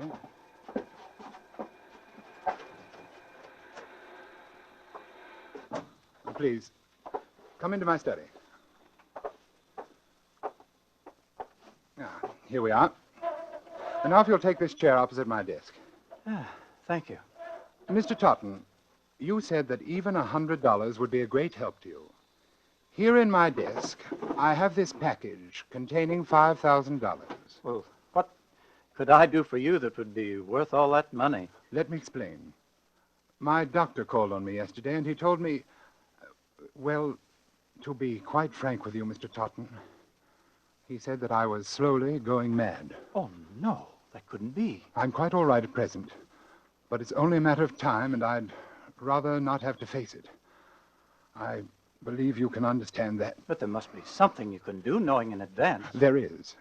And I want you to help me. I don't understand. Put on these gloves. Take them. But why? As soon as you have them on, I shall hand you this paper knife. Notice how very sharp it is. I grip it firmly, thus, and clearly impress my fingerprints on the handle. Finally, here on the desk, I am leaving this note, explaining that I have committed suicide. Suicide? When the knife is in your hand, I want you to drive it into my heart. Then you may leave by the same way we came in. You'll be quite unnoticed, and with the $5,000 in your pocket. You can't mean this. But I do. You see, I don't have the nerve to... Well, I can't quite make the final move myself. You would greatly oblige me. And with the $5,000, you will be able to give your wife the treatment she needs. What do you say? You can't die yet. You're not ready. Would you have me wait until I've gone mad? You can't take the matter of life and death into your own hands. I am not asking you to pass judgment upon my actions. Whether I wish to live or die is my own concern, and my mind is resolved. Is that clear? I'm sorry for you. I'm merely asking you to do something for which I will pay you very well. You will, of course, be killing me. But if you could realize what life would be like for me, otherwise I'm very sorry, but I can't oblige you. If it's the law you fear... No, it's not that. You seem to have arranged that perfectly. Then what is it? I'm an honest Christian, and I thought you were, Dr. Bronson. If you don't understand why I can't do this monstrous thing, I suggest you look up the 6th commandment. Good night.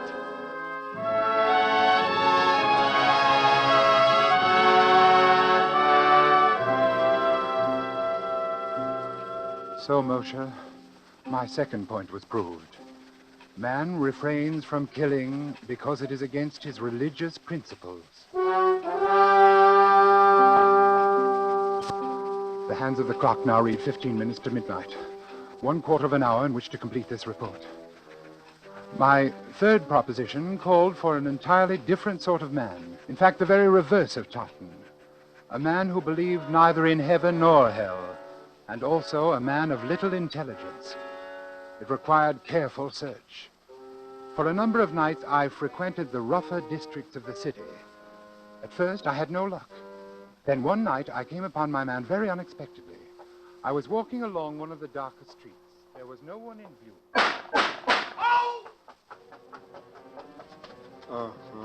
He was slumped down beside an ash can. He'd been shot in the chest and left arm, severing an artery. He was bleeding profusely. I tore off his shirt and made a tourniquet for his arm. Oddly, no one came into the alley to investigate. Never mind me. Get away. Was this a gang shooting? What do you think? I think you're going to the hospital. No. They'll blab to the cops. Come on, I'll help you to your feet.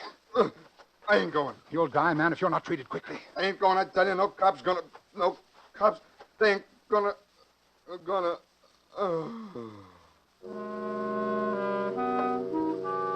His name was Matt Doyle.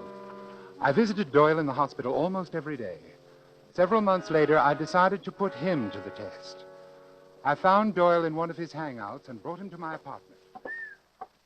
Hey, this sure is a fancy roost you got yourself, Doc. I find it very pleasant. Have a cigarette? Thanks. Doyle, how many men have you killed? That's all right, Doyle. I understand. Now, suppose we get down to business. Yeah. I've been wondering what you want me for. I want you to do something for me, and I'm going to give you $5,000 to do it. Will you do what I ask you? For $5,000? Spell it.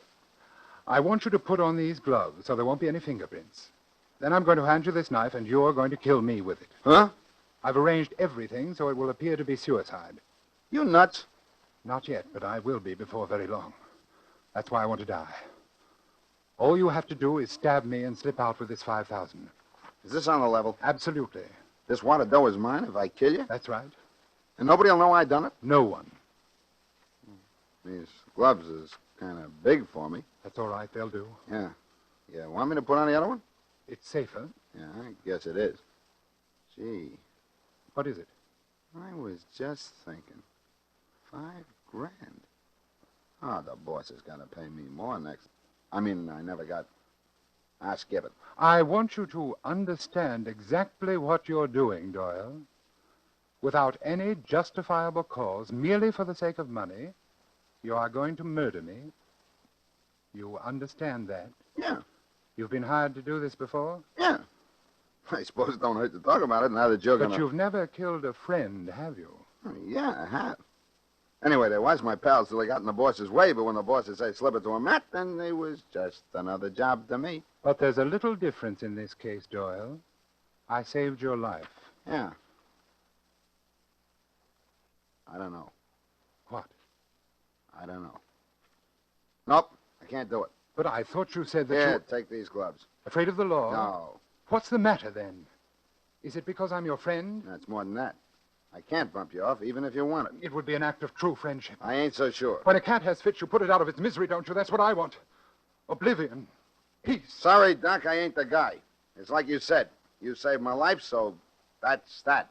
I'm sorry. I wish you could help me. Oh, me too, but not that. Now, if you got some other punk you want took care of... There's no one.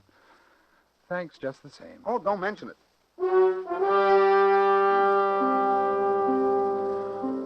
There was my third proposition. Man will not kill fellow man if a sufficient degree of gratitude has been invoked. Even a professional killer and one of the lowest examples of human life, such as Doyle, could not bring himself to murder his benefactor.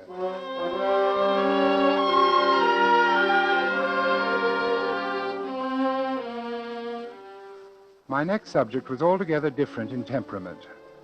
With Judith Ainsley, I used a special technique. I first encountered Judith Ainsley when I operated on Barrett Sheffield, the actor. You will recall that Sheffield was brought to the hospital with a lung abscess. As I prepared to do the rib resection, I noticed that the nurse standing beside me was greatly agitated. Retractors, Doctor. Thank you. Doctor, do you think this is advisable? What? His dyspnea is more pronounced. Listen. Miss Ainsley, another hemostat, please. But he's getting blue. Doctor, do you think you really should? He's cyanotic. Miss Ainsley. I'm sorry, Doctor, but if... Doctor. Quickly, caffeine. Quickly!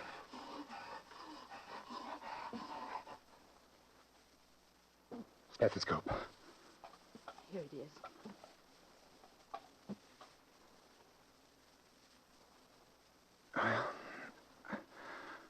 That's that. Yes. That's that. Miss Ainsley, what's the matter with you? You've been acting strangely all through this operation. You killed him. You killed him. You shouldn't have gone ahead. You know that. I warned you. I shall see to it, Miss Ainsley, that you are never assigned to one of my cases again. What's the matter with you, anyway? Have you never seen a pulmonary before? Or does it upset you to see a handsome actor like Barrett Sheffield die? Yes, it did. Oh? Yes. We were going to be married next week.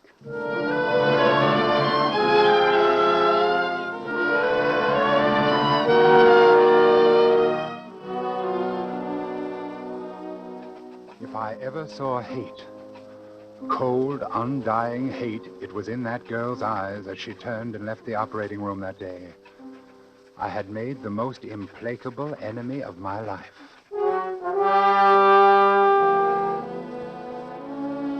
As I come to my third check, dear Mosher, it suddenly occurred to me that Judith Ainsley was the perfect subject. One day at the hospital, I inquired about Miss Ainsley and learned that she had done 4 years of medical and was now interning at Cedars of Lebanon in hope of picking up a resident fellowship. I went down to the hospital and sat in the doctor's lounge waiting for her. Presently, she came in with another intern. I stood up. She turned and looked at me. I saw again in her eyes that inexorable hate. She had never forgiven me for what she felt was my negligence in the death of the man she loved. I walked toward her. Excuse me, please. I see you remember me, Miss Ainsley. Yes, will you excuse me, Miss please? Ainsley, you may not believe this, but I've come here especially to talk to you today. To talk to me, Dr. Bronson? Yes. Come along with me, please. In this treatment room, please. We can talk privately. Dr. Bronson, I don't think there could be anything you and I can say to each other. Well, now, Miss Ainsley, that all depends. That all depends. Sit down, won't you? Miss Ainsley... Dr. Ainsley, if you please. Oh, yes, of course. Doctor, I have a little proposition to make to you. First of all, there are two facts I'd like to be sure of. A, you are unable to set up your own practice because you don't have the money to get started. Is that right? I don't see what business that is of yours, but it happens to be true. Fine. Fact B, you still hate me and feel a strong desire to be revenged for the wrong which you consider I have done you. Yes, I'm afraid that's true, Dr. Bronson. Good. Good? Yes.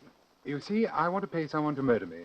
And I think you'd enjoy it more than anyone, and you need the money, too. Dr. Bronson, I'm very busy. There's a patient in 302. Will you please... Wait a moment, Dr. Ainsley. I'm perfectly serious. Absolutely serious. You want to die? Yes. You see, I'm going mad.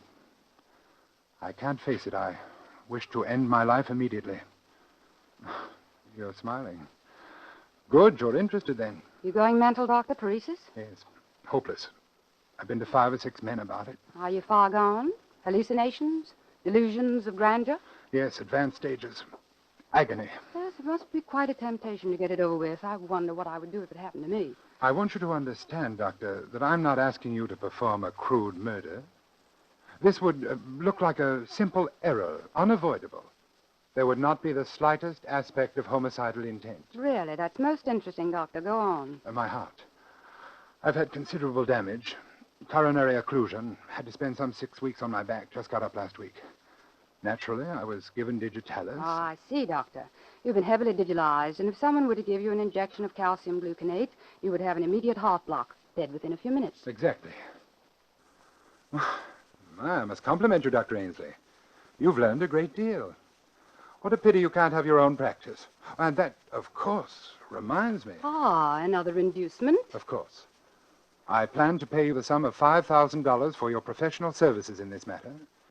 And I think, unless times have changed greatly since I've been in practice myself, you ought to be able to set up handsomely with that.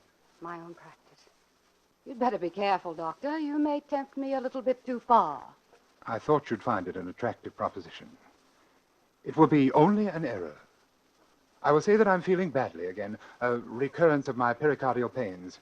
I'll go back to bed and ask that you be assigned to my case. The rest is simple. No one would ever expect you to know that I had been digitalized. Still, if I were on my toes, I would naturally go over your case history before giving medication of any kind. Well, yes, I suppose that's true. Professional people might think you had been a little lax. Might not have the highest regard for a new doctor who launched her career with such an unprofessional incident. Just a slight stain on your reputation for just a short while. You're very clever, Doctor. You knew that would do it, didn't you? I want to thank you. You've done me a great service. You mean you'll do it? You've reminded me that nothing, no money, revenge, nothing, can be worth the slightest suspicion in a doctor's career. I've worked too hard. I've waited too long for my practice. When I get it, it won't be soiled by any single act of carelessness. They'll never say that I lost any patient because of an error in judgment.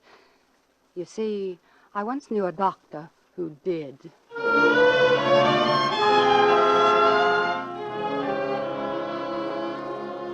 There, Moshe, is my 4th check.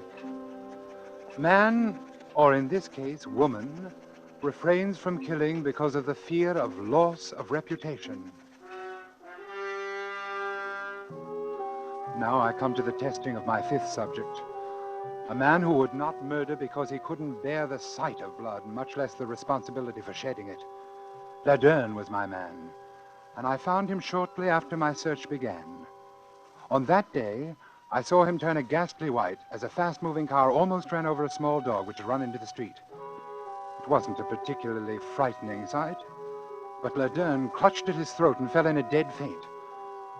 I, of course, made it my business to become acquainted with him. I hadn't seen him for more than 4 months, until tonight. He's changed, I noticed, as he took his place at my desk. He's thinner. His dark eyes seem blacker than ever. Laderne, I want you to do me a favor. It's a little peculiar, but I'm perfectly sincere about it. Well? Circumstances require that my life be ended, but I can't quite reach the point to kill myself. I've arranged everything necessary to give the appearance of suicide. Here is the farewell note which I have written. I see. And here is the knife with which, apparently, I shall have killed myself. Notice I am carefully putting my fingerprints on it. Yes. Here are the gloves for you to wear. And here is $5,000 for you if you will drive this knife into my heart. What do you say? You've arranged everything? Everything. No one knows I'm here? No one. And you want me to kill you? Yes. Of course, it will be a bit messy. When a person is stabbed, his blood usually splurts out. But if you keep to one side, I don't think much will get on you. Why do you want to die? My doctor says that I'm going insane and that I haven't got much longer. That's strange. About going mad? About him saying that you're going mad. Oh, yes. It was a shock. No, I don't mean that. What do you mean? That's the same thing they told me. Oh, that's strange. They what? They told me over a year ago that I was going mad. I only laughed at them. Over a year? Well, have you noticed any change? Not much, at least no change for the worse. Oh, that's good. In fact, I'm really much better. I've been having fewer and fewer of those sick spells. You remember how I was the day that dog was almost run over? You've gotten over those sick spells? Haven't had one in 3 months. Then there isn't any check. Check? What check? Nothing. Oh. Well, this is going to be a pretty messy business. We might as well get it over with. Nice gloves you've got here. Nice and smooth on my hand. Then you're going through with it? Yes, can't let you down. Oh, never mind the knife. I've got my gun right here. Look, 38. Beauty, isn't it? Yes. Then, if you'll give me back the knife... No, I'll keep it for you. Yeah, I've used this gun a lot in the past 3 months. I've bumped off about 50 dogs. You've done what? Bronson, it's very interesting. I do it after midnight. It's fun watching the dogs. You have to know just where to hit them. It kills them instantly. But the noise in here, aren't you afraid that somebody will... A silencer, look. I don't like to wake people up when I kill their mutts. But they'll find the bullet. They'll trace to your gun. They're sure to get you. In a suicide, the weapon stays right beside the body where it falls. Suicide? Who says this is suicide? It's murder. I'm going to murder you. That's what you asked me to do. Look here, Laderne, this has gone far enough. I was only joking. I don't want you to kill me. 5,000, eh? All here. Listen to me, I was only joking. You ready? Laderne! Shall I shoot now? No, wait! You want it through the heart or brain? Not yet. Can't you wait? Just a little while. Wait, what for? Well, I've been conducting a little experiment. I'd like to write an account of it before I go. Oh, what sort of an experiment? I don't think you'd understand. Oh, okay. I'll wait. Till midnight. Then I've got to go. There's a German police dog I've been wanting to get. A big, ugly brute. It'll be fun. Yes. I'll wait. Thank you. The clock says 10 minutes past 11. Yes. You've got 50 minutes. I'll wait by the window.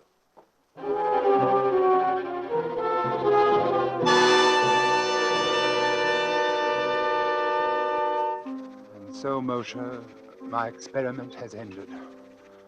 As you predicted, I have finally placed myself in a position beyond your power to aid. Strange, isn't it?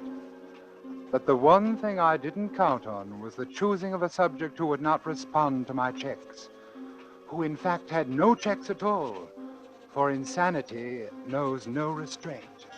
Bronson, midnight. Oh, yes, Laderne, I'm hurrying. He is still at the window, and he is sure to shoot me. There is nothing I can do to say or stop him. I know that. I'm beginning to understand exactly what is going on in his twisted mind. I wonder why. Now I shall sign my name for the last time and lay down my pen. Then I shall look up and say, "All right, Laderne." All right, Laderne.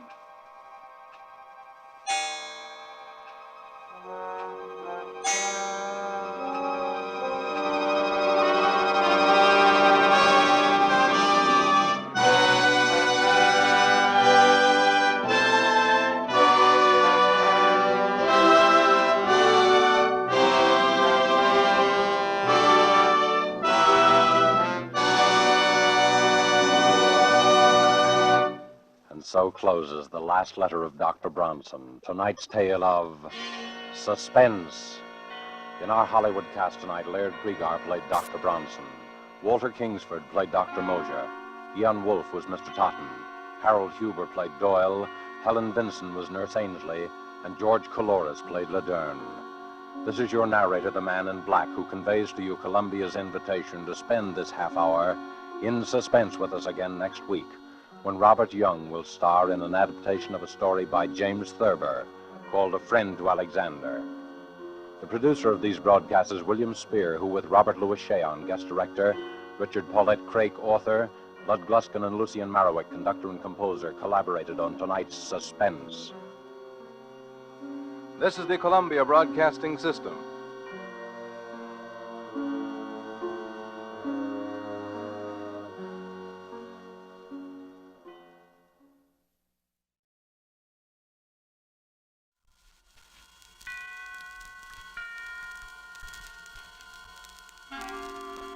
Suspense.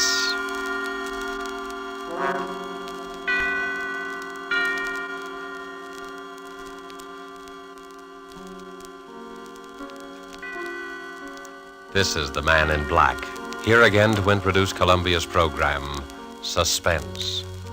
Tonight from Hollywood, we bring you two of America's most artful and distinguished stars. From the Metro-Goldwyn-Mayer Studios comes Mr. Robert Young, and from Warner Brothers, Miss Geraldine Fitzgerald. Mr. Young and Miss Fitzgerald are with us to play in an unusual tale by the unusual James Thurber. An excerpt from the book My World and Welcome to It, called A Friend to Alexander, adapted for radio by Freya Howard, is tonight's study in suspense. If you've been with us before, you will know that suspense is compounded of mystery and suspicion and dangerous adventure. In this series are tales calculated to intrigue you, to stir your nerves, to offer you a precarious situation, and then withhold the solution until the last possible moment. And so it is with Mr. Thurber's poignant and strange story, and the performances of Robert Young as the man who was a friend to Alexander, and of Geraldine Fitzgerald as his wife Bess, who relates these events to us. We again hope to keep you in suspense.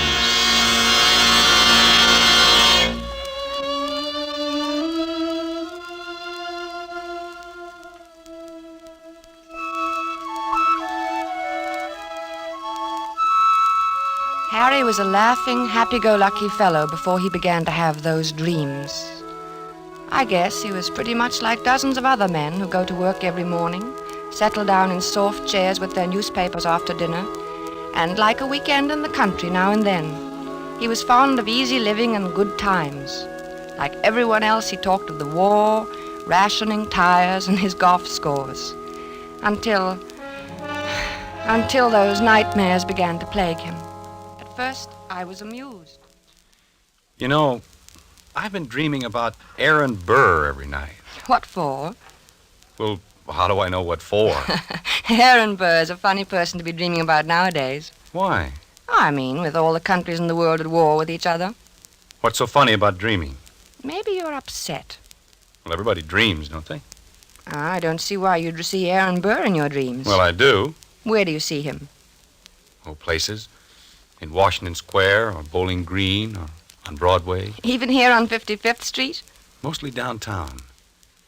I'll be talking to a woman in a Victoria. A woman holding a white lace parasol. Oh. And suddenly there will be Aaron Burr, bowing and smiling and smelling like a carnation, telling us stories about France and getting off his insults. Who is the woman in the Victoria? What? The woman. Who is she? Well, how do I know? You know about people in dreams, don't you? They're nobody at all. Or everybody. Ah, but you see Aaron Burr plainly enough, though. I mean, he isn't anybody or nobody. Or everybody. All right. You have me there, but I don't know who the woman is. Are you sure? What's more, I don't care. Maybe it's Madame Jumel or Mittens Willett or a girl I knew in high school. Who's Mittens Willett? She was a famous New York actress in her day, 50 years ago or so. She's buried in an old cemetery on 2nd Avenue. I've seen the tombstone. That's very sad. Why is it? Oh, I mean, she probably died young. Almost all women did in those days. He's a vile, cynical cad. I was standing and talking to Alexander Hamilton when Burr stepped up and slapped him in the face. When I looked at Hamilton, who do you suppose it was? I don't know. Who? My brother, Walter, one I've told you about. The one who was killed by that drunk in the cemetery. Harry, I never could get that story straight. I've told you about it a dozen times. This drunk came up to him when his back was turned and... What was he doing in the cemetery? That's not the point. He was killed. That's what's important.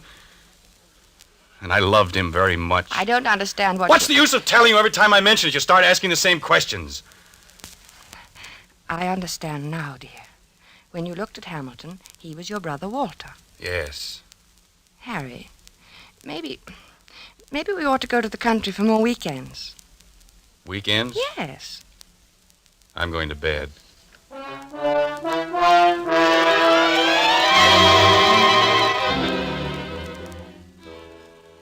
For a time that evening, I worried about Harry. Not about his dream. Why shouldn't he dream? But I wondered about his health. He looked so worried somehow, so unlike himself. I was glad when he went to bed. A good night's sleep was just what he needed, I thought. How could I know? The next morning, we were quietly eating our grapefruit when Harry flung down his spoon. I wish he'd go back to France and stay there, him and his la-la. Who, dear? Oh, you mean Aaron Burr. Did you dream about him again? Yes, he said la-la to me. Why should he say la-la? I was at the tavern and we were drinking ale, and I said something funny. I don't remember what it was. Something amusing about what Ben Franklin had said to Washington once. It was one of those things, you know. No, I don't. Have some more coffee, dear. I don't want any coffee. I made this remark and everyone laughed. Everyone but Burr, that is. He sort of sniffed, and then he said, la-la. Well, why not? I mean, is there anything wrong about him saying la-la? It was the way he said it. He was sneering at me. They all noticed it. Who, dear? Who noticed The others, all of them. And Hamilton. I was there with Hamilton. It was swell until Burr came in. Aaron Burr. I don't see why you dream about him all the time. Don't you think you should take some luminol?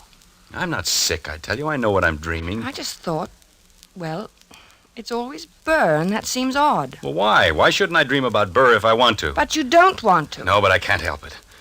Everywhere I go with Alexander, sooner or later Burr shows up and makes those nasty remarks. Last night he elbowed Alexander out of his way. Did it deliberately. Alexander? Hamilton. Oh, Alexander Hamilton. Yes, goodness knows I'm familiar enough with him by this time to call him by his first name. Harry, you know, we might go to the old Drovers Inn this weekend. You like it there. Hamilton has become not only my brother Walter, but practically every other guy I've ever liked. Don't you like the old Drovers Inn anymore? Isn't it natural that Hamilton should represent my brother and guys I like? That's natural, isn't it? Yes, I suppose it is. Well, then why are you looking at me like that?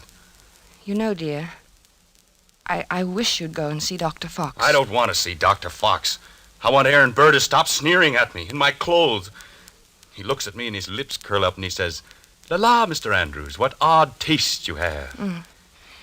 I wish you'd go and see Dr. Fox. I'm going to the zoo and feed popcorn to the rhinoceros. That makes things seem right. For a little while, anyway.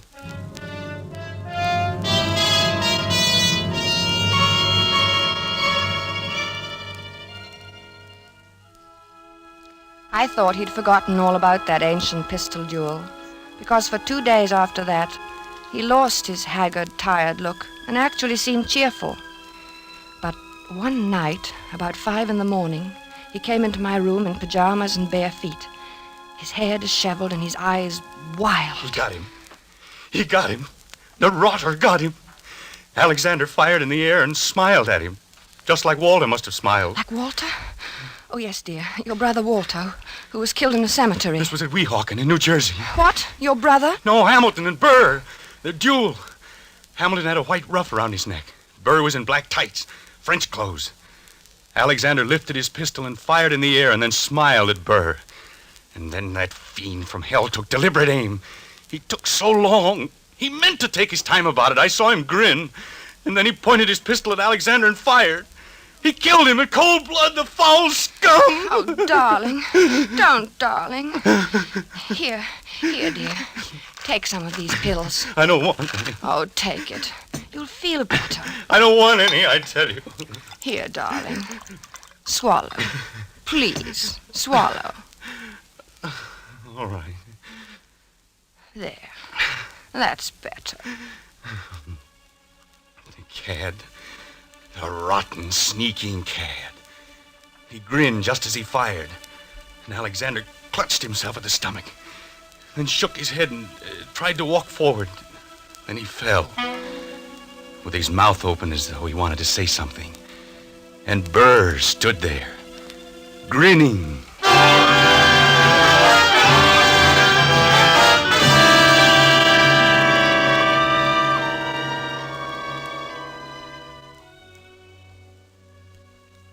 He was better after that, but I kept urging him to see Dr. Fox. At first he refused, but later he decided to humor me. He was humoring me by this time, and Dr. Fox, too.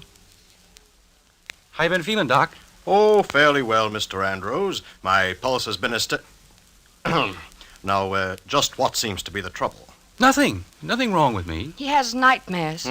You look a little underweight. Perhaps your diet. Oh, I'm not underweight. Overweight, maybe, but not underweight. Getting enough exercise? Same as usual. He's worried about something. He always has this same dream. Aha, a dream, eh? What kind of a dream? Just a plain old dream. Aha. No, it isn't. It's about his brother Walter, who was killed in a cemetery by a drunken man. Only it isn't really about him. Really? Why, very few people are actually killed in cemeteries. It's an interesting coincidence, if I may say so. You mean you know somebody who was killed in a cemetery, too? Is that the coincidence? No, I meant your brother being killed in a cemetery. You know, dead in a cemetery. A sort of, do you follow me? No. I think you should go see Dr. Fox, Dr. Fox. Interesting. Yes, very interesting. I wonder if you would mind stepping into the next room, Mr. Andrews. I want to give you a thorough examination. Right in here, sir, and we'll just have a look at you.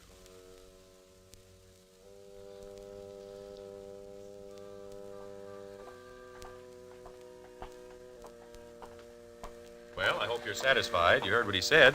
There's nothing the matter with me at all. I'm glad your heart is so fine. He said so, you know. He said your heart is fine. Sure, it's fine. My heart's fine. Everything's fine. And you know what I was thinking? No, what? I was just thinking that now that Alexander Hamilton is dead, why, you won't see any more of Aaron Burr. Yeah. Yeah, I guess you're right.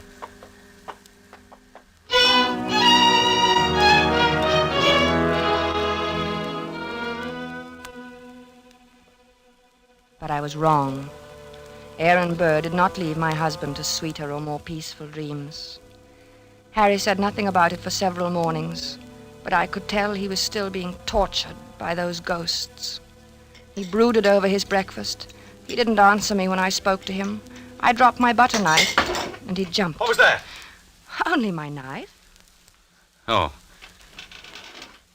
Harry, are you still dreaming about that man? Oh, I wish I hadn't told you about it. Forget it, will you?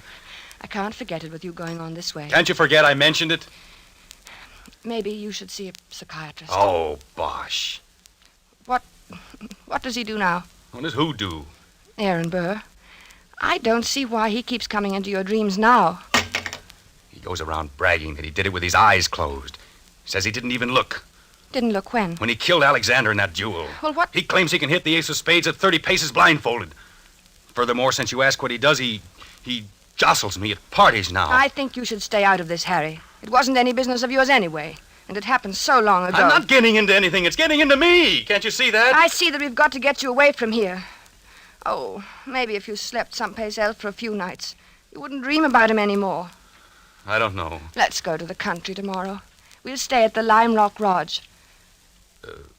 Bess, why can't we visit the Crowleys? They live in the country. All right, fine. Bob has a pistol, and we could do a little target shooting. What do you want a pistol for? Plenty of open space. I'd think you'd want to get away from shooting. Yes. Sure, dear.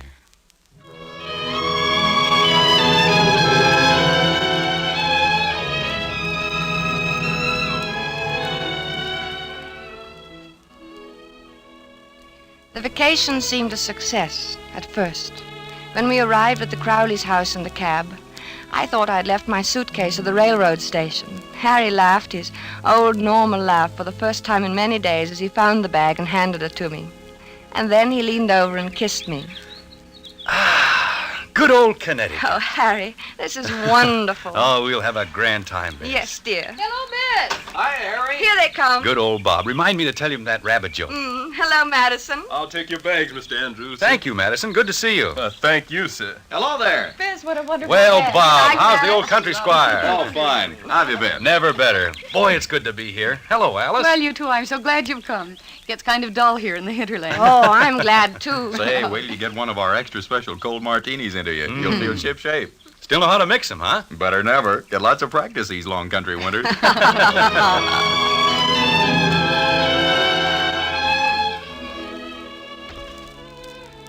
Oh, it was grand, seeing Harry's face relaxed and smiling over his cocktail glass. When I went to bed that night, I felt that at last that nasty old business of the dream was over, and I was happy. But when I woke the next morning, I saw my husband lying rigid on his back, staring at the ceiling. One Henry Andrews, an architect. What's the matter, dear? Nothing. Oh, why don't you go back to sleep, Harry? It's only 8 o'clock, and this is the country. One Henry Andrews, an architect. What are you talking That's about? what he calls me. Calls you who? One Henry Andrews, an architect, he keeps saying in his nasty little sneering voice. One Henry Andrews! Harry, please don't yell. You'll wake the whole house. It's early. People want to sleep. I'm beneath him. I'm just anybody. I'm a man in a gray suit. Be on your good behavior, my good man, he says to me. Or I shall have one of my lackeys give you a taste of the riding crop.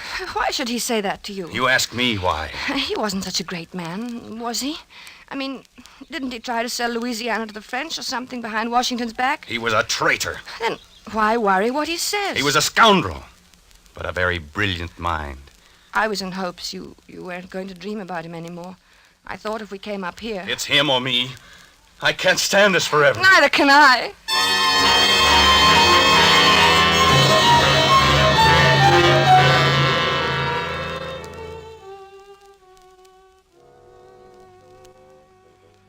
As I had expected, Harry spent most of the afternoon with Bob shooting at targets. At first they just aimed at the paper squares. It all seemed to be good-natured and in fun. After a while, Harry stood with his back to the dead tree trunk on which the targets were nailed. Then he walked 30 paces ahead in a stiff-legged manner, and his face was set in stern lines. His revolver was at arm's length above his head when he turned suddenly and fired. Bob dropped to the ground, scared. Hey, what's the big idea, Harry? But Harry didn't answer. He started to walk back to that dead tree trunk again. Then, with his back to the target, he began marking off the 30 paces. Bob called to him. I think they kept their arms hanging straight down. I don't think they stuck them up in the air. But my husband continued to count off. At the 30th step, he lowered his arm, wheeled about suddenly, and fired from his hip. Hey there, watch out! 2 of the shots missed the tree, but the last one hit it. Like a mechanical man or someone in a trance, Harry began to walk back to the tree again without a word, his lips tight, his eyes bright, his breathing coming fast. And look, it's my turn! But Harry about-faced and stalked on. This time when he fired, his eyes were closed.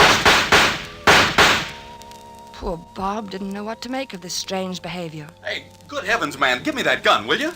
Without a protest, Harry let him have it. For the first time, he spoke.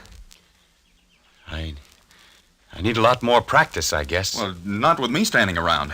Come on, let's get back to the house and shake up a drink. Gee, I've got the jumps. I need a lot more practice.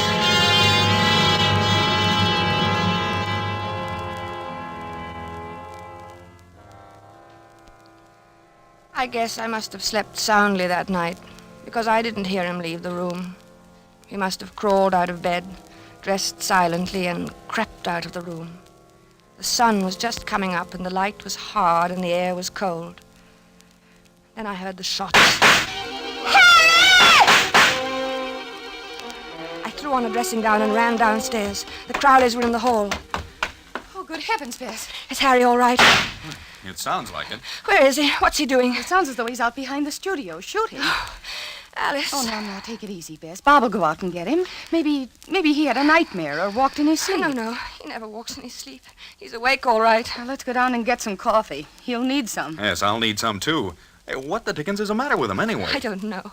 I'm so sorry. Bob, you go get him. At your service, madam, alive or dead. Bob, stop it. Okay, I'll do my best. Come on, Bess. We'll go to the kitchen. What's that noise? Where? In the kitchen.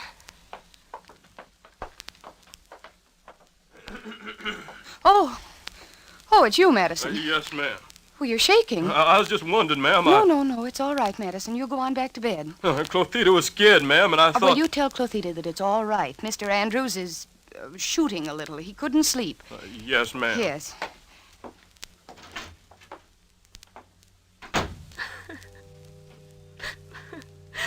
I don't know what to do, Alice.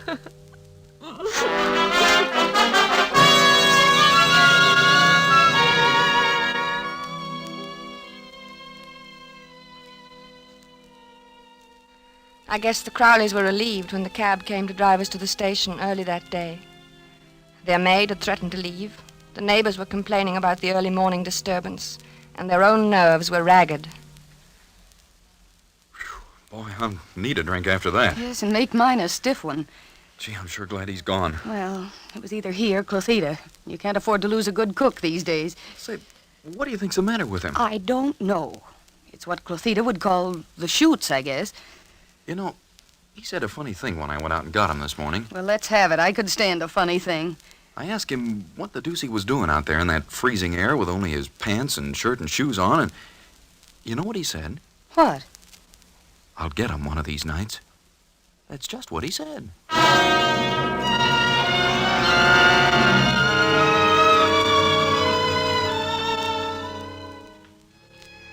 By this time, I was really frightened.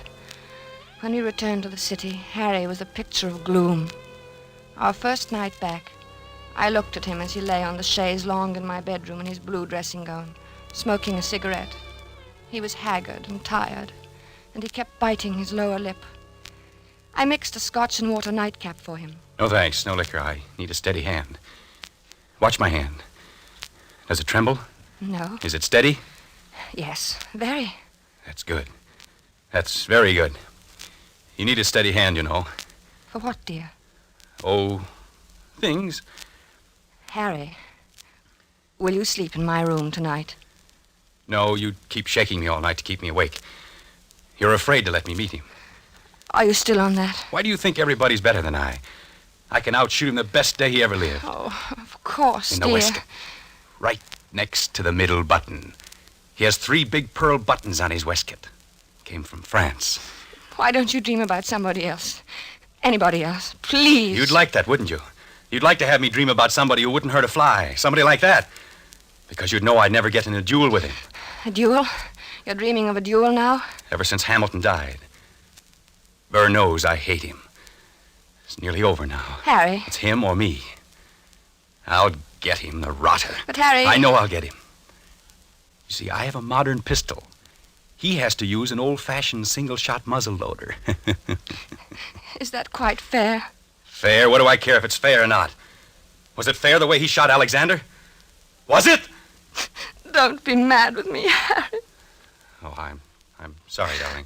I'm very unhappy. I'm sorry, darling. And I'm worried sick. Well, I'm sorry, darling. Don't cry. Please don't cry. It upsets me when you cry. And I mustn't be upset. I must be very calm and rested. My hand must be steady tonight. Especially tonight. I'm so worried, Harry. Don't worry about me. I'll be all right. I'll be fine. My hand is like a rock.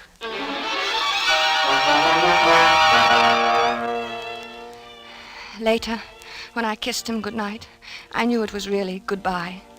He didn't say anything, and neither did I. It's just that he seemed so far away, in another world. And each moment I felt that he was becoming more and more remote. Something told me he wasn't coming back.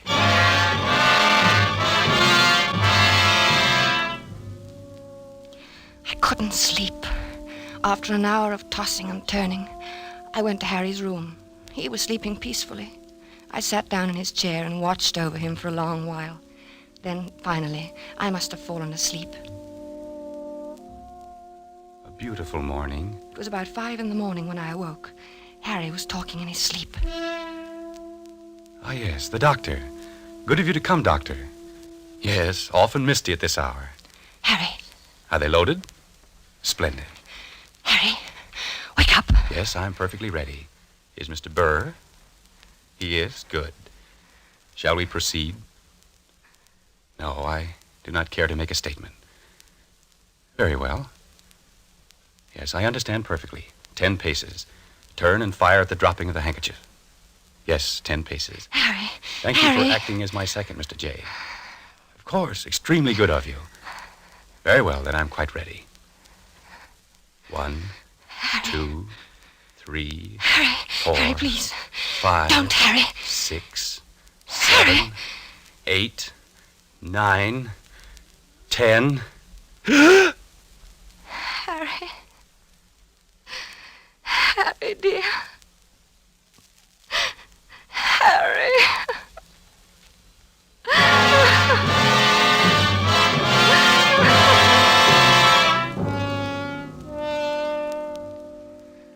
Dr. Fox was puzzled when he examined Harry the next morning. Extraordinary. His heart was as sound as a dollar when I saw him the other day. He seemed to be fine, Dr. Fox. I can't understand it. What? Why his heart stopped as if he'd been shot. Shot? Yes. Of course, there are no gunshot wounds and no... Shot. Now, Mrs. Andrews. That's it. Shot. Now, you'll have to calm yourself. You can't help him now. I should have known it would happen. I kept staring at Harry's right hand. The 3 fingers next to the index finger were closed stiffly on the palm, as if gripping the handle of a pestle. The taut thumb was doing its part to hold that invisible handle tightly and unwaveringly. But it was the index finger which held my eye the longest. I looked carefully to make sure I was right. Yes, it was so. That index finger was curved inward slightly, as if it were about to press the trigger of a pistol. So there had been a duel after all.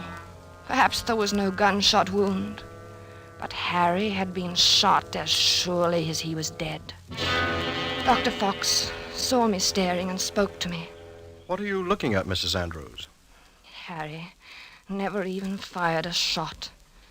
Aaron Burr killed him the way he killed Hamilton. Well, what are you talking about? Aaron Burr shot him through the heart. I knew he would. Yes, but there's no evidence to I knew he would.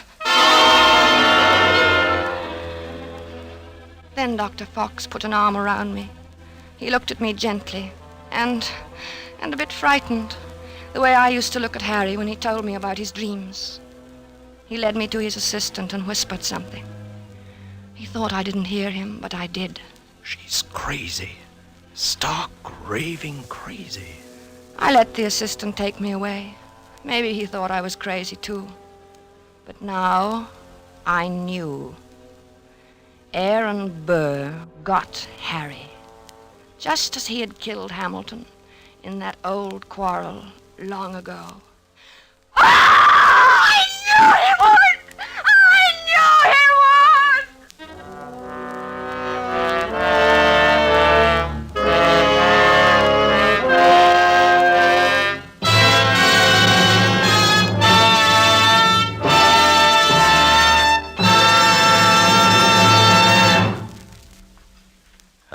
closes. A Friend to Alexander, starring Robert Young and Geraldine Fitzgerald. The James Thurber story, which was tonight's tale of suspense.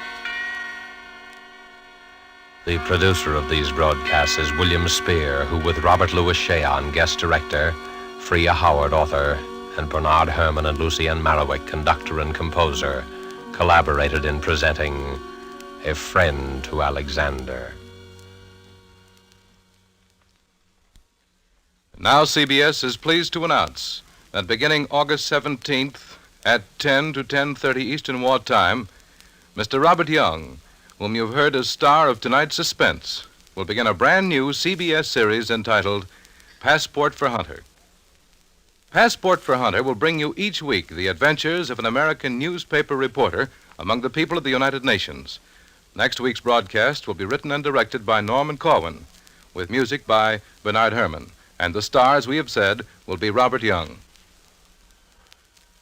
This is your narrator, the Man in Black, inviting you to be with us next week at this same time when, with Miss Agnes Moorehead and with a repeat performance by popular request of the play called Sorry, Wrong Number, we again hope to keep you in suspense. This is CBS, the Columbia Broadcasting System.